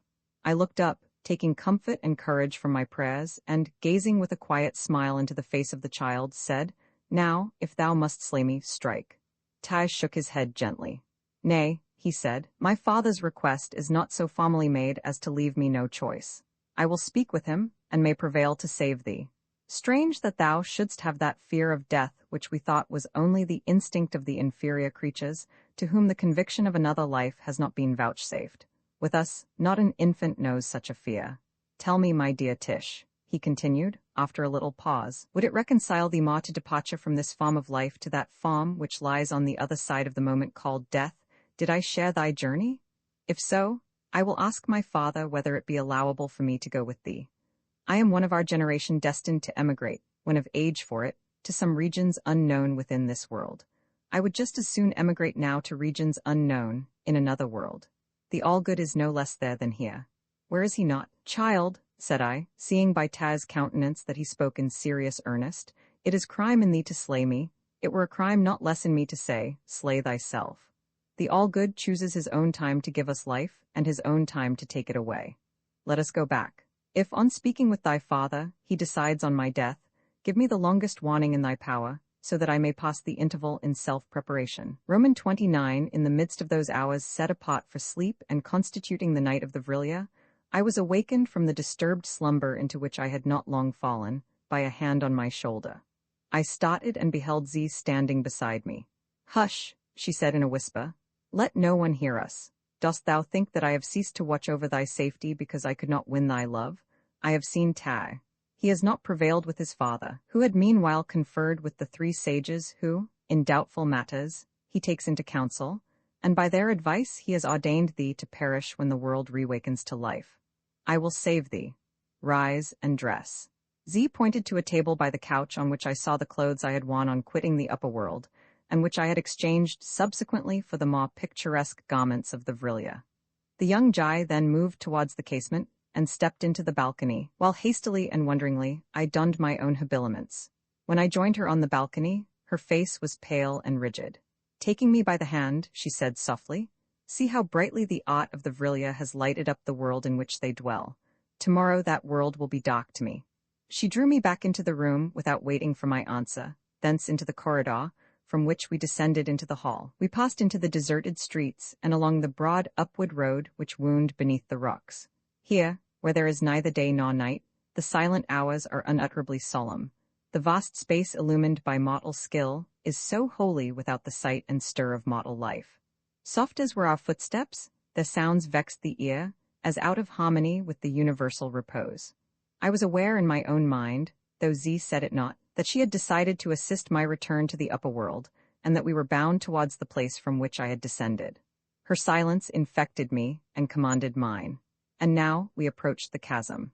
It had been reopened, not presenting, indeed, the same aspect as when I had emerged from it, but through that closed wall of rock before which I had last stood with Ta, a new cliff had been riven, and along its blackened sides still glimmered sparks and smoldered embers. My upward gaze could not, however, penetrate more than a few feet into the darkness of the hollow void, and I stood dismayed, and wondering how that grim ascent was to be made. Z divined my doubt. "Fear not," said she, with a faint smile. "Your return is assured. I began this work when the silent hours commenced and all else were asleep. Believe that I did not pause till the path back into thy world was clear. I shall be with thee a little while yet. We do not part until thou sayest, 'Go, for I need thee no more.'" My heart smote me with remorse at these words. "Ah," I exclaimed, "would that thou wert of my race or I of thine, then I should never say, 'I need thee no more.'" "I bless thee for those words, and I shall remember them when thou art gone," answered the Jai, tenderly. During this brief interchange of words, Z had turned away from me, her form bent and her head bowed over her breast. Now she rose to the full height of her grand stature, and stood fronting me. While she had been thus averted from my gaze, she had lighted up the circlet that she wore round her brow, so that it blazed as if it were a crown of stars. Not only her face and her form, but the atmosphere around, were illumined by the effulgence of the diadem. "Now," said she, "put thine arms around me for the first and last time. Nay, thus, courage and cling firm." As she spoke, her form dilated, the vast wings expanded. Clinging to her, I was borne aloft through the terrible chasm. The starry light from her forehead shot around and before us through the darkness. Brightly and steadfastly and swiftly as an angel may saw heavenward with the soul it rescues from the grave, went the flight of the Jai, till I heard in the distance the hum of human voices, the sounds of human toil. We halted on the flooring of one of the galleries of the mine, and beyond, in the vista, burned the dim, rare, feeble lamps of the miners. Then I released my hold. The Jai kissed me on my forehead, passionately, but as with a mother's passion, and said, as the tears gushed from her eyes, "Farewell forever. Thou wilt not let me go into thy world, thou canst never return to mine. Ere our household shake off slumber, the rocks will have again closed over the chasm, not to be reopened by me, nor perhaps by others, for ages yet unguessed. Think of me sometimes, and with kindness. When I reach the life that lies beyond this speck in time, I shall look round for thee. Even there, the world consigned to thyself and thy people may have rucks and gulfs which divide it from that in which I rejoin those of my race that have gone before, and I may be powerless to cleave way to regain thee, as I have cloven way to lose." Her voice ceased. I heard the swan-like sough of her wings, and saw the rays of her starry diadem receding far and farther through the gloom. I sat myself down for some time, musing sorrowfully. Then I rose and took my way with slow footsteps towards the place in which I heard the sounds of men. The miners I encountered were strange to me, of another nation than my own. They turned to look at me with some surprise, but finding that I could not answer their brief questions in their own language, they returned to their work and suffered me to pass on unmolested. In fine, I regained the mouth of the mine, little troubled by other interrogatories, save those of a friendly official to whom I was known, and luckily he was too busy to talk much with me. I took care not to return to my former lodging, but hastened that very day to quit a neighborhood where I could not long have escaped inquiries to which I could have given no satisfactory answers. I regained in safety my own country, in which I have been long peacefully settled and engaged in practical business, till I retired on a competent fortune 3 years ago. I have been little invited and little tempted to talk of the rovings and adventures of my youth. Somewhat disappointed, as most men are, in matters connected with household love and domestic life, I often think of the young Jai as I sit alone at night, and wonder how I could have rejected such a love, no matter what dangers attended it, or by what conditions it was restricted. Only, the more I think of a people calmly developing, in regions excluded from our sight and deemed uninhabitable by our sages, powers surpassing our most disciplined modes of force, and virtues to which our life, social and political, becomes antagonistic in proportion as our civilization advances, the more devoutly I pray that ages may yet elapse before there emerge into sunlight our inevitable destroyers. Being, however, frankly told by my physician that I am afflicted by a complaint which, though it gives little pain and no perceptible notice of its encroachments, may at any moment be fatal, I have thought it my duty to my fellow men to place on record these forewarnings of the coming race. Roman 3. Slowly and cautiously I went my solitary way down the lamplit road, and towards the large building I have described. The road itself seemed like a great alpine pass, skirting rocky mountains of which the one through whose chasms I had descended formed a link. Deep below to the left lay a vast valley, which presented to my astonished eye the unmistakable evidences of art and culture.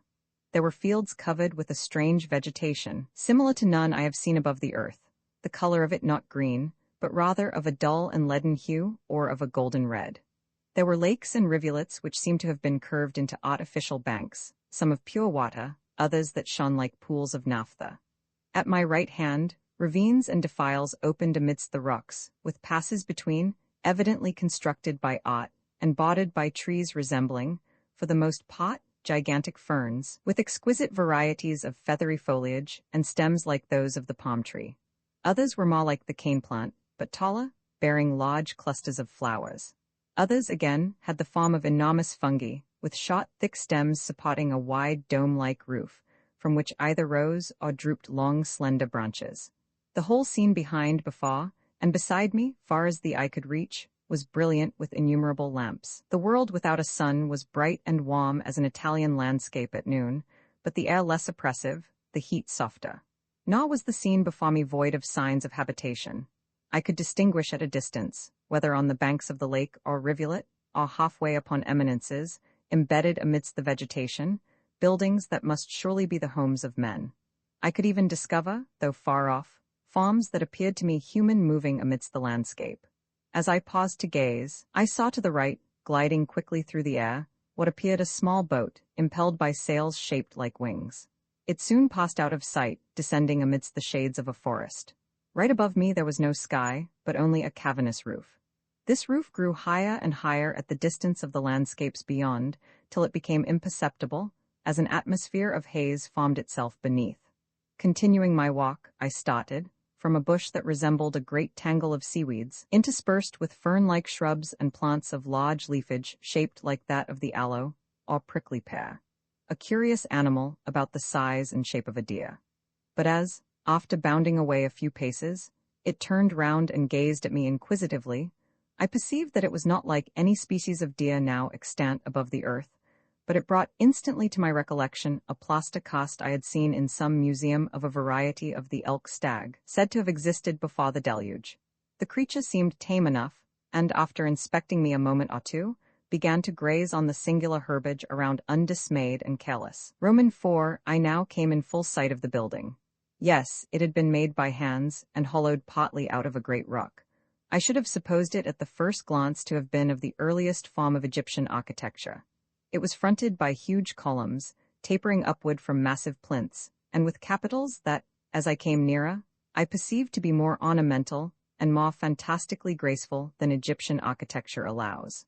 As the Corinthian capital mimics the leaf of the acanthus, so the capitals of these columns imitated the foliage of the vegetation neighboring them, some aloe-like, some fern-like. And now there came out of this building a form, human. Was it human?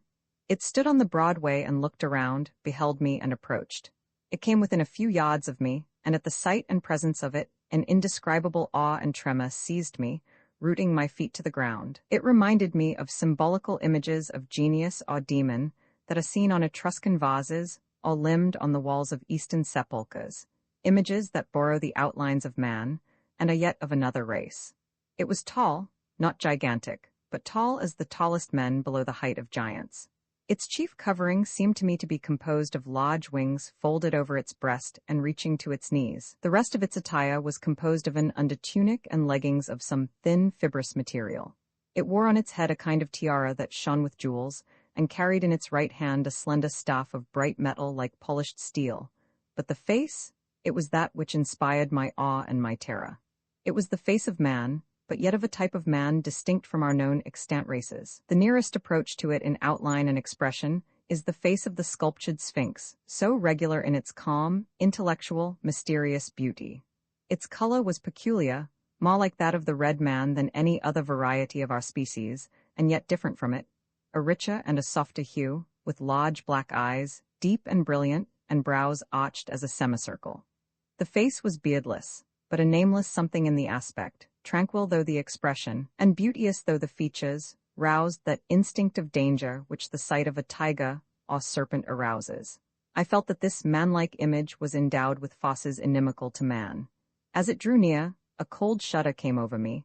I fell on my knees and covered my face with my hands. A voice accosted me, a very quiet and very musical key of voice, in a language of which I could not understand a word, but it served to dispel my fear. I uncovered my face and looked up. The stranger, I could scarcely bring myself to call him man, surveyed me with an eye that seemed to read to the very depths of my heart. He then placed his left hand on my forehead, and with the staff in his right, gently touched my shoulder. The effect of this double contact was magical. In place of my former terror, there passed into me a sense of contentment, of joy, of confidence in myself and in the being before me. I rose and spoke in my own language.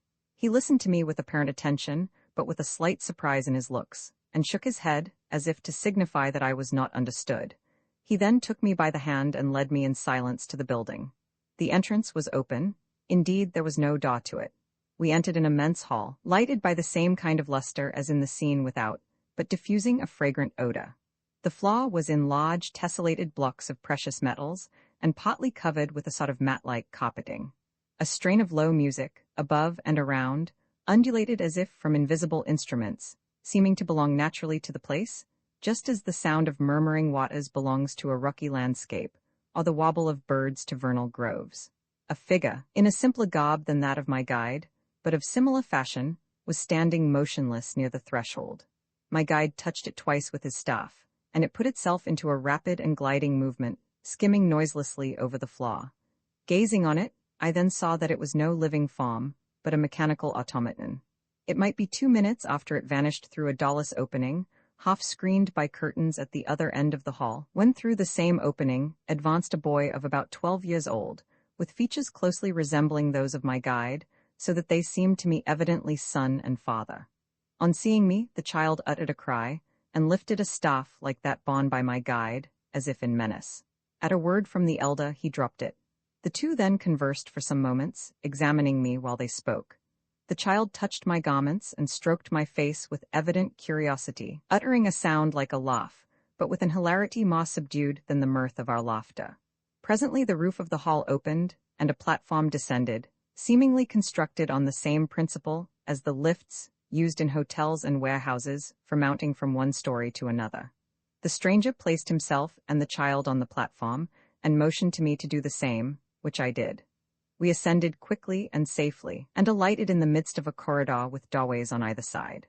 Through one of these doorways, I was conducted into a chamber fitted up with an oriental splendor.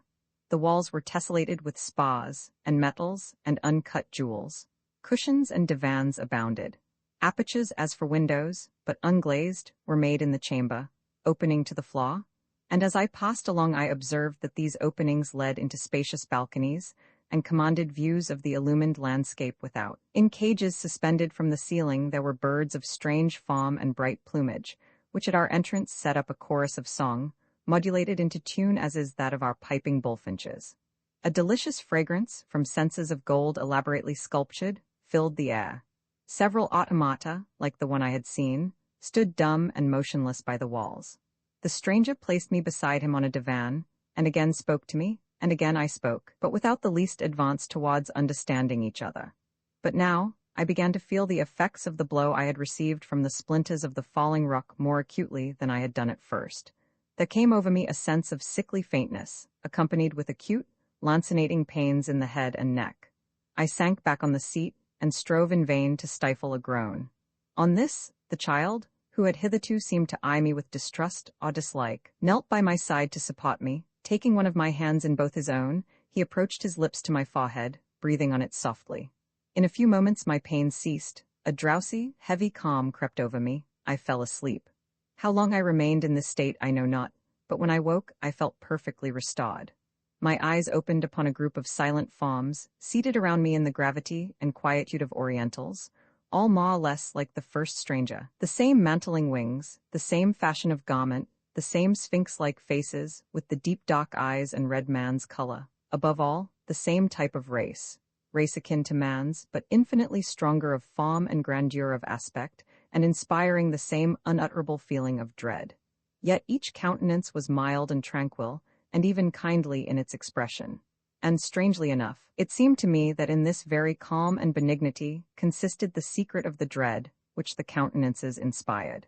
They seemed as void of the lines and shadows which care and sorrow, and passion and sin, leave upon the faces of men, as are the faces of sculptured gods, or as, in the eyes of Christian mourners, seem the peaceful brows of the dead. I felt a warm hand on my shoulder. It was the child's. In his eyes there was a sort of lofty pity and tenderness, such as that with which we may gaze on some suffering bird or butterfly. I shrank from that touch. I shrank from that eye. I was vaguely impressed with a belief that, had he so pleased, that child could have killed me as easily as a man can kill a bird or a butterfly. The child seemed pained at my repugnance, quitted me, and placed himself beside one of the windows. The others continued to converse with each other in a low tone, and by their glances towards me, I could perceive that I was the object of their conversation. One in especial seemed to be urging some proposal affecting me on the being whom I had first met, and this last by his gesture seemed about to assent to it, when the child suddenly quitted his post by the window, placed himself between me and the other forms, as if in protection, and spoke quickly and eagerly. By some intuition or instinct, I felt that the child I had before so dreaded was pleading in my behalf. Ere he had ceased, another stranger entered the room. He appeared older than the rest, though not old. His countenance, less smoothly serene than theirs, though equally regular in its features, seemed to me to have more the touch of a humanity akin to my own. He listened quietly to the words addressed to him, first by my guide, next by two others of the group, and lastly by the child, then turned towards myself, and addressed me, not by words, but by signs and gestures. These I fancied that I perfectly understood, and I was not mistaken. I comprehended that he inquired whence I came. I extended my arm and pointed towards the road which had led me from the chasm in the rock. Then an idea seized me. I drew forth my pocketbook and sketched on one of its blank leaves a rough design of the ledge of the rock, the rope, myself clinging to it, then of the cavernous rock below, the head of the reptile, the lifeless form of my friend. I gave this primitive kind of hieroglyph to my interrogator, who, after inspecting it gravely, handed it to his next neighbor, and it thus passed round the group. The being I had at first encountered then said a few words, and the child, who approached and looked at my drawing, nodded as if he comprehended its purport, and, returning to the window, expanded the wings attached to his form, shook them once or twice, and then launched himself into space without. I started up in amaze and hastened to the window. The child was already in the air, buoyed on his wings, which he did not flap to and fro as a bird does, but which were elevated over his head, and seemed to bear him steadily aloft without effort of his own. His flight seemed as swift as any eagle's, and I observed that it was towards the rock whence I had descended, of which the outline loomed visible in the brilliant atmosphere. In a very few minutes he returned, skimming through the opening from which he had gone, and dropping on the floor the rope and grappling hooks I had left at the descent from the chasm. Some words in a low tone passed between the beings present. One of the group touched an automaton, which started forward and glided from the room. Then the last comer, who had addressed me by gestures, rose, took me by the hand, and led me into the corridor. There the platform by which I had mounted awaited us. We placed ourselves on it and were lowered into the hall below. My new companion, still holding me by the hand, conducted me from the building into a street, so to speak, that stretched beyond it, with buildings on either side, separated from each other by gardens bright with rich-colored vegetation and strange flowers. Interspersed amidst these gardens, which were divided from each other by low walls, or walking slowly along the road, were many farms similar to those I had already seen. Some of the passers-by, on observing me, approached my guide, evidently by their tones, looks, and gestures addressing to him inquiries about myself. In a few moments a crowd collected around us, examining me with great interest, as if I were some rare, wild animal. Yet even in gratifying their curiosity, they preserved a grave and courteous demeanor, and after a few words from my guide, who seemed to me to deprecate obstruction in our road, they fell back with a stately inclination of head, and resumed their own way with tranquil indifference. Midway in this thoroughfare, we stopped at a building that differed from those we had hitherto passed, inasmuch as it formed 3 sides of a vast court, at the angles of which were lofty pyramidal towers. In the open space between the sides was a circular fountain of colossal dimensions, and throwing up a dazzling spray of what seemed to me fire. We entered the building through an open doorway, and came into an enormous hall, in which were several groups of children, all apparently employed in work as at some great factory. There was a huge engine in the wall which was in full play, with wheels and cylinders resembling our own steam engines, except that it was richly ornamented with precious stones and metals, and appeared to emanate a pale phosphorescent atmosphere of shifting light. Many of the children were at some mysterious work on this machinery, others were seated before tables. I was not allowed to linger long enough to examine into the nature of their employment. Not one young voice was heard, not one young face turned to gaze on us. They were all still and indifferent as may be ghosts, through the midst of which pass unnoticed the forms of the living. Quitting this hall, my guide led me through a gallery richly painted in compartments, with a barbaric mixture of gold in the colors, like pictures by Louis Cranach. The subjects described on these walls appeared to my glance as intended to illustrate events in the history of the race amidst which I was admitted. In all there were figures, most of them like the man-like creatures I had seen, but not all in the same fashion of garb, nor all with wings. There were also the effigies of various animals and birds wholly strange to me, with backgrounds depicting landscapes or buildings. So far as my imperfect knowledge of the pictorial art would allow me to form an opinion, these paintings seemed very accurate in design and very rich in coloring, showing a perfect knowledge of perspective, but their details not arranged according to the rules of composition acknowledged by our artists, wanting, as it were, a center, so that the effect was vague, scattered, confused, bewildering. They were like heterogeneous fragments of a dream of art. We now came into a room of moderate size, in which was assembled what I afterwards knew to be the family of my guide, seated at a table spread as for repast. The forms thus grouped were those of my guide's wife, his daughter, and 2 sons. I recognized at once the difference between the 2 sexes, though the 2 females were of taller stature and ampler proportions than the males, and their countenances, if still more symmetrical in outline and contour, were devoid of the softness and timidity of expression which give charm to the face of woman as seen on the earth above. The wife wore no wings, the daughter wore wings longer than those of the males. My guide uttered a few words, on which all the persons seated rose, and with that peculiar mildness of look and manner, which I have before noticed, and which is, in truth, the common attribute of this formidable race, they saluted me according to their fashion, which consists in laying the right hand very gently on the head and uttering a soft sibilant monosyllable, sc, equivalent to welcome. The mistress of the house then seated me beside her and heaped a golden platter before me from one of the dishes. While I ate, and though the viands were new to me, I marveled more at the delicacy than the strangeness of their flavor. My companions conversed quietly, and, so far as I could detect, with polite avoidance of any direct reference to myself, or any obtrusive scrutiny of my appearance. Yet I was the first creature of that variety of the human race to which I belong that they had ever beheld, and was consequently regarded by them as a most curious and abnormal phenomenon. But all rudeness is unknown to this people, and the youngest child is taught to despise any vehement emotional demonstration. When the meal was ended, my guide again took me by the hand, and, re-entering the gallery, touched a metallic plate inscribed with strange figures, and which I rightly conjectured to be of the nature of our telegraphs. A platform descended, but this time we mounted to a much greater height than in the former building, and found ourselves in a room of moderate dimensions, and which in its general character had much that might be familiar to the associations of a visitor from the upper world.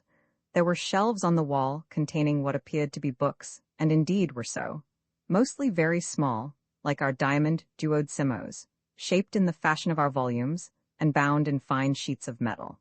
There were several curious-looking pieces of mechanism scattered about, apparently models, such as might be seen in the study of any professional mechanician. 4 automata, mechanical contrivances which, with these people, answer the ordinary purposes of domestic service, stood phantom-like at each angle in the wall. In a recess was a low couch or bed with pillows.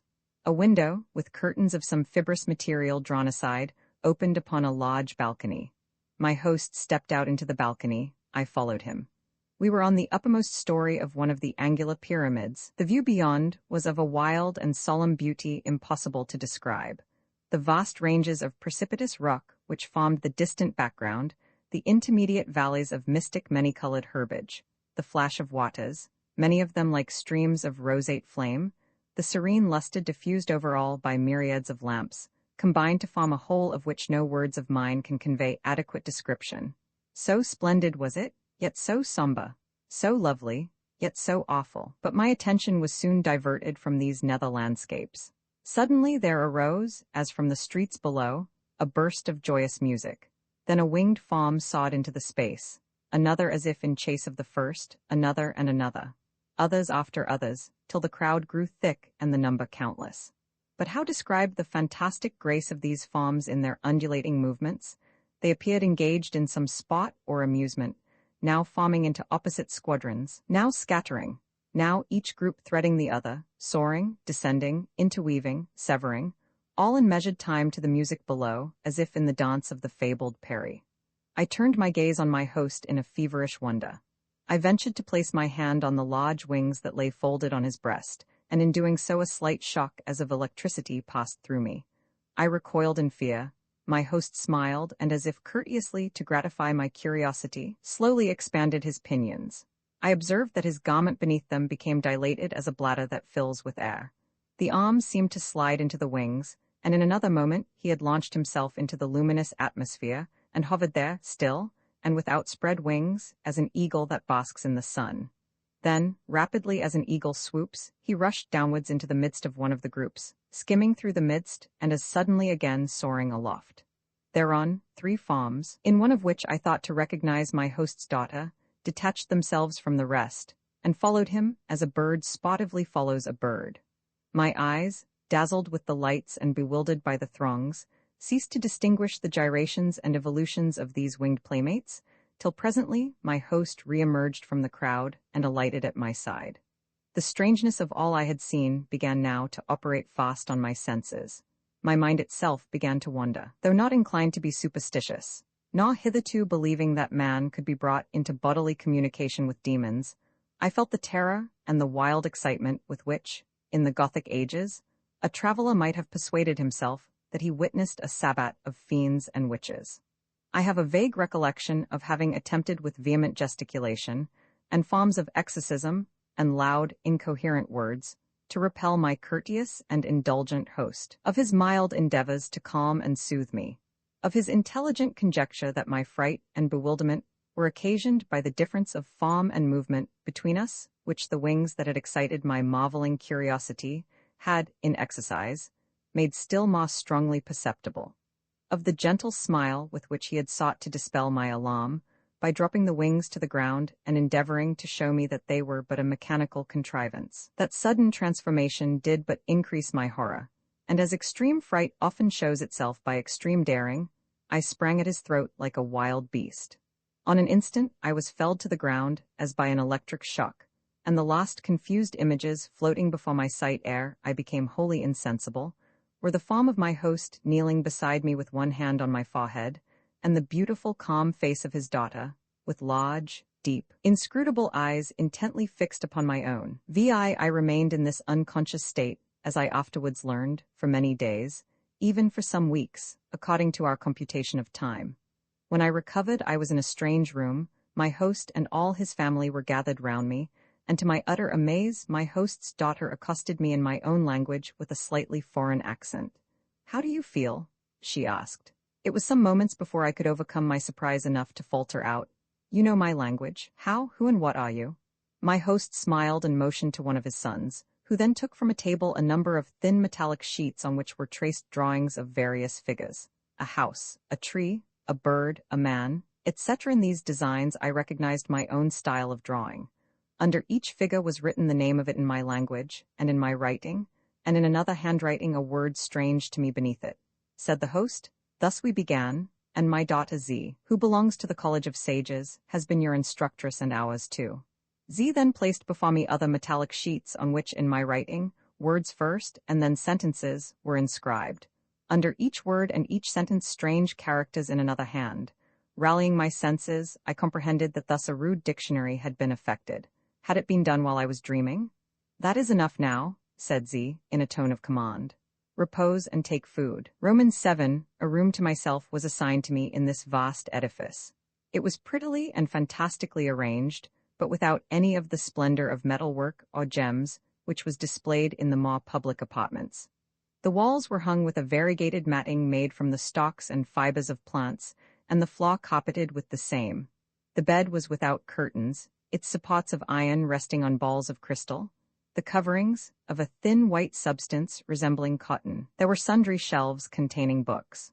A curtained recess communicated with an aviary filled with singing birds, of which I did not recognize one resembling those I have seen on earth, except a beautiful species of dove, though this was distinguished from our doves by a tall crest of bluish plumes.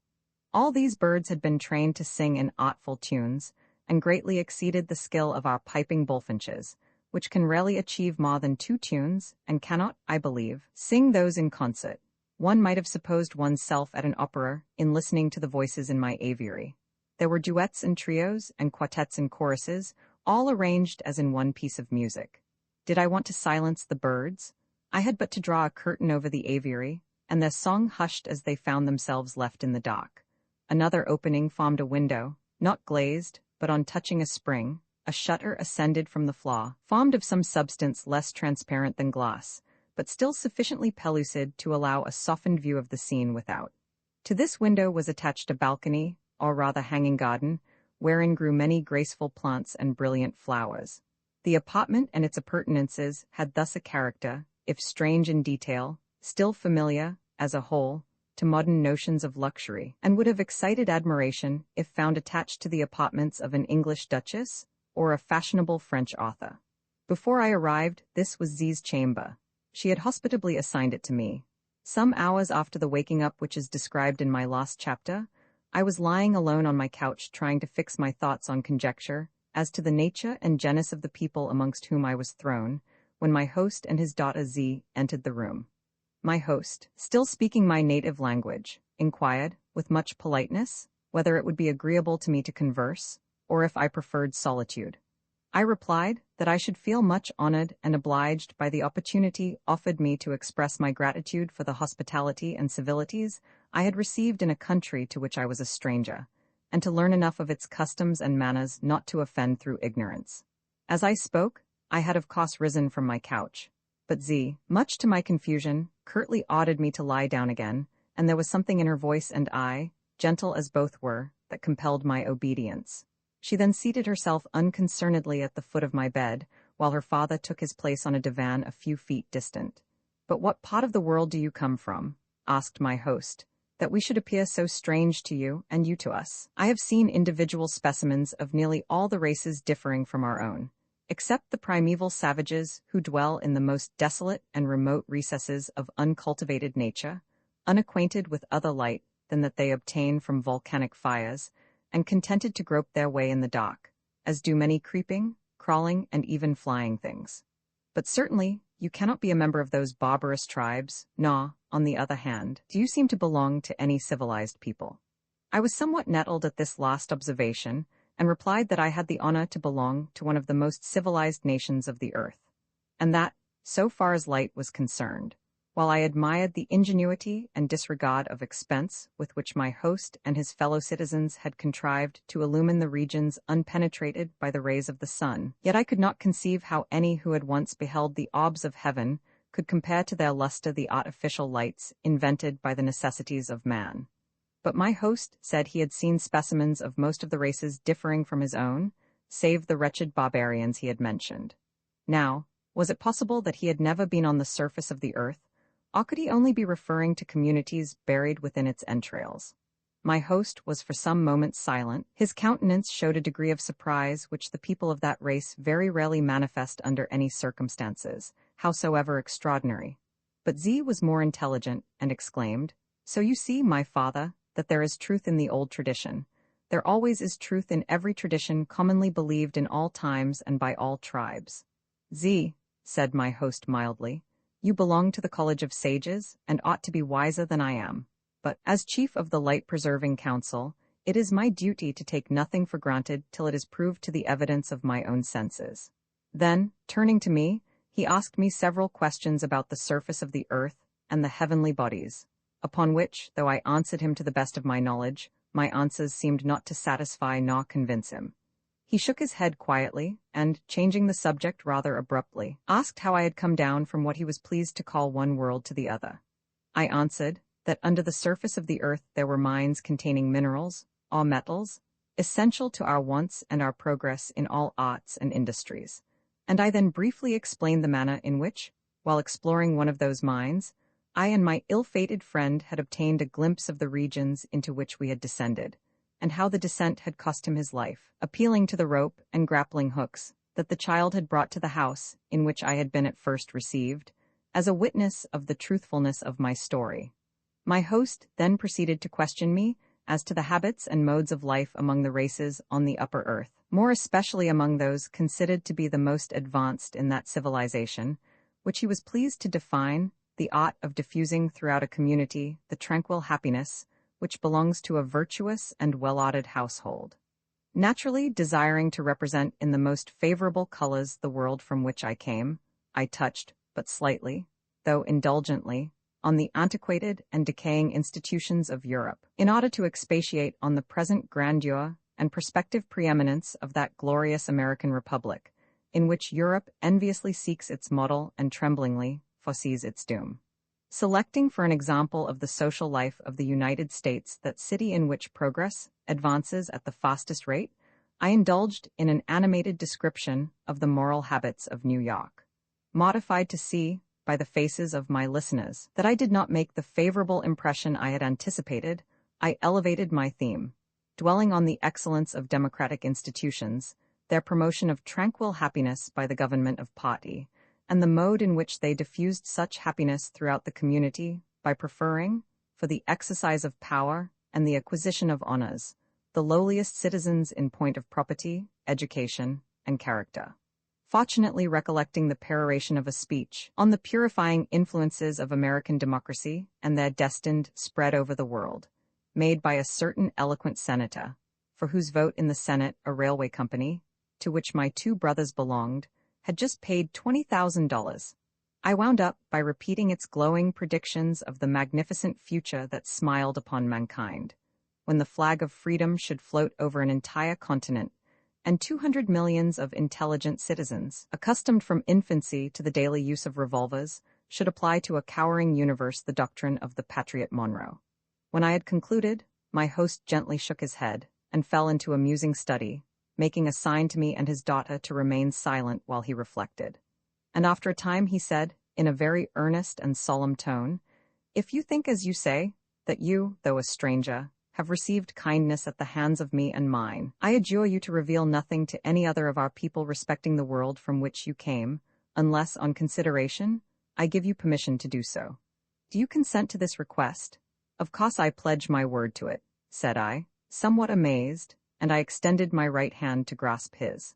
but he placed my hand gently on his forehead and his own right hand on my breast, which is the custom amongst this race in all matters of promise or verbal obligations. Then turning to his daughter, he said, "And you, Z, will not repeat to anyone what the stranger has said, or may say to me or to you, of a world other than our own." Z rose and kissed her father on the temples, saying with a smile, "A Jai's tongue is wanton, but love can fetter it fast. And if, my father, you fear lest a chance word from me or yourself could expose our community to danger by a desire to explore a world beyond us, will not a wave of the vril, properly impelled, wash even the memory of what we have heard the stranger say out of the tablets of the brain?" "What is the vril?" I asked.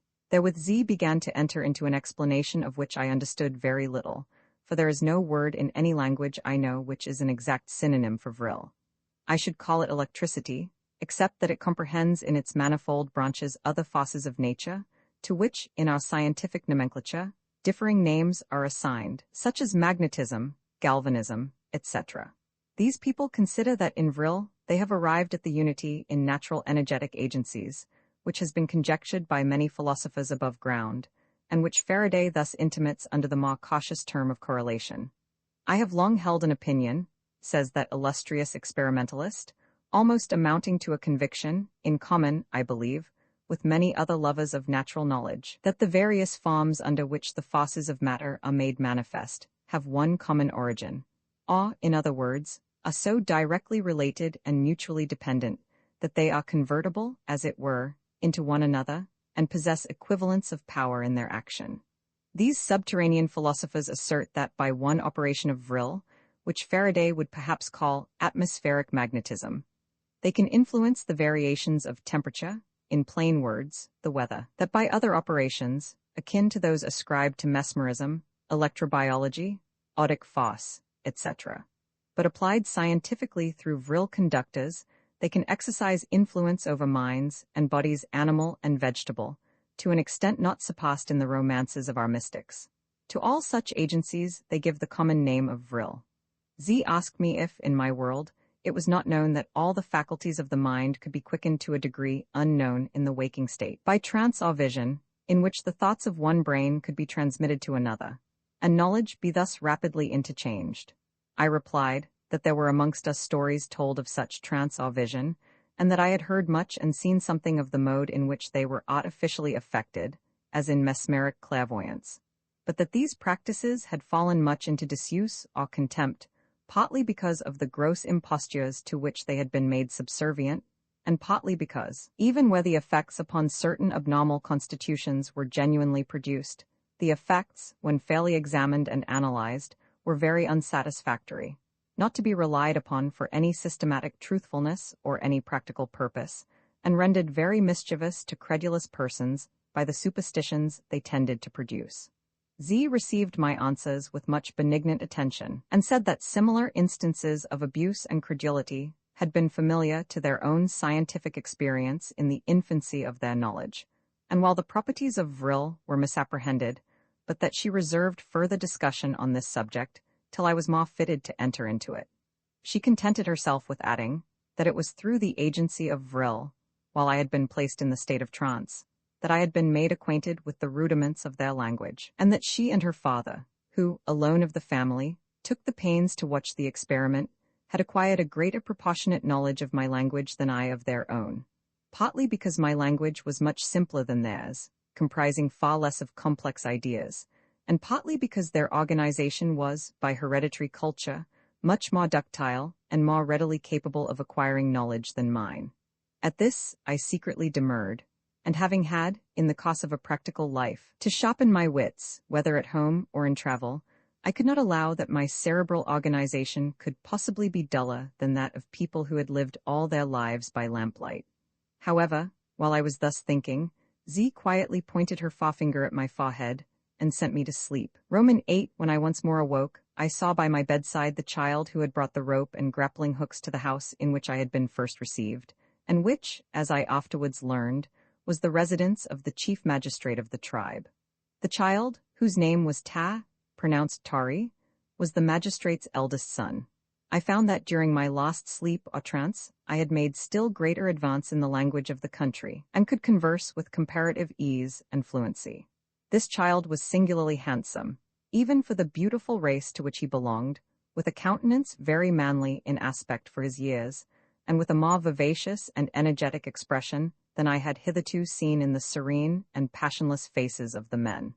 He brought me the tablet on which I had drawn the mode of my descent, and had also sketched the head of the horrible reptile that had scared me from my friend's copse. Pointing to that part of the drawing, Tai put to me a few questions respecting the size and form of the monster, and the cave or chasm from which it had emerged. His interest in my answers seemed so grave as to divert him for a while from any curiosity as to myself or my antecedents. But to my great embarrassment, seeing how I was pledged to my host, he was just beginning to ask me where I came from, when Z fortunately entered, and, overhearing him, said, "Ta, give to our guest any information he may desire, but ask none from him in return. To question him who he is, whence he comes, or wherefore he is here, would be a breach of the law which my father has laid down for this house."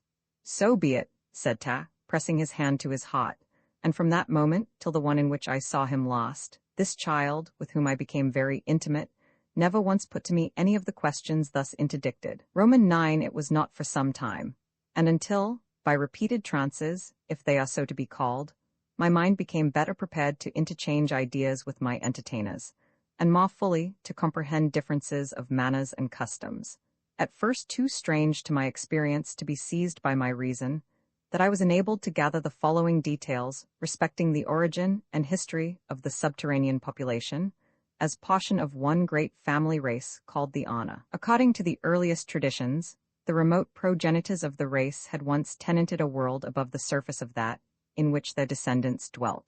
Myths of that world were still preserved in their archives, and in those myths were legends of a vaulted dome in which the lamps were lighted by no human hand. But such legends were considered by most commentators as allegorical fables. According to these traditions, the earth itself, at the date to which the traditions ascend, was not indeed in its infancy, but in the throes and travail of transition from one form of development to another, and subject to many violent revolutions of nature. By one of such revolutions, that portion of the upper world inhabited by the ancestors of this race had been subjected to inundations, not rapid, but gradual and uncontrollable, in which all, save a scanty remnant, were submerged and perished.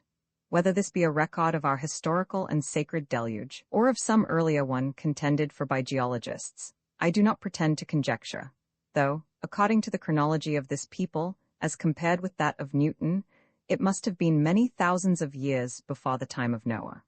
On the other hand, the account of these writers does not harmonize with the opinions most in vogue among geological authorities, inasmuch as it places the existence of a human race upon Earth at dates long anterior to that assigned to the terrestrial formation adapted to the introduction of mammalia. A band of the ill-fated race, thus invaded by the flood, had, during the march of the waters, taken refuge in caverns amidst the loftier rocks, and, wandering through these hollows, they lost sight of the upper world forever.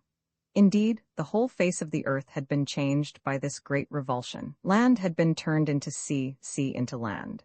In the bowels of the inner earth, even now, I was informed as a positive fact, might be discovered the remains of human habitation not in huts and caverns, but in vast cities whose ruins attest the civilization of races which flourished before the age of Noah, and are not to be classified with those genera to which philosophy ascribes the use of flint and the ignorance of iron. The fugitives had carried with them the knowledge of the arts they had practiced above ground, arts of culture and civilization. Their earliest want must have been that of supplying below the earth the light they had lost above it, and at no time, even in the traditional period, do the races, of which the one I now sojourned with formed a tribe, seem to have been unacquainted with the art of extracting light from gases, or manganese, or petroleum. They had been accustomed in their former state to contend with the rude forces of nature, and indeed the lengthened battle they had fought with their conqueror ocean, which had taken centuries in its spread, had quickened their skill in curbing waters into dikes and channels. To this skill they owed their preservation in their new abode. For many generations, said my host, with a sort of contempt and horror, these primitive forefathers are said to have degraded their rank and shortened their lives by eating the flesh of animals, many varieties of which had, like themselves, escaped the deluge, and sought shelter in the hollows of the earth. other animals, supposed to be unknown to the upper world, those hollows themselves produced. When what we should term the historical age emerged from the twilight of tradition, the Ana were already established in different communities and had attained to a degree of civilization very analogous to that which the more advanced nations above the earth now enjoy. They were familiar with most of our mechanical inventions, including the application of steam as well as gas. The communities were in fierce competition with each other. They had their rich and their poor, they had orators and conquerors, they made war either for a domain or an idea. Though the various states acknowledged various forms of government, free institutions were beginning to preponderate. Popular assemblies increased in power. Republics soon became general. The democracy to which the most enlightened European politicians look forward as the extreme goal of political advancement, and which still prevailed among other subterranean races, whom they despised as barbarians, the loftier family of Ana, to which belonged the tribe I was visiting, looked back to as one of the crude and ignorant experiments which belonged to the infancy of political science. It was the age of envy and hate, of fierce passions, of constant social changes more or less violent, of strife between classes, of war between state and state. This phase of society lasted, however, for some ages, and was finally brought to a close, at least among the nobler and more intellectual populations, by the gradual discovery of the latent powers stored in the all-permeating fluid, which they denominate vril. According to the account I received from Z, who, as an erudite professor in the College of Sages, had studied such matters more diligently than any other member of my host's family, this fluid is capable of being raised and disciplined into the mightiest agency over all forms of matter, animate or inanimate. It can destroy like the flash of lightning. Yet, differently applied, it can replenish or invigorate life, heal, and preserve, and on it they chiefly rely for the cure of disease, or rather for enabling the physical organization to re-establish the due equilibrium of its natural powers, and thereby to cure itself. By this agency, they rend way through the most solid substances, and open valleys for culture through the rocks of their subterranean wilderness. From it, they extract the light which supplies their lamps, finding it steadier, softer, and healthier than the other inflammable materials they had formerly used. But the effects of the alleged discovery of the means to direct the more terrible force of vril were chiefly remarkable in their influence upon social polity. As these effects became familiarly known and skillfully administered, war between the vril discoverers ceased, for they brought the art of destruction to such perfection as to annul all superiority in numbers, discipline, or military skill. The fire lodged in the hollow of a rod directed by the hand of a child could shatter the strongest fortress, or cleave its burning way from the van to the rear of an embattled host. If army met army, and both had command of this agency, it could be but to the annihilation of each. The age of war was therefore gone, but with the cessation of war other effects bearing upon the social state soon became apparent. Man was so completely at the mercy of man, each whom he encountered being able, if so willing, to slay him on the instant, that all notions of government by force gradually vanished from political systems and forms of law. It is only by force that vast communities, dispersed through great distances of space, can be kept together. But now there was no longer either the necessity of self-preservation or the pride of aggrandizement to make one state desire to preponderate in population over another. The vril discoverers thus, in the course of a few generations, peacefully split into communities of moderate size. The tribe amongst which I had fallen was limited to 12,000 families. Each tribe occupied a territory sufficient for all its wants, and at stated periods, the surplus population departed to seek a realm of its own. There appeared no necessity for any arbitrary selection of these emigrants. There was always a sufficient number who volunteered to depart. These subdivided states, petty if we regard either territory or population, all appertained to one vast general family. They spoke the same language, though the dialects might slightly differ.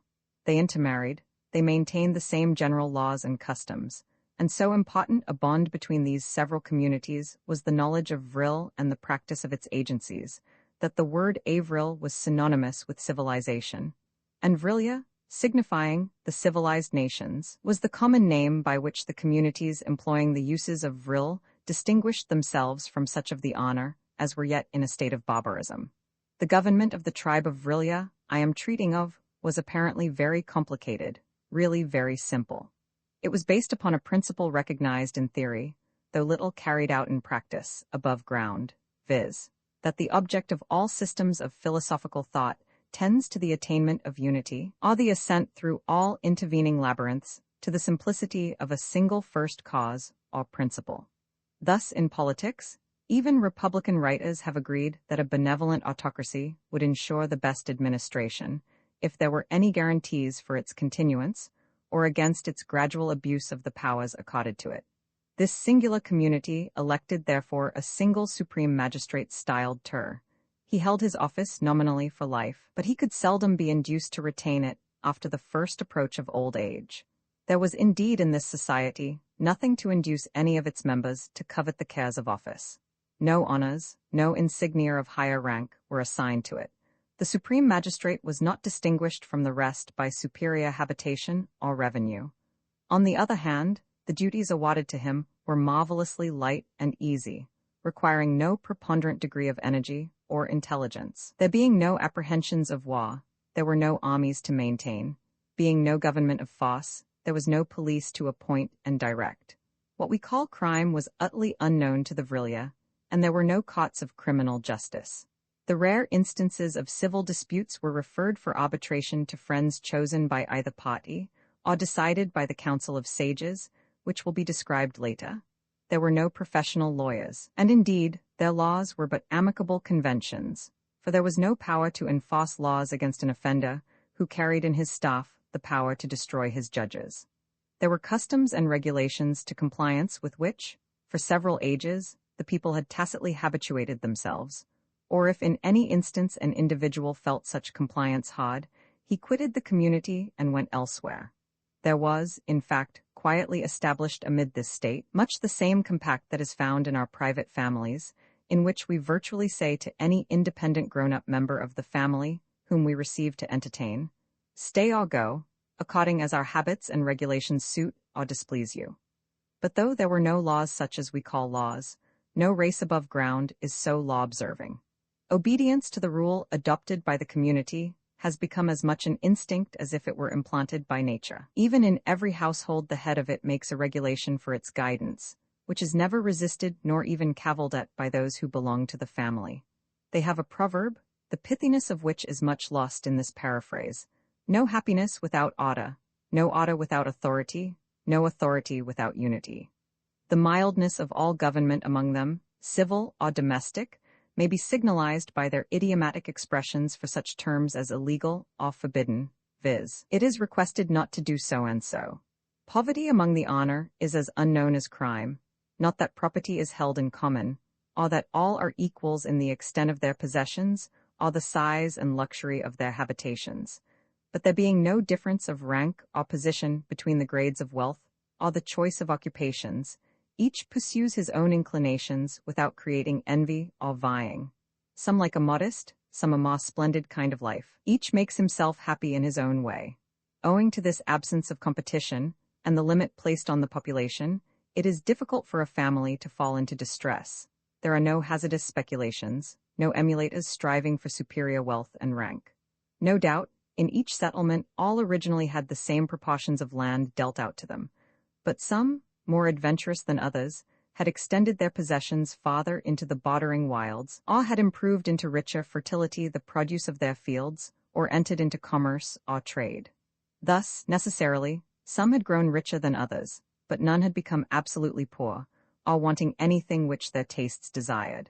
If they did so, it was always in their power to migrate, or at the worst to apply, without shame and with certainty of aid, to the rich, for all the members of the community considered themselves as brothers of one affectionate and united family. More upon this head will be treated of incidentally as my narrative proceeds. The chief care of the supreme magistrate was to communicate with certain active departments charged with the administration of special details. The most important and essential of such details was that connected with the due provision of light. Of this department, my host, Bulwer-Lytton, was the chief. Another department, which might be called the foreign, communicated with the neighboring kindred states, principally for the purpose of ascertaining all new inventions, and to a third department all such inventions and improvements in machinery were committed for trial. Connected with this department was the College of Sages, a college especially favored by such of the honor as were widowed and childless, and by the young, unmarried females, amongst whom Z was the most active, and, if what we call renown or distinction was a thing acknowledged by this people, which I shall later show it is not, among the most renowned or distinguished. It is by the female professors of this college that those studies which are deemed of least use in practical life, as purely speculative philosophy, the history of remote periods, and such sciences as entomology, conchology, etc., are the more diligently cultivated. Z, whose mind, active as Aristotle's, equally embraced the largest domains and the minutest details of thought, had written 2 volumes on the parasite insect that dwells amid the hairs of a tiger's one paw, which work was considered the best authority on that interesting subject. But the researches of the sages are not confined to such subtle or elegant studies. They comprise various others more important, and especially the properties of vril, to the perception of which their finer nervous organization renders the female professors eminently keen. It is out of this college that the or chief magistrate selects counselors, limited to 3, in the rare instances in which novelty of event or circumstance perplexes his own judgment. There are a few other departments of minor consequence, but all are carried on so noiselessly and quietly that the evidence of a government seems to vanish altogether, and social order to be as regular and unobtrusive as if it were a law of nature. Machinery is employed to an inconceivable extent in all the operations of labor within and without doors, and it is the unceasing object of the department charged with its administration to extend its efficiency. There is no class of laborers or servants, but all who are required to assist or control the machinery are found in the children, from the time they leave the care of their mothers to the marriageable age, which they place at 16 for the Jai, the females, 20 for the Ana, the males. These children are formed into bands and sections under their own chiefs, each following the pursuits in which he is most pleased, or for which he feels himself most fitted. Some take to handicrafts, some to agriculture, some to household work, and some to the only services of danger to which the population is exposed. For the sole perils that threaten this tribe are, first, from those occasional convulsions within the earth, to foresee and guard against which tasks their utmost ingenuity, eruptions of fire and water, the storms of subterranean winds and escaping gases. At the borders of the domain, and at all places where such peril might be apprehended, vigilant inspectors are stationed with telegraphic communication to the hall, in which chosen sages take it, by turns to hold perpetual sittings. These inspectors are always selected from the elder boys approaching the age of puberty, and on the principle that at that age observation is more acute and the physical forces more alert than at any other. The second service of danger, less grave, is in the destruction of all creatures hostile to the life, or the culture, or even the comfort of the Ana. Of these the most formidable are the vast reptiles, of some of which antediluvian relics are preserved in our museums, and certain gigantic winged creatures, half bird, half reptile. These, together with lesser wild animals, corresponding to our tigers or venomous serpents, it is left to the younger children to hunt and destroy, because, according to the Ana, here ruthlessness is wanted, and the younger the child the more ruthlessly he will destroy. There is another class of animals in the destruction of which discrimination is to be used, and against which children of intermediate age are appointed, animals that do not threaten the life of man, but ravage the produce of his labor, varieties of the elk and deer species, and a smaller creature much akin to our rabbit, though infinitely more destructive to crops, and much more cunning in its mode of depredation. It is the first object of these appointed infants, to tame the more intelligent of such animals into respect for enclosures signalized by conspicuous landmarks, as dogs are taught to respect a larder, or even to guard the master's property. It is only where such creatures are found untamable to this extent that they are destroyed.